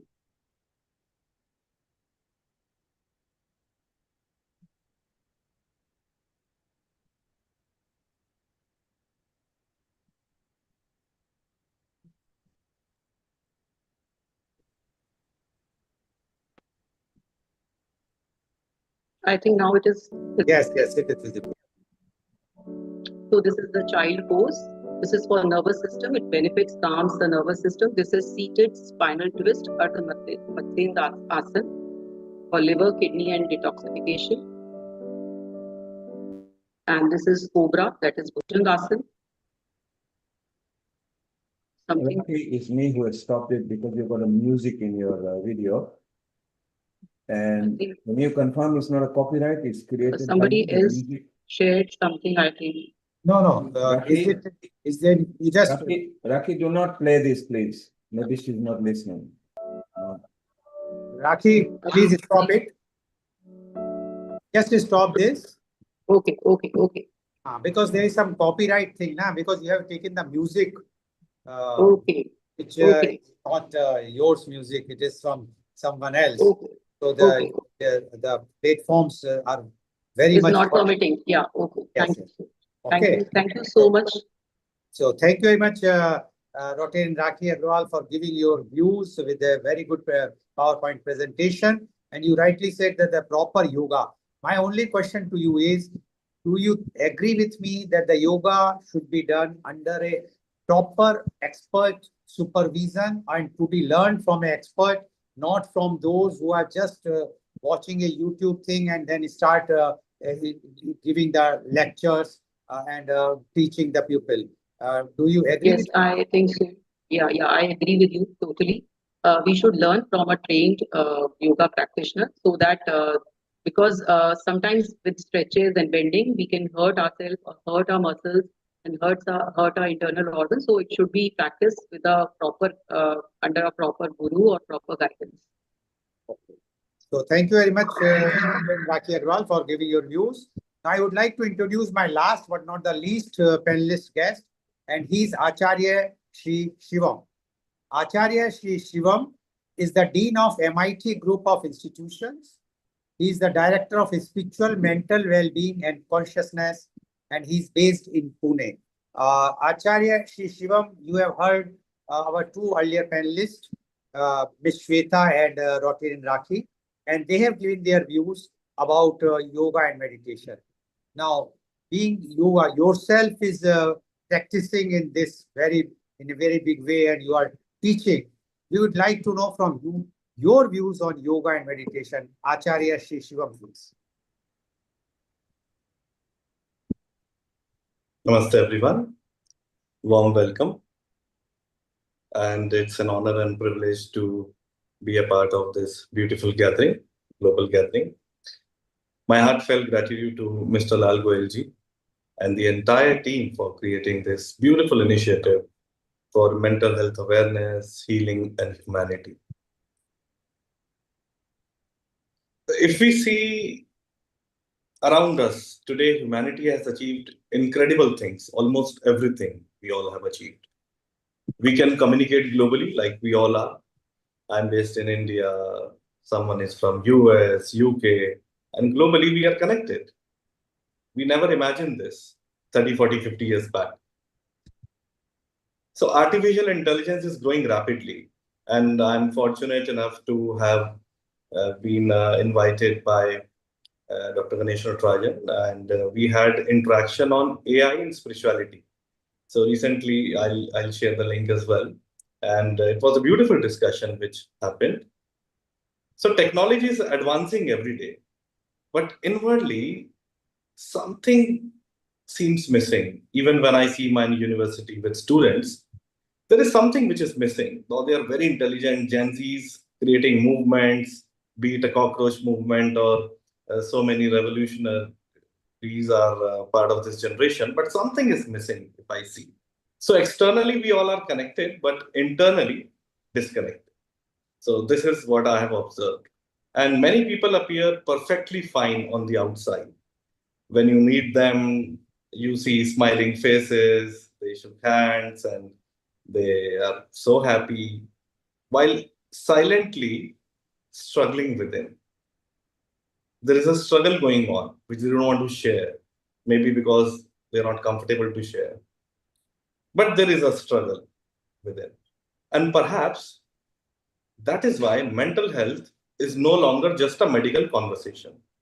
It is becoming a deeply human conversation. And I think almost everyone is very much interested, those who are from this space, to have a conversation on this. And we are fortunate enough that we are talking on these topics, very sensitive topics.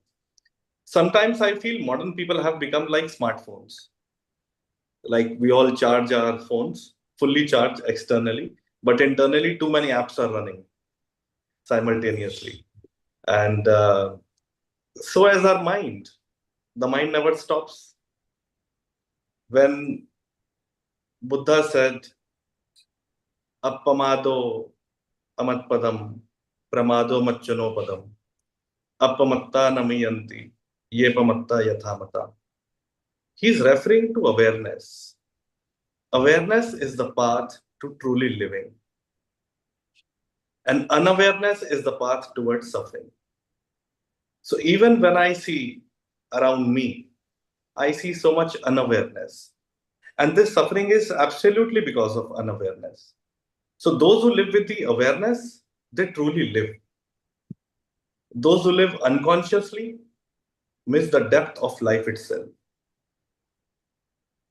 And Shastra says, those who are not living in awareness, they're actually dead people. They're like stones. So what ancient meditators observed inwardly, through awareness, through deep reflection, through contemplation, modern science is now beginning to study outwardly. We invite so many guest speakers from West, And when they teach us the meditation, when they talk about the neuroscience, when they give us examples, I feel so strange that the culture which belongs to this nation, which is like very easily accessible and available, people don't want to know about it. But when something is coming from West, then they accept it. So research using brain imaging and neuroscience studies increasingly suggest that meditation practices may reduce activity associated with chronic stress. So recently I've gone through the Harvard research, and it says it improves emotional regulation, support attention and mental clarity. And there has been a research when in a particular country in German, many people sat for transcendental meditation, and when they sat in a group, so after a certain period of time, the crime rate decreased of that country. So because it calms the nervous system and positively influence areas connected with self-awareness and compassion, automatically, one who's a practitioner is never violent. Naturally, the state of compassion will arise. Some studies also suggest long-term meditation may help reduce excessive activation of the amygdala, the brain's fear and stress center. And ancient wisdom and modern science are slowly meeting again. And more than 2000 years ago, Patanjali defined yoga as profoundly scientific when he says yoga chitti vritti nirodha. Yoga is the calming of the fluctuation of the mind. When we observe deeply the movement of the mind, in that observation, in that observing the mind, when we see the fluctuations, then we understand where are we standing. So the whole purpose of the yoga is to calm the fluctuation of the mind. And we should understand this, that it is not suppression, it is not escape, but understanding the movement of the mind so deeply that silence naturally arises. We cannot force in order to experience silence. In Bhagavad Gita, when Krishna and Arjuna are having a dialogue in the battlefield before the war even begins, Arjuna experiences a deep psychological collapse. He was in a depression. And when the shloka comes in Bhagavad Gita, I would like to quote that shloka. Sidanti mama gatrani mukham cha parishushati vepayuscha sharire me rom harshascha jayate gandivam sansrate hastatva kachaiva paridahate nacha shakno banavastum bhramtiv chamemana. His limbs are trembling. He's shaking. His mouth is drying. His body is shaking. And his whole skin is burning. And Gandiv means the Dhanush, the bow and the arrow. His Gandiv, his bow is very famous. He got that bow in the gift. It's slipping from his hands. Why? Because his mind feels confused and unsteady. And everything is mind. If I tell you that there are people who are waiting for you to murder you, to kill you, how your whole nervous system will react? And if immediately after 2 minutes I say, I'm just joking, automatically you will be fine. So what is that? It is the mind which plays. So when we talk about the Bhagavad Gita, it is not philosophical, it is deeply psychological. And when Krishna responds, not with condemnation, but with awareness. So this is the quality of spiritual master. This is the quality of one who has done something on his mind. When he says, Yogastho kuru karmani, sangam tyaktva dhananjaya, siddhya siddhayo samo bhutva samatvam yogacchate. what Krishna is talking about. Krishna is talking about inner balance. Krishna himself is Sthit Pragya. He has established inner balance. So established in inner balance, when perform action, remaining centered in sukha and dukkha, in success and failure, that balance is called yoga. There is a misconception that doing some pranayam and some physical movements is called yoga. No, that is not yoga. Yoga is something much beyond that. Yoga is not only twisting the body. Yoga is learning how not to collapse internally. Yoga is learning how to remain sthit pragya, how to be stable within, without getting disturbance. So I'm reminded of a beautiful story. A man went to a Zen master and asked, Master, what is the secret of peace? Whenever I see you, I find you so peaceful, and you're always in joy, you're always peaceful. I also want to know this. How can you be always so peaceful? How can you remain in peace always? So the master said, when I am hungry, I eat. When I am tired, I sleep. Whenever I feel like doing anything, I just do. So that disciple, he laughed. He said, not only me, but everyone does that. What is special about this? Then the master said, no, boss, no. While eating, people are checking phones, thinking about work, thinking about work-life balance, thinking about kids, thinking about family, remembering the arguments, what that person has told me. Let me think what to reply. Let me plan my day tomorrow. And while sleeping, the body lies on the bed, but the mind goes on world tour. What is going to happen? How my money is working? How my SIP is doing? My appraisal is coming. So many thoughts. And perhaps this is our condition today. This is all conditioning. When we were child, we were absolutely pure. Our chitta, our consciousness was very pure. But due to this societal conditioning, we have become like this. So the body is in one place and the mind is somewhere else. It is not important that I'm sitting here physically. I'm totally here. No. You may see I am sitting here, but my mind is probably somewhere else. So this is the condition.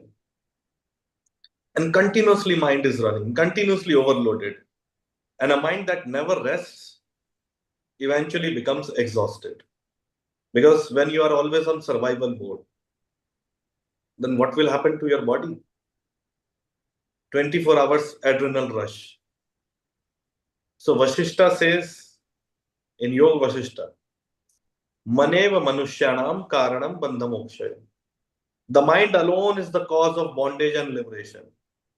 If you know how to manage this thing, the same mind can create suffering.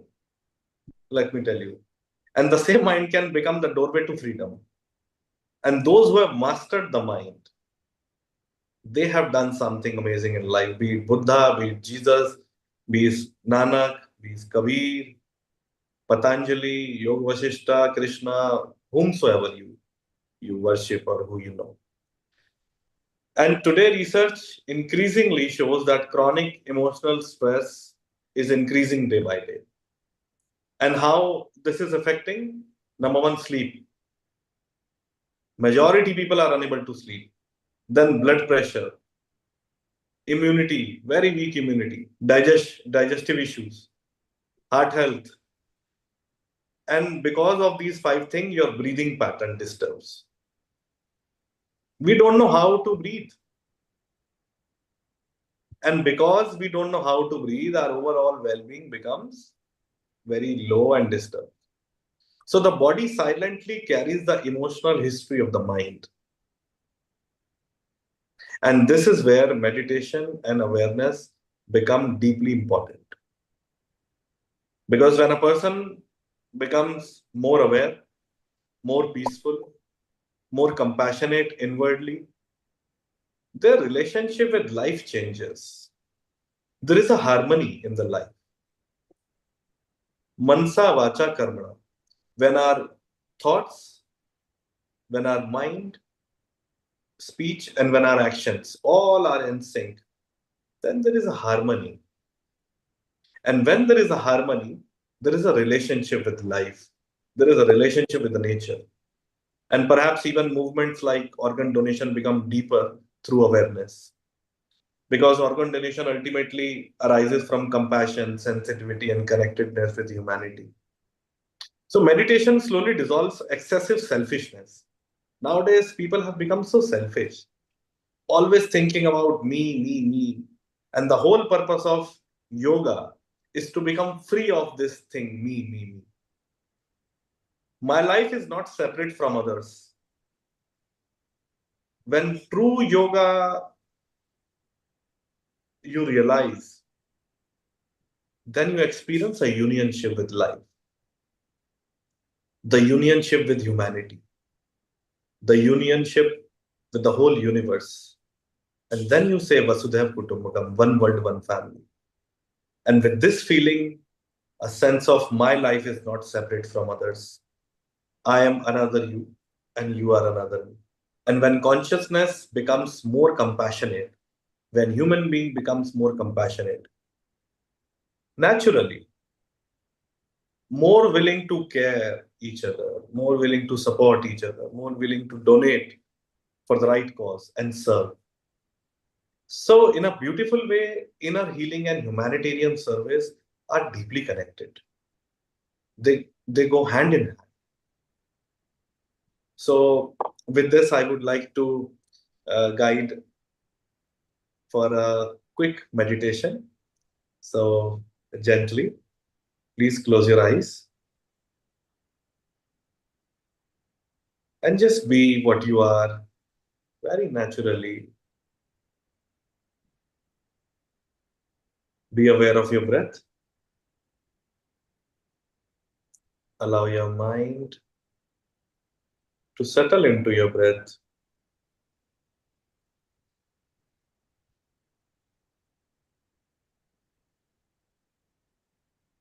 Very gently inhale and exhale. Don't change your breath.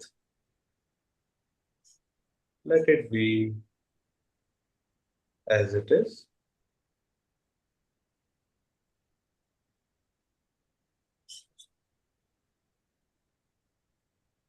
Now instruct your mind that for a few moments, I am moving from thinking to experiencing.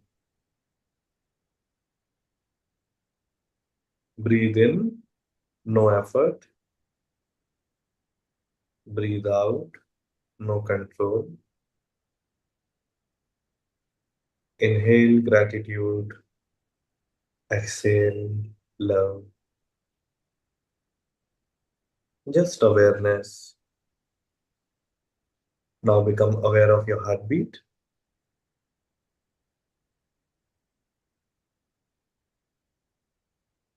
Silently feel gratitude for everything, whatever is happening. Gratitude for your heart. Your heart has been serving you continuously since birth.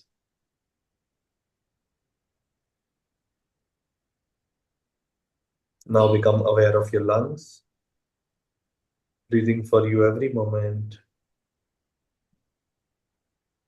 The whole life is flowing within you. The prana energy is flowing continuously. Relax your head, your forehead, your shoulders, even a little bit baggage. If you feel, just drop it. Relax your jaw. And for a few moments, simply be present in this moment. Nothing to achieve, nothing to prove.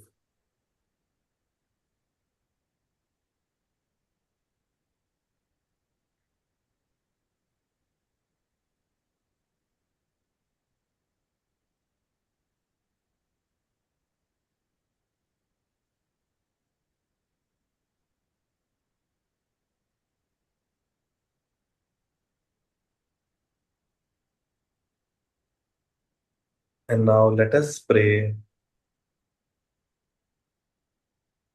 for the whole world and for the self. May all beings be happy. May all beings be healthy. May all beings experience well-being. May no one suffer. And please repeat after me. Om Sarve Bhavantu Sukhina. Sarve Santo Niramayah. Sarve Bhadrani Pashyantu. Ma Kaschid Dukha Bhag Bhavet. Om Shanti Shanti Shanti. Inhale and exhale gently and deeply. Rub your both the palms. Put it on your face. Feel the warmth. Bring a very gentle smile on your face. And gently open your eyes and let us share our smiles with each other. So meditation is not becoming something new.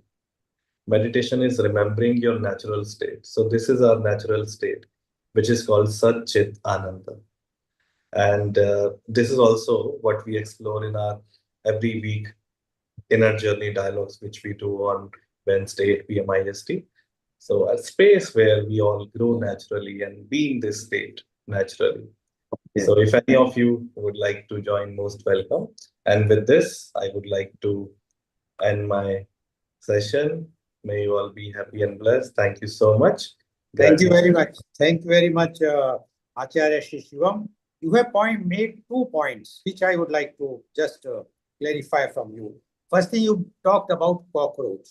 Now, you are also in a university, very reputed university. You are also dealing with the youth. Do you think that you right now the lack of yoga or meditation in the youth is creating that frustration, which is coming out through the social media, and that's why this cockroach movement has started? Or you think that something wrong in their outlook, or as our one of the panelists earlier said, that it should be in curriculum about the yoga and meditation? What are your views? Because you are dealing with this generation especially. So first of all, I would like to quote that the philosophy, the culture, the land which we belongs to, this land is itself is a dharma. When we follow that dharma, then everything is beautiful. But the moment we forget how to walk on this path of truth, how to walk on the path of dharma, then everything gets disturbed.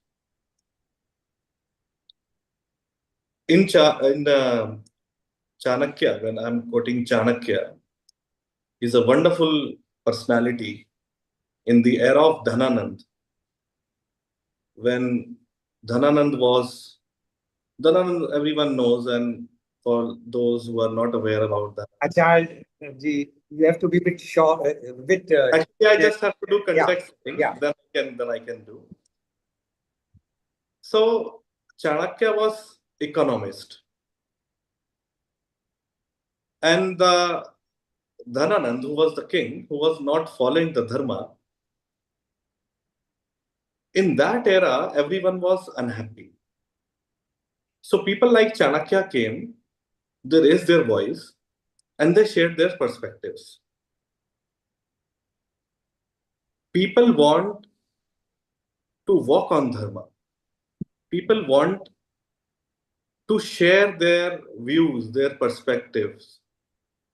And if we are unable to share our views, our perspectives, then probably we live in a dictatorship.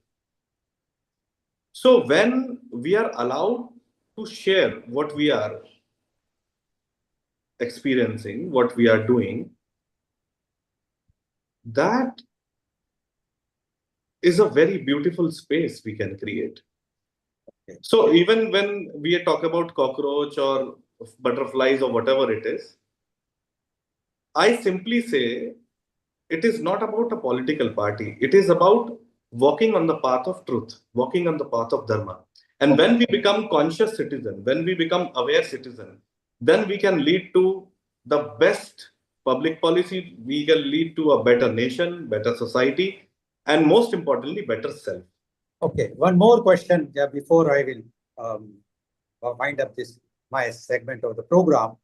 You mentioned about the transcendental meditation, which was started by Mahesh Yogi somewhere in 1950 or so, and now the Western gurus are teaching. In India, the practicality is that everyone is teaching with their own ways of meditation. Somebody is saying that this meditation is correct, the other one says, and they are so many shops, I can say, use the word, are open. How to know that which meditation is right and where to go, because there's lots of confusion is going on. What you say about that? See, many people say peace of mind, but I want to clarify, there is no such thing as peace of mind. There is either peace or there is mind. So till the time mind exists, there is no peace. So we have to understand this very deeply, that if I am closing my eyes and if I remember that I am meditating, it means I'm not meditating. Because meditation is not something which I can do. Meditation is the byproduct of my practice. I have to walk in a certain way. I have to be in a certain way. Like I have to eat in a certain way. I have to sleep in a certain way. I have to speak in a certain way. That's why right speech, right thoughts, mindful eating. When all the things are in sync, then what happens is meditation, because meditation is flowering. Meditation is the perfume of the consciousness. You cannot just go and have some beer or chill and say, this is my beer meditation. There are people who are doing beer meditation. There are people who are doing wine meditation and all. I don't know what is that. Probably they have something in their mind, but that is definitely not meditation. So when everything is not, that which is omnipresent, omniscient, transcendental, that is meditation. So the word meditation is not meditation. The experience itself is everything. It is like if I say eat sugar, then only you can tell me what's the taste of sugar. If I ask you what is the taste of sugar, and if you're not experienced that taste, you cannot tell me. Exactly the same is meditation. You have to taste it, you have to experience it. I agree with you, but my question remains same, that how to identify which form of meditation is the correct form in India. So many meditations are going on, so many schools are going on, teaching different meditation. At least we must know. But anyway, thank you very much for giving your time and valuable thoughts about yoga and meditation. I am sure that today's program is quite informative to all those who have heard it. And that's it from my side. Over to you, Mr. Neil Kumar. Thank you, Rotarian Lal Goyal, for another wonderful contribution on every week that you bring experts here. I would like to introduce you to all of you, Sri Srinath. He will be useful for some of the correlations of some of the work that we can do together. So Acharya, say hello to Sri Srinath. He actually he serves currently as a founder president of the Vivekananda Yoga University there in USA, which is a very good organization there. It took several years, I think nearly 6 years, to convince the local state authority to get it going, and does a wonderful work in a non-profit leadership as a president of Seva International as well, I believe. Earlier he was here, he actually described a few outreaches that he's doing. So Rotarian Lal Goyal, say hello to Sri Srinath from the Yoga University. Global Namaste. Acharya, you say hello as well. Honey? Hello, Namaste, Sri Srinath. Honey, you have got to keep in touch with me for the summer's integrated projects that we are planning. Riddhi is directly in touch and actually has also studied under her. Anukul, for the science and tradition, Sri actually mentioned particular thing which the Indian ministry is doing now. They are merging yoga and Ayurveda, and not only that, because they are bringing the whole Ayush facets into there, including homeopathy, medicine as a supplement, and particularly the Indian knowledge system, which presently on the earth is the oldest recorded written system that is there. There was civilization before Indians. So it's beautiful. Sri Srinath, you've got a hand up, your comment before we move on to Seema and Surbhi. Over to you. No, I just wanted to, because we're a university, there are different branded yoga, if for want of a better, So what we subscribe to is nothing but everything. Okay, any form of yoga. I'm not talking about the vikrutis, like what Acharyaji mentioned about beer yoga or goat yoga or something like that. But any branded yoga, whether it is Shivananda meditation or even what the Yoga Alliance is, the innovations in America, which is hot yoga and power yoga. Those are actually the hot yoga, even though it has a bad marketing name because of its history, still they have some of the best teacher training manuals that ever written. Okay, for instance, so there are certain great things about different aspects of yoga, and that people subscribe to. And as a university, we teach nothing but everything. Okay, meaning we are not focusing on one kind of yoga because we treat all of them the same. Yes, multiple paths lead to the same goal. So I just wanted to mention that irrespective of the meditation techniques or yoga techniques, for instance, when you look at Surya Namaskara, which actually is from medieval times, it is not ancient, it is not from Patanjali. Okay, it is a combination of different asanas that was been put together. We don't know the author. We don't know who invented it. But perhaps in the 15th, 16th century, something like that, somebody should have done it because it has continued as a tradition. And when you look at Surya Namaskara, different schools teach the same Surya Namaskara in different ways. And all of which I feel are valid because they're time tested and everything. Not necessarily anything, but most of the major schools that I know of, there are small variations, but this is so. I think that perspective we need to take with regard to meditation and yoga. Similar thing with Ayurveda, same thing comes, different, states, different regions in Bharat practice the same thing, and then there are slight variations. Plus, even the formularies, they are different because if a herb is grown in Himalaya versus the herb is grown in the tropics like Kerala, it is very different. Okay, their properties may be slightly different. Okay, so that variation has to be, I think celebrated rather than distinguished. Thank you, Sri. We'll dwell on it a bit more if you just wait about 20 minutes. Let's go to Seema and Surbhi. And Acharya, if you stay around, then we can chit chat. Anukul Goswami, make a note of both these personalities. One is in Pune, and he is the dean of that university. Here is the president of the Vayu. Wonderful. They also do PhD level certification, which will be very useful. So we'll come back in a while. Honey, let's bring Dr. Seema. She's our regular contributor. Seema, if you could actually chit chat with Honey, the harmonious way to health, that will be nice. Over to both of you, and then we'll bring Surbhi in as well. Thank you, Raki. Thank you, Sweta, for your contributions. Over to you, Honey. Thank you. Thank you, Neilji, and thank you, of course, Sri Srinathji. I just wanted to say very well done what you shared.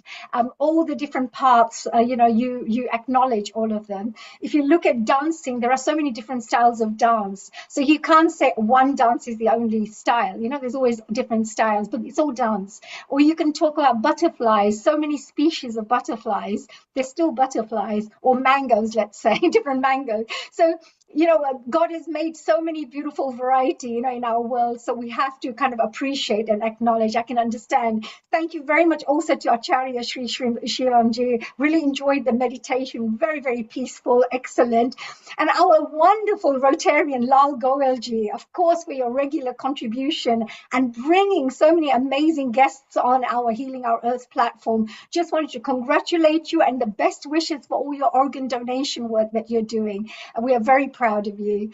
Now we move on to an amazing lady, of course, and this is our wonderful Seema Shah.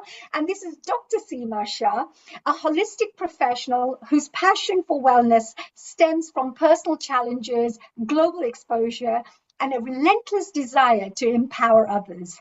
And this is through the transformative power of nutrition, health, coaching, mindset, yoga, meditation, and essential oils. That's very interesting.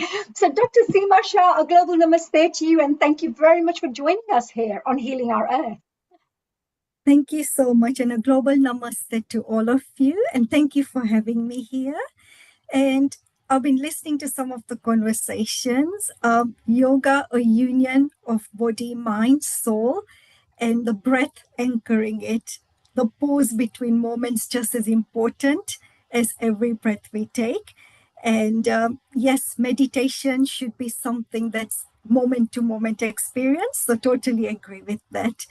Now, what I'm going to talk about today is basically a guided visualization. And I like to call it a visualization because it's a journey through visualizing through the 7 major chakras.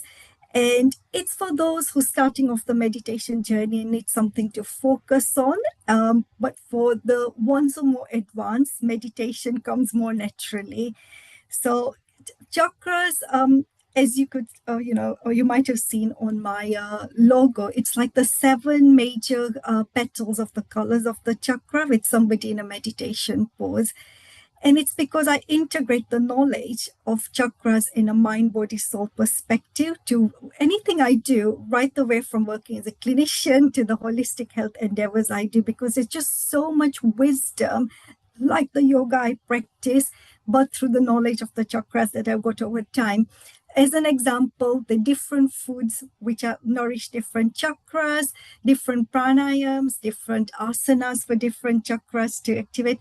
But ultimately, what we're aiming for is alignment and harmony to function at our best, mind, body, and soul.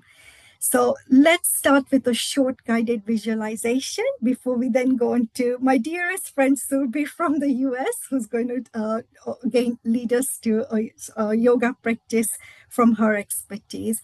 So if it's safe to do so, I invite you to close your eyes and just focus on your breath. Nice, slow, deep breaths in and slow, conscious breaths out. And as you breathe in, feel calmer and calmer with each breath in. And as you breathe out, emanate that love first in each and every cell of your body and then outwards. Breathe in with a gentle smile on your face. And a slow, conscious breath out, spreading that love beyond you. And as you focus on your breaths, slow, conscious, deep breaths in and out at your pace. Today, we're going to do a guided visualization on the 7 major chakras, which are linked along our spine, and the 7th one, the crown chakra, just above our head. Each of these chakras are related to different colors, different parts of our bodies, and different properties, mind, body, and soul. So with your next deep breath in, with a smile on your face, gently relax your legs, your feet, and the whole of your lower limbs. letting go of any stress, any tension.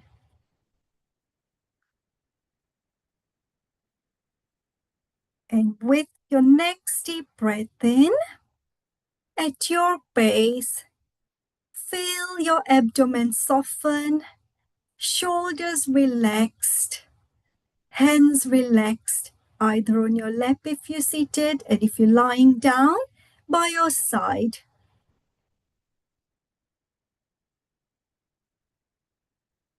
And yet, with your next deep breath in, relax your neck and have a bigger smile, consciously relaxing each and every muscle in your head and scalp region, emanating that love further and relaxing further.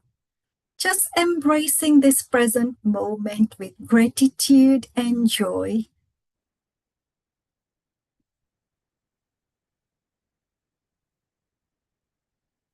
And as you take your next deep breath in, focus on the base of your spine, the area for a root chakra.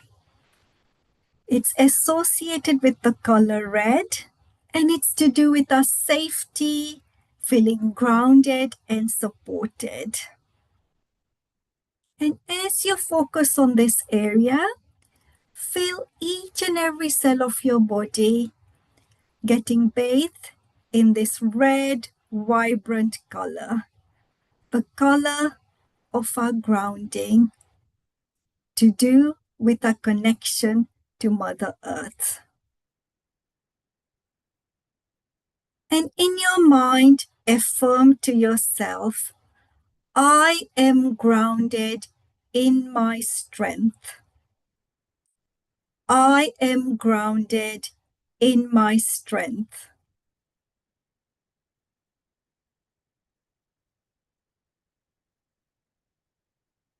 And take a deep breath in.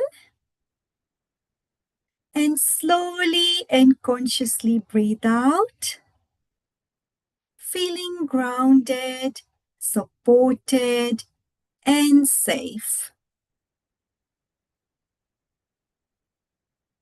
With your next deep breath in, focus on your lower abdomen, the area for your sacral chakra.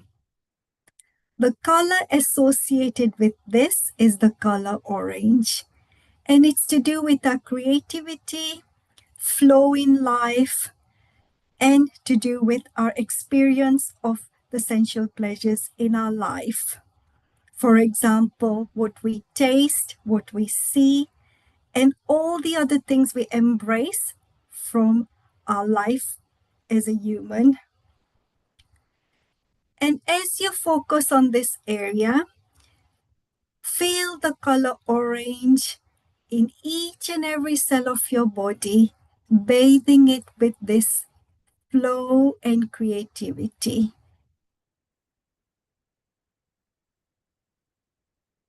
And with a smile on your face, affirm in your mind, I grow with the flow. I grow with the flow.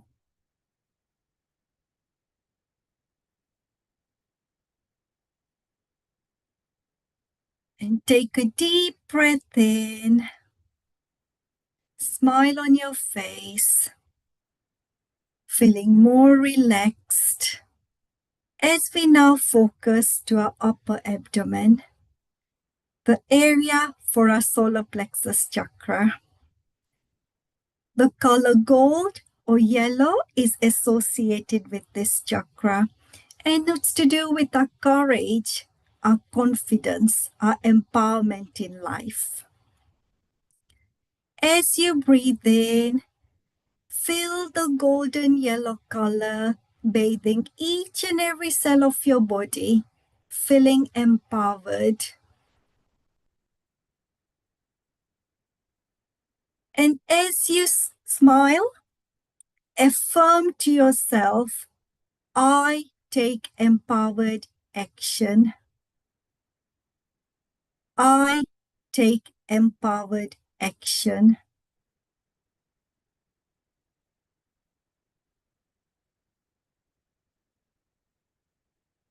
Now focus with your next deep breath in at the heart center, the space for our heart chakra, associated with the color green or pink.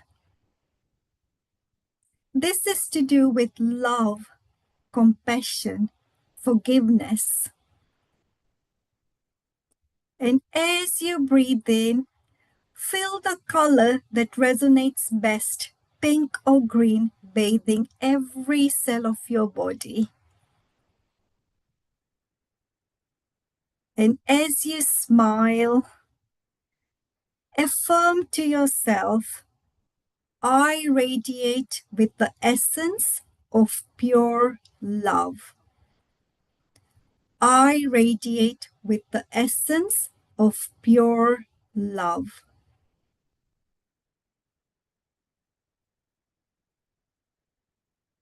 And as you take your next deep breath in, focusing on the throat area, where the throat chakra is, and the color blue is associated with this chakra.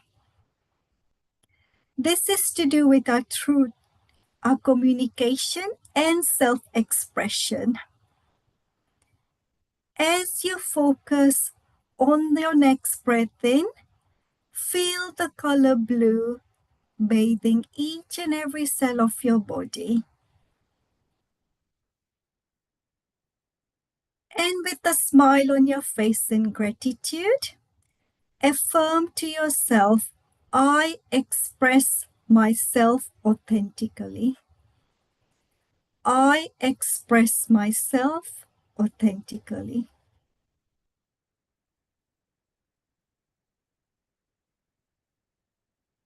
Now, with the next deep breath in, focus on the area between your eyebrows, the seat for the third eye chakra, associated with the color of the night sky, indigo. This is to do with our intuition and that inner wisdom, the sixth sense.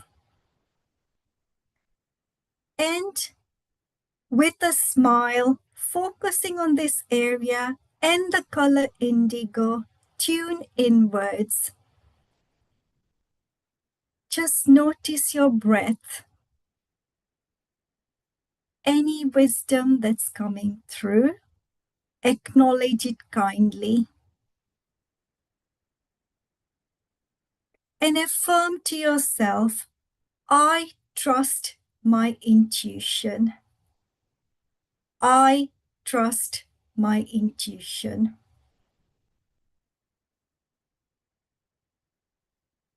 And now, gentle smile, all the muscles softened as we focus on the area just above our head where the crown chakra is. This is associated with the color violet or white. And it's to do with the divine, the universal connection, and peace. Truly being at peace within, between each other, and out to the whole universe as a whole. And as we embrace this crown chakra properties, visualize the color that resonates best with you, either white or violet. And having a peaceful smile on your face, affirm to yourself, I am at peace. I am at peace.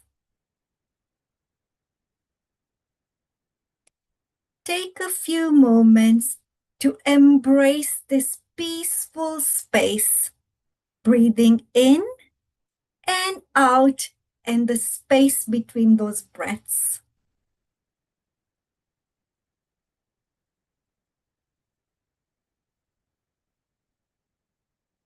And now imagine all the 7 chakras being in harmony in alignment, feeling grounded, yet being joyous and empowered, coming from the essence of true love with authenticity, being in tune with your inner guidance and knowing that we are all interconnected.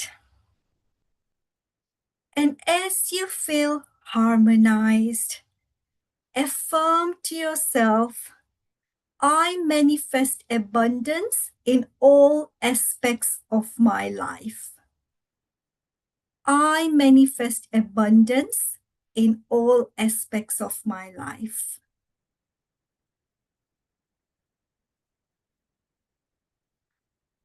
And I invite you to take a few deep breaths in and out at your own pace, focusing on any color that is more prominent and comes for you, any thoughts that emanate, and any affirmation that resonates best with you.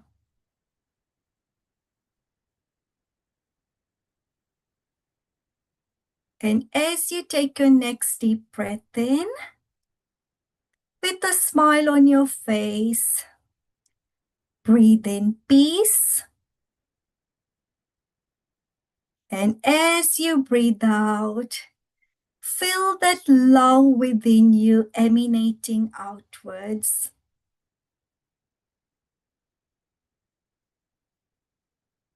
And with a gentle smile, slowly come back to the present moment by rubbing your palms gently. Slowly cupping your eyes.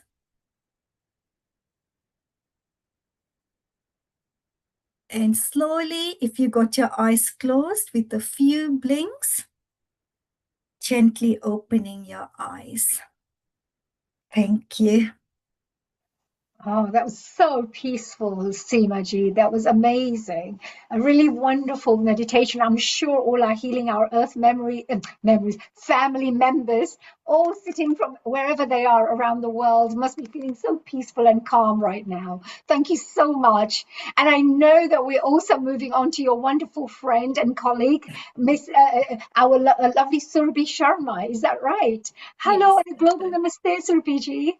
Global namaste to Let me everybody. do a little introduction about your wonderful work that you're also doing. We have Surabhi Sharma, who's a certified yoga teacher and the creator behind Namaste Yoga, a very popular YouTube channel. And I'm going to be checking it out as well myself. She holds many, many credentials from the Yoga Alliance, and her teaching mission focuses on sharing deep practical yoga knowledge. She breaks down powerful alignment tips, all these invaluable little secret tips, I would say, and techniques that are often missed in standard group classes. So I'm very, very excited to find out what these little secret invaluable tips are from you, dear Surbhi. So what will you be doing for us today? What will you be sharing with us? Thank you. Namaste, global namaste to everybody. And thank you, Seema, for recommending me here. I truly appreciate that. So today I will be telling you a little bit about my journey to yoga and what led me here. So before we even start, I want you to ask something. Do all of you feel a little bit more stiffer than you felt 10 years ago? On your neck, on your hips, on your lower back. So I think most of you can relate to that now. And honestly, this is one of the reasons I came back to yoga. I restarted yoga after 40. I am a very typical woman in many ways, husband, kids, responsibilities, home, perimenopause, and dealing with all sort of physical problems. So I completely understand what it feels like when body starts asking for attention, but the life is moving on fast pace. So I grew up in India. I was part of a yoga school team. So I had some background in yoga before, but like many other people, I drifted away from it. Life happens. But then after having 3 kids, I started struggling with sciatica pain, major sciatica. So, but yoga helped me a lot. But because I had some background in yoga, and at that time I was living in US, I was going to yoga classes, but I realized that something is missing here. I need to know why, because I know this I am doing yoga, but it's not helping me that much. That's when I decided to take a yoga teacher's training. So I took my 200-hour teacher training in US and understood what Western yoga is, or what yoga has become after coming to the West. So I decided to take my 300-hour teacher training in India. So today my teaching style is really a mix of both Western and. So my yoga is really not for people who are trying to do extreme poses. It's for real people, busy people, people managing work, family, stress, everyday changing bodies. And what I learned through my own journey is this, that every body is different. So every practice should also be different. One person needs stability, another person might need mobility. One person might be too flexible, another person might be too stiff. One person might need to slow down, another person might need to just jump up and do some strength training. So I believe that yoga is not a copy paste. I believe yoga should be adapted intelligently based on your body's need. And this is where I feel many people struggle. They focus so much on how a pose looks, and they stop paying attention to how a pose should feel. Yoga is not about forcing your body into shape. It's about understanding when you are in the pose, how your body feels. So that's where I saw the disconnect, because there are people who are doing yoga as a yoga. Yoga is not just asana, as Acharya Shri just mentioned. It's not just asana, it's a way of living. But I saw the disconnect for normal people like you and me. So I often tell my students that it's not the pose that changes your body, it's how you do the pose. Two people can do exact same pose, and one person might feel very comfortable in that pose, and another person might feel he's too stiff and struggling, or maybe in pain. So honestly, this is my favorite thing to teach, and that's what I incorporated in my teaching, that people should understand where the movement should come from, what should stay stable, what should relax, where they should feel the work, and where they should not. And because once you understand a pose, you can adapt it. One pose can be done in many different ways based on your body. So adaptation is very important. If your hips are tight, you modify differently. If your knees are sensitive, you approach the pose differently. If your lower back is weak, then you support differently. So this is why awareness matters more than flexibility. And this is also why yoga does not need to be very long to be effective. When the body is positioned correctly, every simple movement becomes powerful. So today, many yoga classes move very fast. They are in the flow. They want to do the flow and move one pose to the other pose. Movement itself is not wrong, but sometimes we move so quickly that body doesn't get chance to respond. So yoga is really about awareness.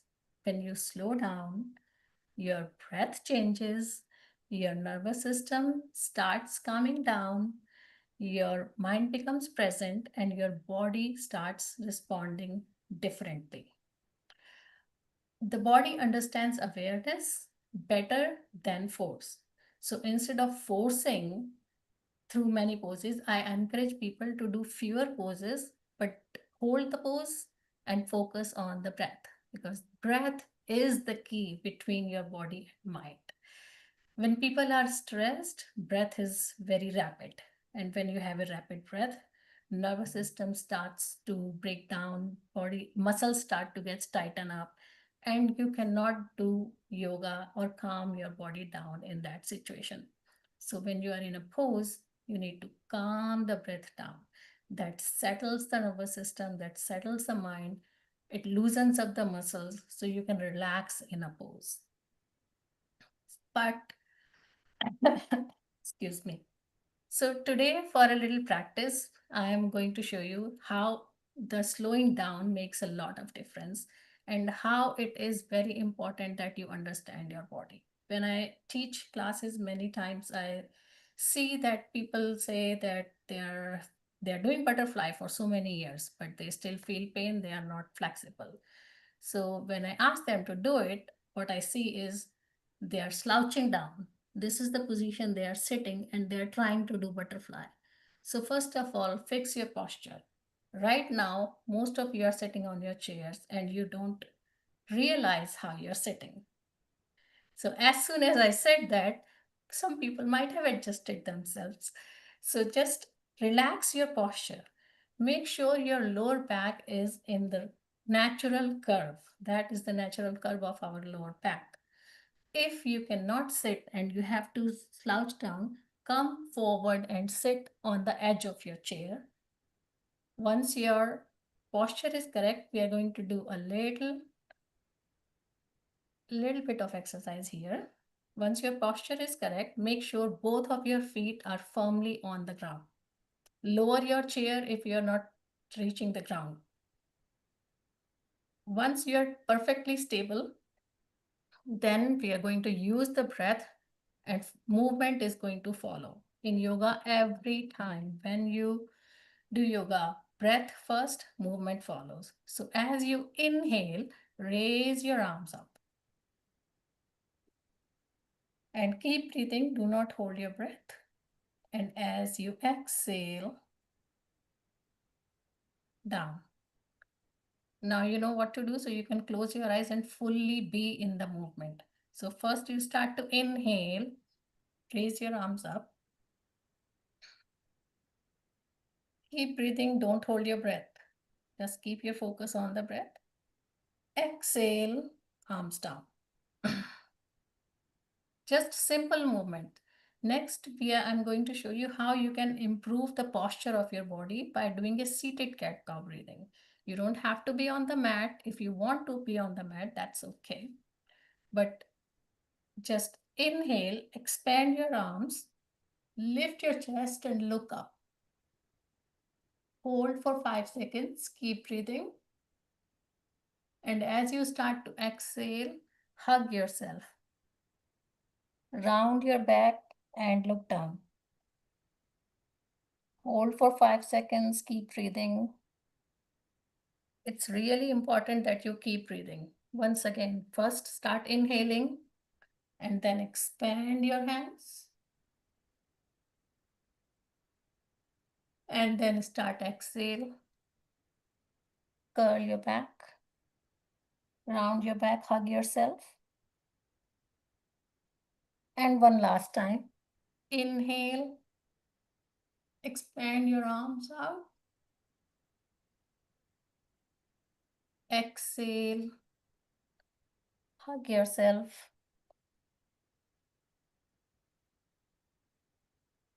Inhale, come to the center and relax. So just like we have been talking about yoga right now, it's the everyday movement that matters a lot.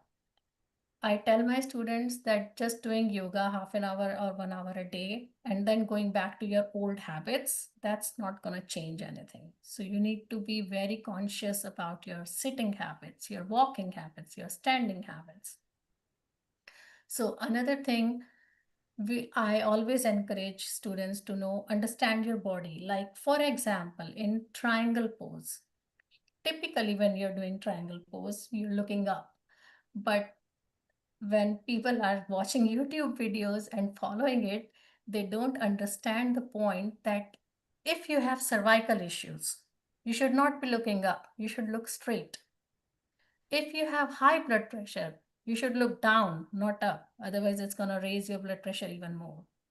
So these little tips I teach my students. I have a YouTube channel, but I started it after seeing all those YouTube videos of Vidya and seeing the disconnect that people just follow them blindly without understanding their body. So, excuse me. One more stretch we are going to do today is a little twist. Since we stretched our back up and down, we are going to twist our back. The key to the twist is you always twist on the exhale. So first you inhale. On the exhale, twist towards your left. You can hold on to the back of the chair if you want and hold this pose. Always hold the pose a little longer, but keep breathing. Do not hold your breath. Then start inhaling and then come to the center. Then again, take a deep inhale. On the exhale, twist to the other side. Hold and keep breathing. Inhale, come to the center. Let's do it 2 more times. Inhale, on the exhale, twist. Inhale to the center. Exhale, twist to the other side. Inhale to the center. Exhale, twist. Inhale to the center. And last one, exhale, twist to the other side. Inhale, come to the center.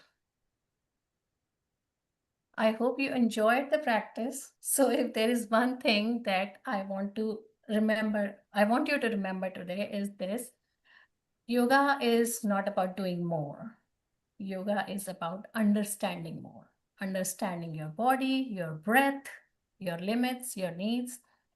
And when you bring together proper alignment, mindful movement, and breath awareness, your practice becomes complete physically and mentally. So next time when you practice yoga, don't ask yourself how far you can go, how much stretch you can do. Instead, ask what I'm doing. Am I understanding this? Is it good for my body? So without breath, yoga becomes exercise. But when you include the breath and slow down, yoga becomes a practice. So I hope you enjoyed the session. And thank you so much for having me today. Namaste. Thank you, Surbhi. Everybody was following Anupul, Sudhir, Dr. Ulrich in Germany. You can see people are from different countries. At Healing Our Earth, we try to cover all the continents so that we have good representation. And it's nice to see if we can integrate different methods with a different style and different outreaches. There is no gender bias at Healing Our Earth. There is no race bias. There is no caste bias. There is no age bias. We just try to bring better communities. So, Sudhir, I see you are enjoying looking left, looking right, inhaling, exhaling. Of course, you are an expert at all this and quite senior at Healing Our Earth here. What was going on through your mind as Surbhi was experiencing her style and sharing with others? Global Namaste, and thanks for giving me voice. Yoga and meditation are like a starting points for making oneself whole. In today's world, it is so easy to be fragmented. So literally, yoga is picking the pieces and making oneself whole. So that's first thought that crossed me. The second is, I was marveling at Maharshi Mahesh Yogi's foresight. In 1950s, nearly 70 years ago, he gave us transcendental meditation. I was late in learning. I learned it in November of 1998. So today I'm reminded of great men and their great gift to mankind. That has healed me a lot. Not that I did not have my share of trials and tribulations. Neil, I did have my share. But then they were like throwing a stone not in water, but in honey. The viscosity is so much that it doesn't perturb the surface. There are now no big ripples rising. So today evening, I'm going through those thoughts and I'm blessing all the people who have made me come closer to yoga, come closer to meditation. And we are in good company. There are so many experts here, Neil. We should remember only one principle, if you allow me to say, and that is we should have some quality me time. And during that quality me time, we should be investing in yoga and meditation. Indeed, Sudhir. The rewards are worth it. It's a very valid point. Thank you. Srinath actually mentioned that we don't just have to go back to Patanjali, which difficult to date. Some say 4,000, some say 5,000. Of course, it was Swami Ramdev who actually brought it in an easy format so that it became good. And then India made it an International Yoga Day on 21st of June. And 180 countries follows that, which is beautiful. Yoga meditation has actually got some science backing as well. So the National Health of United Kingdom is also considering that prevention may be better than cure and actually save money to the national health. And she actually has started a university there where they do up to PhD level. Her daughter was here, his daughter was here earlier.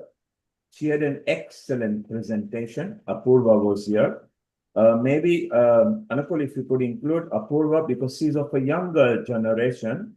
It's very important that we don't listen to only over 50s and over 60s.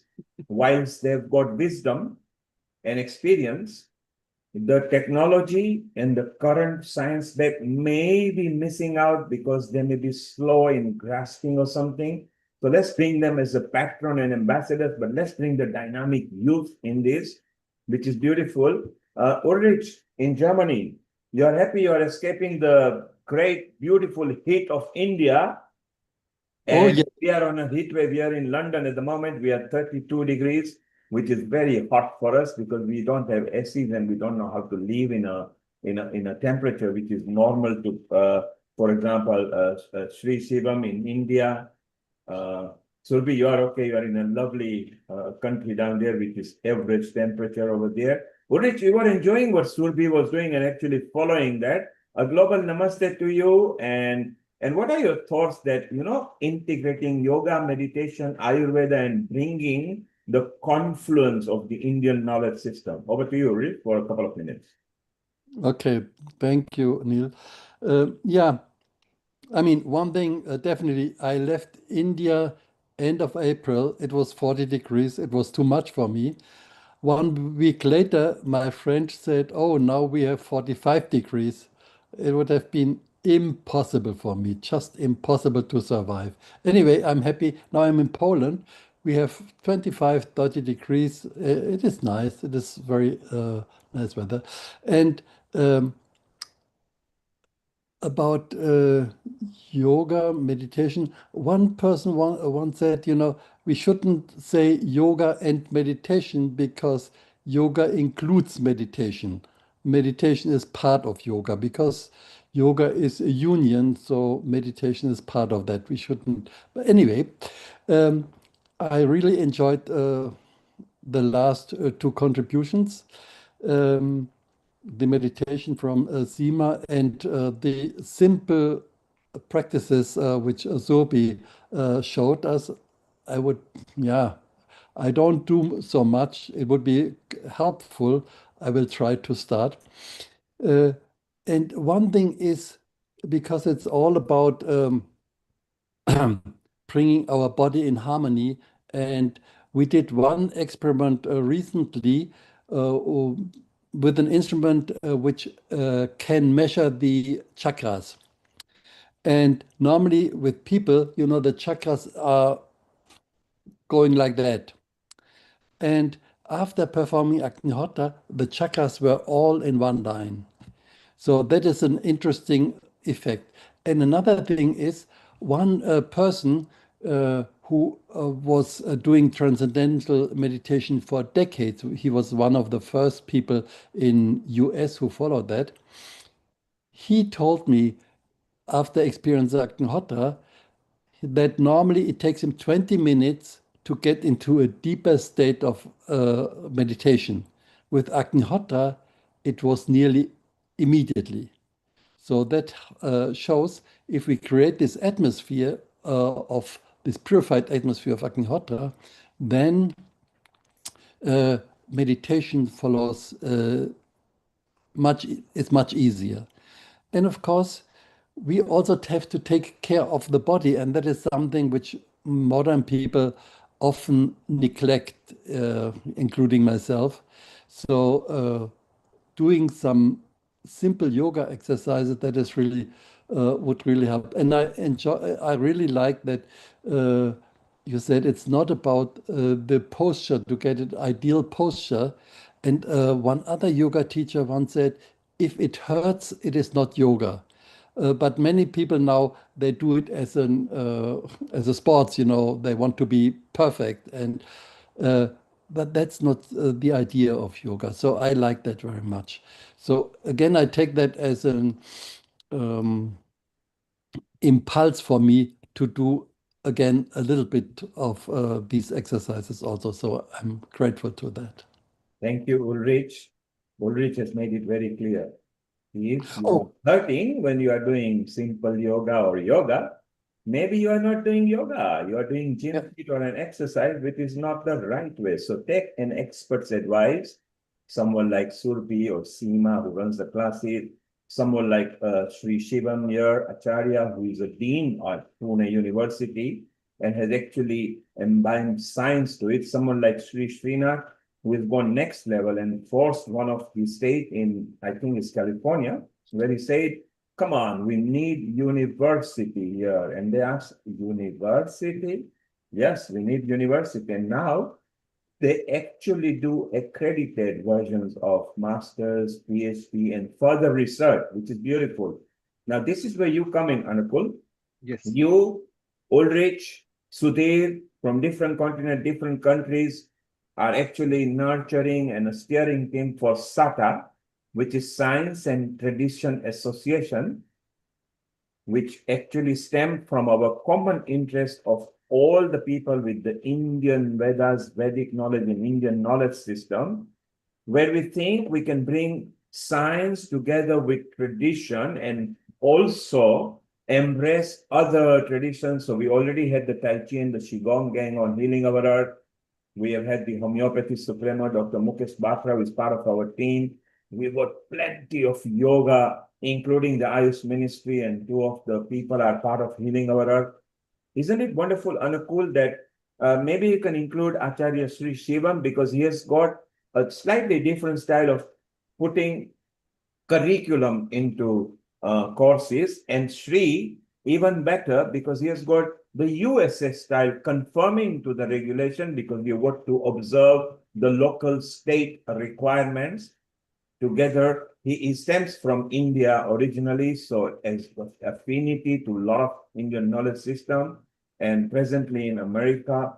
So I think this confluence and chit chat with everybody to merge science and tradition, so that every state or every country on the earth can refer to this association for guidance, that can be for quantum analysis, that can be a cure and prevention rather than, and so go for prevention first and then maybe cure and then maybe stop it altogether. So it's beautiful. So Anukul, you have said, you did say hello to Sri, but maybe you can chit chat with Sri, Sri Srinath and Sri Shivam, till beautiful Seema.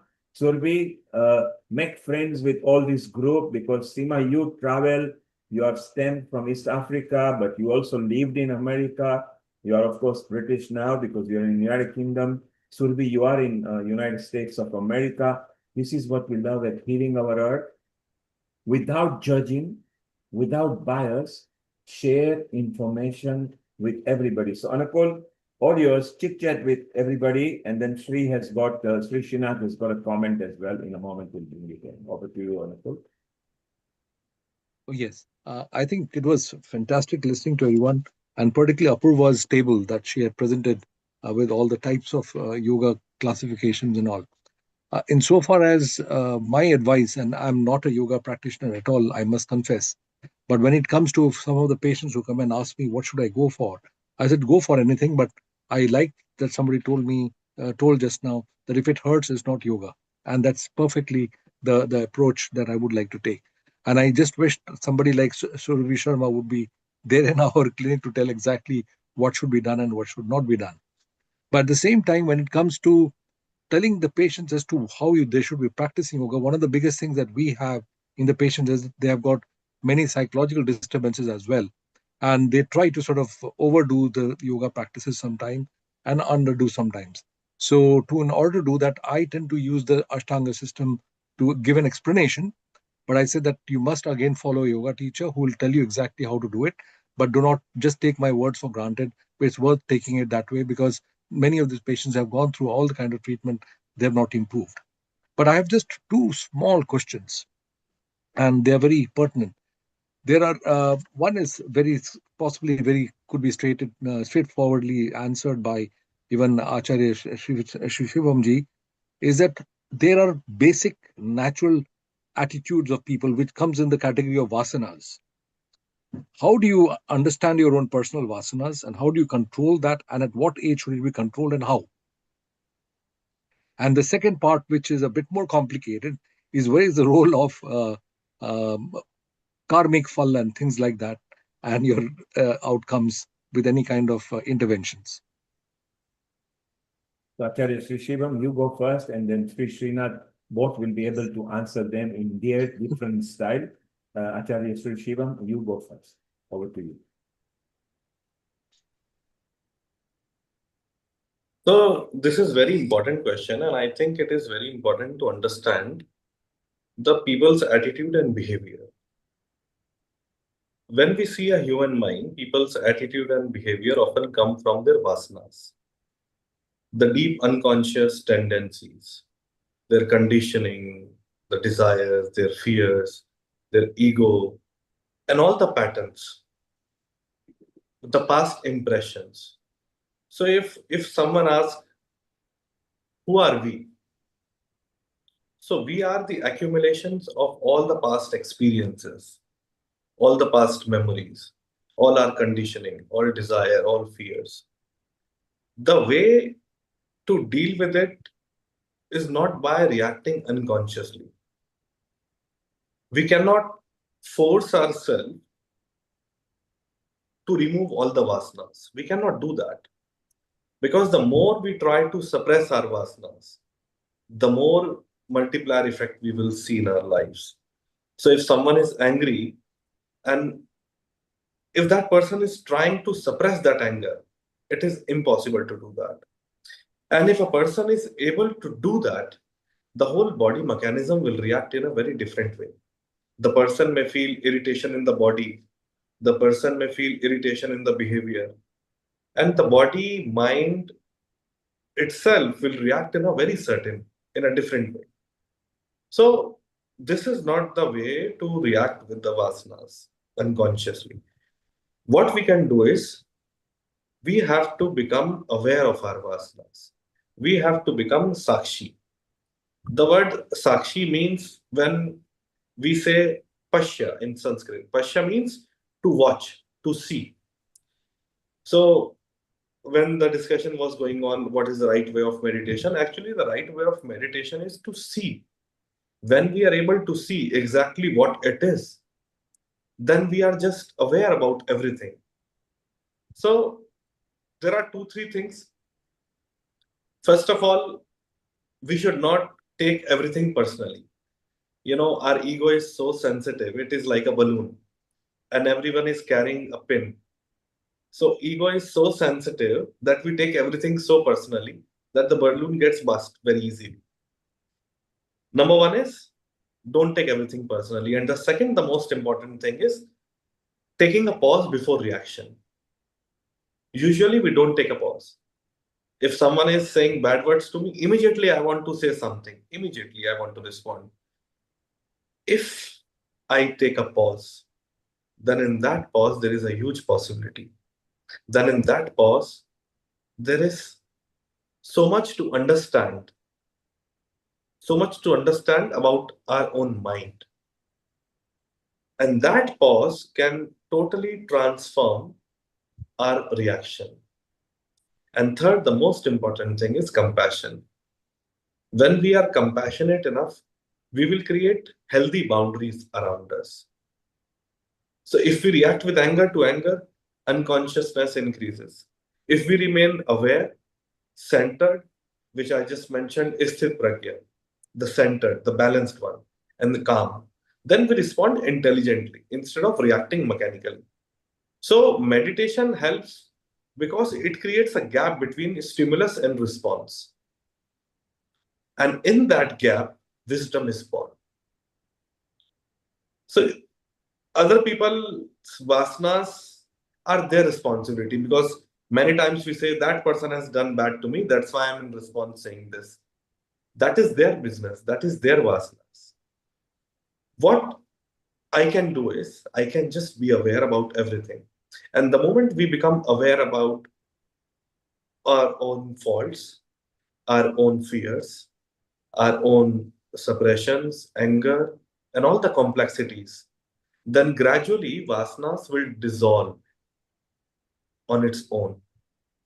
So rather than suppressing the vasanas, we have to become aware and conscious about it. So it's like. Thank you. And now, Srina, you've got a comment, and then in a simple format, you can answer. We can chit chat, and shortly we'll be closing as well. Wonderful to have all of you. Namaste. Thank you for taking my question. Actually, one thing is actually it's a great union of so many minds and so many experience and so much knowledge. I would request the organizer to share a list of contacts so that we can be in communication together and individually. Okay, so I think that will be a great benefit. You have already got a contact number from Anakul. He will put you in touch with anybody else you like, anybody who is authorized. So it is on your chat, and as is with you, Sri Shivam, both of you have got the number. You can get in touch with Ulrich, Sudhir, Seema, whoever you like through Anakul, and then he can update you about the science and tradition associations ethos and how we can bring it together. You're all very valuable, and let's bring the Ayush's dream that they want to bring that not just within the Indians, but to the globe and the indigenous population. Go ahead, Sri. Carry on, please. So say, I can't beat what Acharya Shivamji said, but I'm going to share my other experience as generally as a teacher. A teacher, we observe that you have a class of 40. You don't teach to the students who are A students or F students. You teach, and then it is depends on the different vasanas, different abilities to absorb, and each will have their own experience. We have seen the same thing with our students in the yoga university, whereas they may come from different backgrounds. We have physicians, we have homemakers, we have software professionals, all kinds of people. But irrespective of their background, it is the ability for them to absorb what you tell them and how they react, all these things. And then Professor Acharya Shivamji has expressed, I think, very poignantly about all these aspects in a much 30,000 feet level. So I don't have anything more to add to it. I just wanted to make sure that we will all be in touch continually and collectively. Thank you, Sri. Krishna, you're also in touch with our own team, Riddhi Vyas. Even she can help you if you want. Anukul, maybe you can put the contact details later on a WhatsApp to both the Sris, Srinath and Sri Shivam, and keep Ulrich, Sudhir, everybody in touch. Seema, you are also connected. You got Anukul's number and Surbi. So let's create the usual harmony that we do. At Healing Our Earth, we've got well over 7,000 contributors like yourself, globally from 180 different countries. And on this purpose, for this, today yoga and meditation is very important that we can share it particularly to indigenous people of the country of your choice, not just the Indians. Some of the Indians or Indians, because it's naturally there, take it sort of lightly or really practice it, but the indigenous people go out of the way. One example we got is Ulrich. Long way back, he used to love disco and beer in Germany. And then he had affinity and fell in love with Agnihotra and Homa. And today, he has got so many friends who believe in that. And they practice Agnihotra. He's in Poland right now. Every night, they do Agnihotra there. Ulrich was there in just prior to mid-April. He attended many universities, and one of the science-related experiment they did was with the chakra, where he actually saw it balanced from being everywhere to balance. And Ulrich is part of our SATA team in a senior steering committee there as well. Sri Srinath, Sri Shivam, you can connect to him. You got Anukul's number. Anukul, you can throw them my Telegram or my Messenger. I'm on Messenger and Telegram. Keep in touch. Sri Shivam, you're already on my Messenger, so we can communicate here. So, it's so beautiful that if we can share in whatever way we know and however we've expanded, because both Sri Shivam and Sri Srinath have actually experienced putting it in a curriculum format. Now, if we can train young generation now, so all of you will remember in the school you had extracurricular activities like PE, physical education, or vernacular, depending where you are, learning different language. Well, why is there no health? Why is there no yoga? Why is there no integrated Ayush? So Ayush Ministry of India is very keen to spread the word. Those who like it can adopt it. Those who don't can say goodbye to it. And those who actually take advantage of it may improve their life. It's just simple practices. The pharma companies were not there from 200 years back. There were no pharma. We didn't have doctors as such. In India, they were called Vyas, and elsewhere they were called physician. Now we got doctors, we got pharma company which tells you what your blood pressure should be, what your sugar level should be, because they can sell the medicines accordingly. But let's go back to the Indian knowledge system, which is founded very simply on a ground level basis. Sudhir, your comment. Surbi, welcome. How do you feel at Healing Our Earth? Surbi, this is your first episode ever at Healing Our Earth. What do you feel when you were here, and how is the experience for you? It was really, really great. I am truly grateful that Seema introduced me to this panel, and so many great minds here.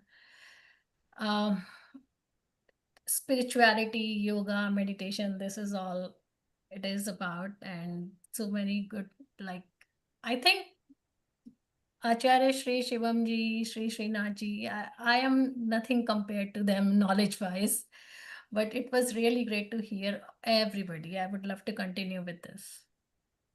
So, number one, nobody is nothing. Everybody is very highly talented. Even a child that is born, that child from 0 to 6 months knows how to attract you by throwing in a smile.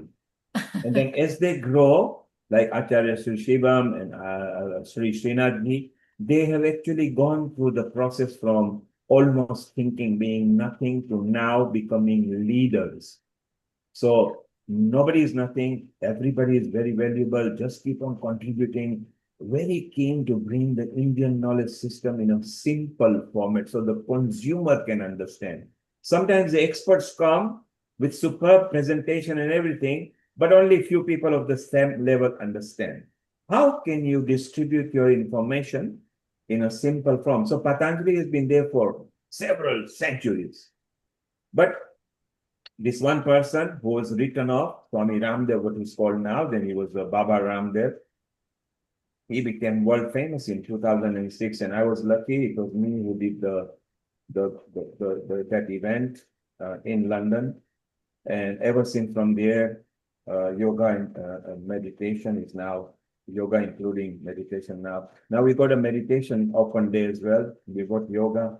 And the important bit is how can you teach the consumer, the end user, without complicating, that they can understand in a simplistic form. So I think it's very beautiful that each and every one of you have a lot of contribution to give. Anukul, keep in touch. Srinath, please keep in touch. You are linked with our team, Riddhi, Vyas as well. You can know, but I think Srinath, you can go way beyond just the contribution, because setting up a university, having some data, having some study, having some scientific knowledge merging with tradition. You particularly mentioned that you were keen in promoting yoga and Ayurveda. Now, isn't that beautiful? So I'm very sure that you are in touch with the local consulate there in America. Every country ambassador of India has been told that in this International Yoga Day, also include Ayurveda. And of course, it goes in together. The Ayush Minister is very happy. So we are so proud that each one of you are actually involved in sharing this knowledge. Anakul, you can conclude now, and we can wind up with a nice long Gayatri mantra, and it'll be very nice. Sri Srinath, you have of course been on Healing Our Earth before, and Vayu has played quite a big role. Earlier we had a long Vayu section as well. A lot of people were there, and I think that suddenly so many tens of them that came on a private Zoom, and we had a very good chit chat. What are your thoughts of sharing our Indian knowledge system at a consumer level to the indigenous population of each relevant countries? Yeah, that's a very good question. See, our student body, we have students from UK, we have students from Netherlands, Brazil, Qatar, Tunisia, Bharat, of course, Singapore, and China. So it's kind of, we have inquiries from Australia, but that alone tells you that these are students who are interested in doing a graduate level program, masters or masters leading to PhD. We call it MS PhD and so on. So the interest is there. We have been not been very active in marketing, because we wanted to establish the university first, and it is almost 7 to 8 years of work to just get accreditation from the US Department of Education. So that's what we have been concentrating on. But currently we have only Masters of Yoga, Master of Science in Yoga, and Masters of, rather, PhD in Yoga.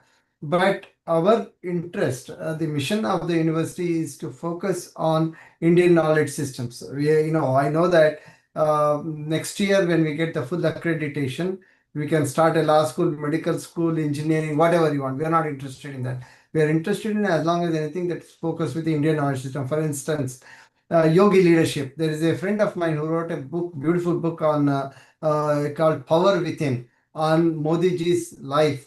Okay, his name is Balu Balasubramaniam. He has been educated both in Bharat in the traditional way. He's a physician himself, and now works for Modi ji as a part of the Niti Aayog. And he has, when he was studying at Harvard, he developed a course on comparing the Eastern style leadership, the Western style leadership. Now that's something that we would like to present it to United States and the world. Okay, and that's you may call it management or whatever. For me, it is Indian knowledge systems. The same thing for multiple things that Bharat has been able to contribute from the ancient to continue. It's a continual, it is an existing continual civilization. So I believe that the IKS is the foundation of why we have been called Yoga University, but really we could have been called Indian knowledge system or Bharatiya Samskriti Parampara. That's what I would like to think about. Brilliant. nicely summarized. You saw a smile on Ulrich's face. When we had initial meeting in Saka, he made it very clear that science and tradition is good, but what excited me was my affinity to the Indian knowledge system. And today, vociferously, he loves promoting Agni Hotra and Homa therapy for several years now, with lots of people from right up to Australia, Poland, Germany, India connected to him. So it's so wonderful. Anukul, time to wind up now with a nice Gayatri mantra. Let's just take a quick comment from Ulrich and Sri Shivam before we close. Ulrich, you go first, and Sri Shivam. Can I just say one thing? Because of very good news. Yoga, meditation, and Ayurveda, they all come together. And now, and Ayurveda is the medicine for the future, because the present medicine, it is a dead end. We know that. And so Ayurveda is very important, but for Ayurveda, most of the medicines are based on herbs. And herbs suffer from this environmental pollution like we humans do.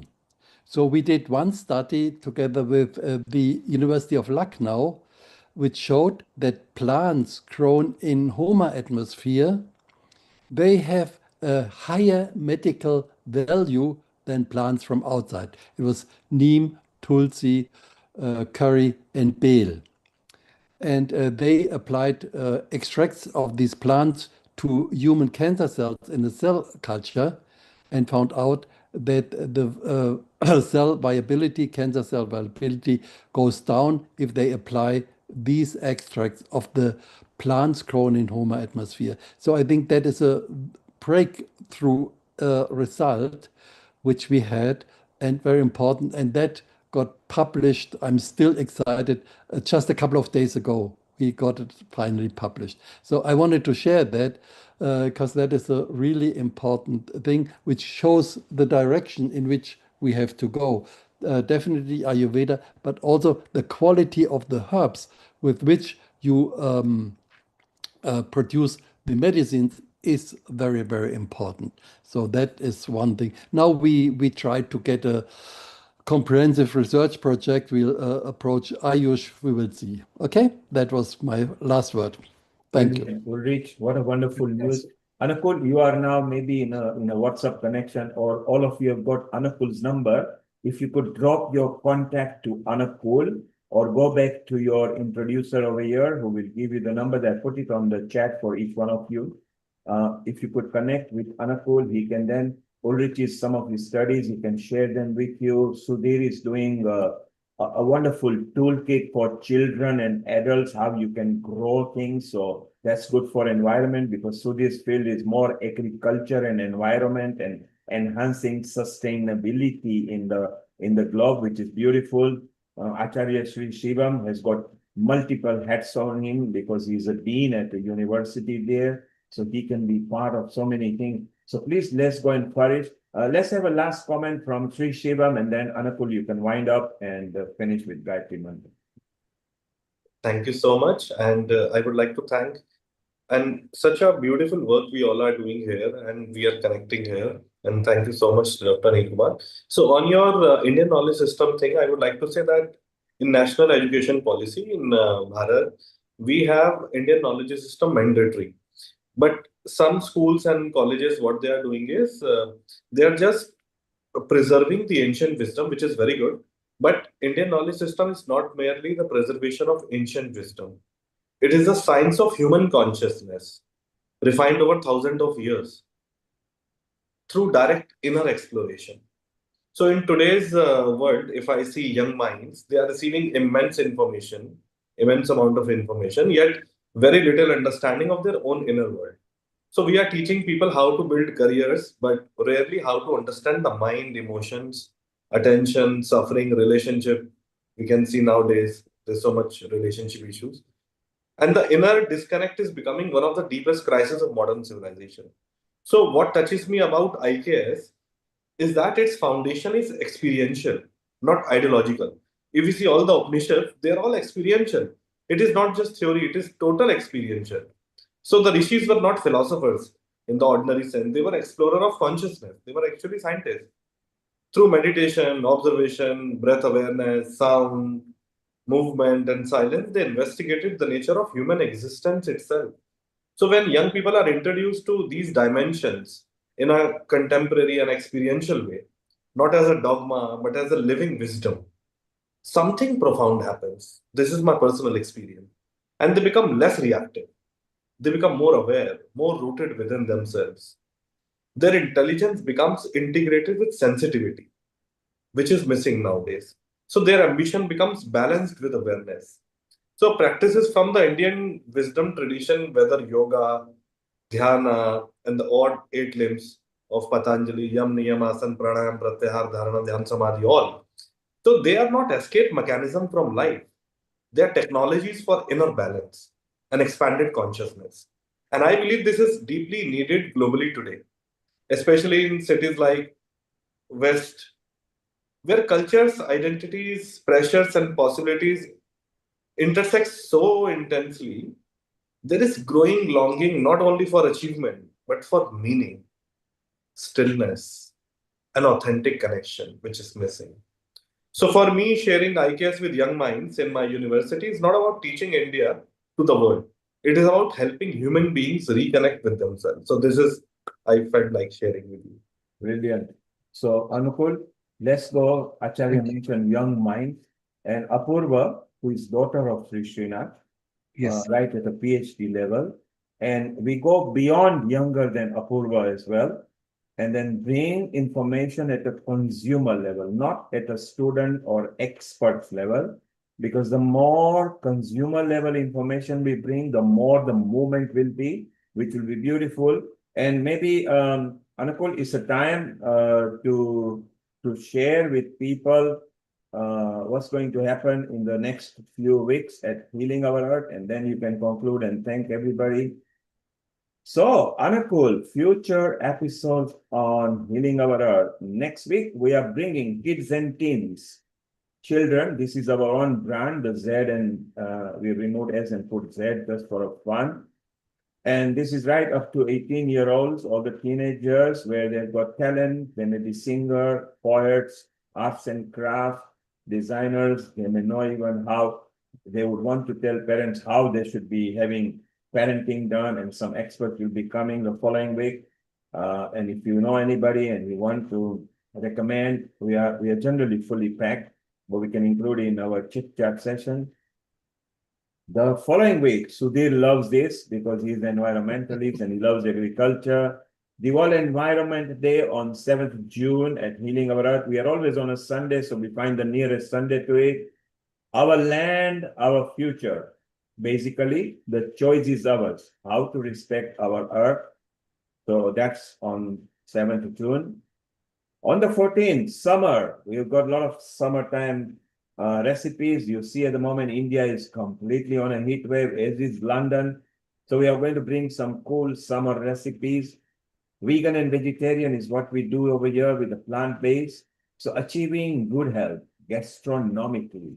So again, they're all free sessions. And the following week, the world famous now, it happens to be on the actual day on a Sunday. Lots of people earlier, Sanjay came from Uganda.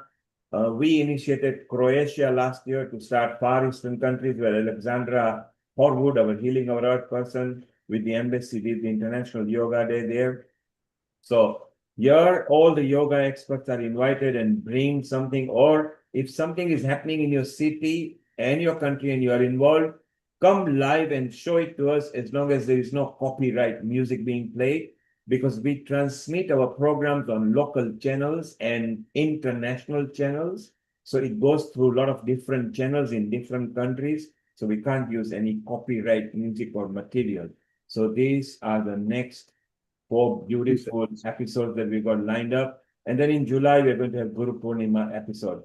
Anakul, time to consolidate, get in touch with everybody, keep Amrita and everybody together. And please thank everybody and Gayatri Mantra, and off we go home. Thank you very much for everybody. We're going to get lots of information from everyone. Please do communicate to me. I'll try to respond as quickly as I can. So let us start with Gayatri Mantra.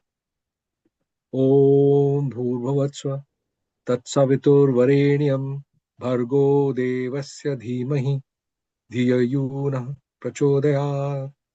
Om Bhurbhuvatsva Tatsaviturvarenyam Bhargo Devasya Dhimahi Dhiyayunah Prachodayat. Om Bhurbhuvatsva Tatsaviturvarenyam Bhargo Devasya Dhimahi Dhiyayunah Prachodayat. Om Shanti Shanti Shanti. This is beautiful. So as we say goodbye to all the people who have actually contributed today, we thank them wholeheartedly, including you, Anakul, and all the people who've been here right from the start. And now we are private. You can sing, dance, and do whatever you like. Nobody's looking to us. And remember, if you want to share the same link that you had of the YouTube, it now becomes a recorded link on the website, Facebook. You can send it to people. In Australia, people are sleeping. Thailand, Singapore, they can watch it tomorrow. It's beautiful. So please keep in touch. All the authorized people have got the number over here. You've got Anakul's number. You can WhatsApp him. And you can please connect with each other, join the SATA group association. That association is purely to bring science and tradition, and it doesn't stop with just Indian, Tai Chi, Qigong, Africa. We are very keen with bringing their tradition to merge with us. AI is one of the chapters. We want to bring AI, artificial intelligence technology in here, share with people. Seema, you are connected elsewhere. Subi, you are connected.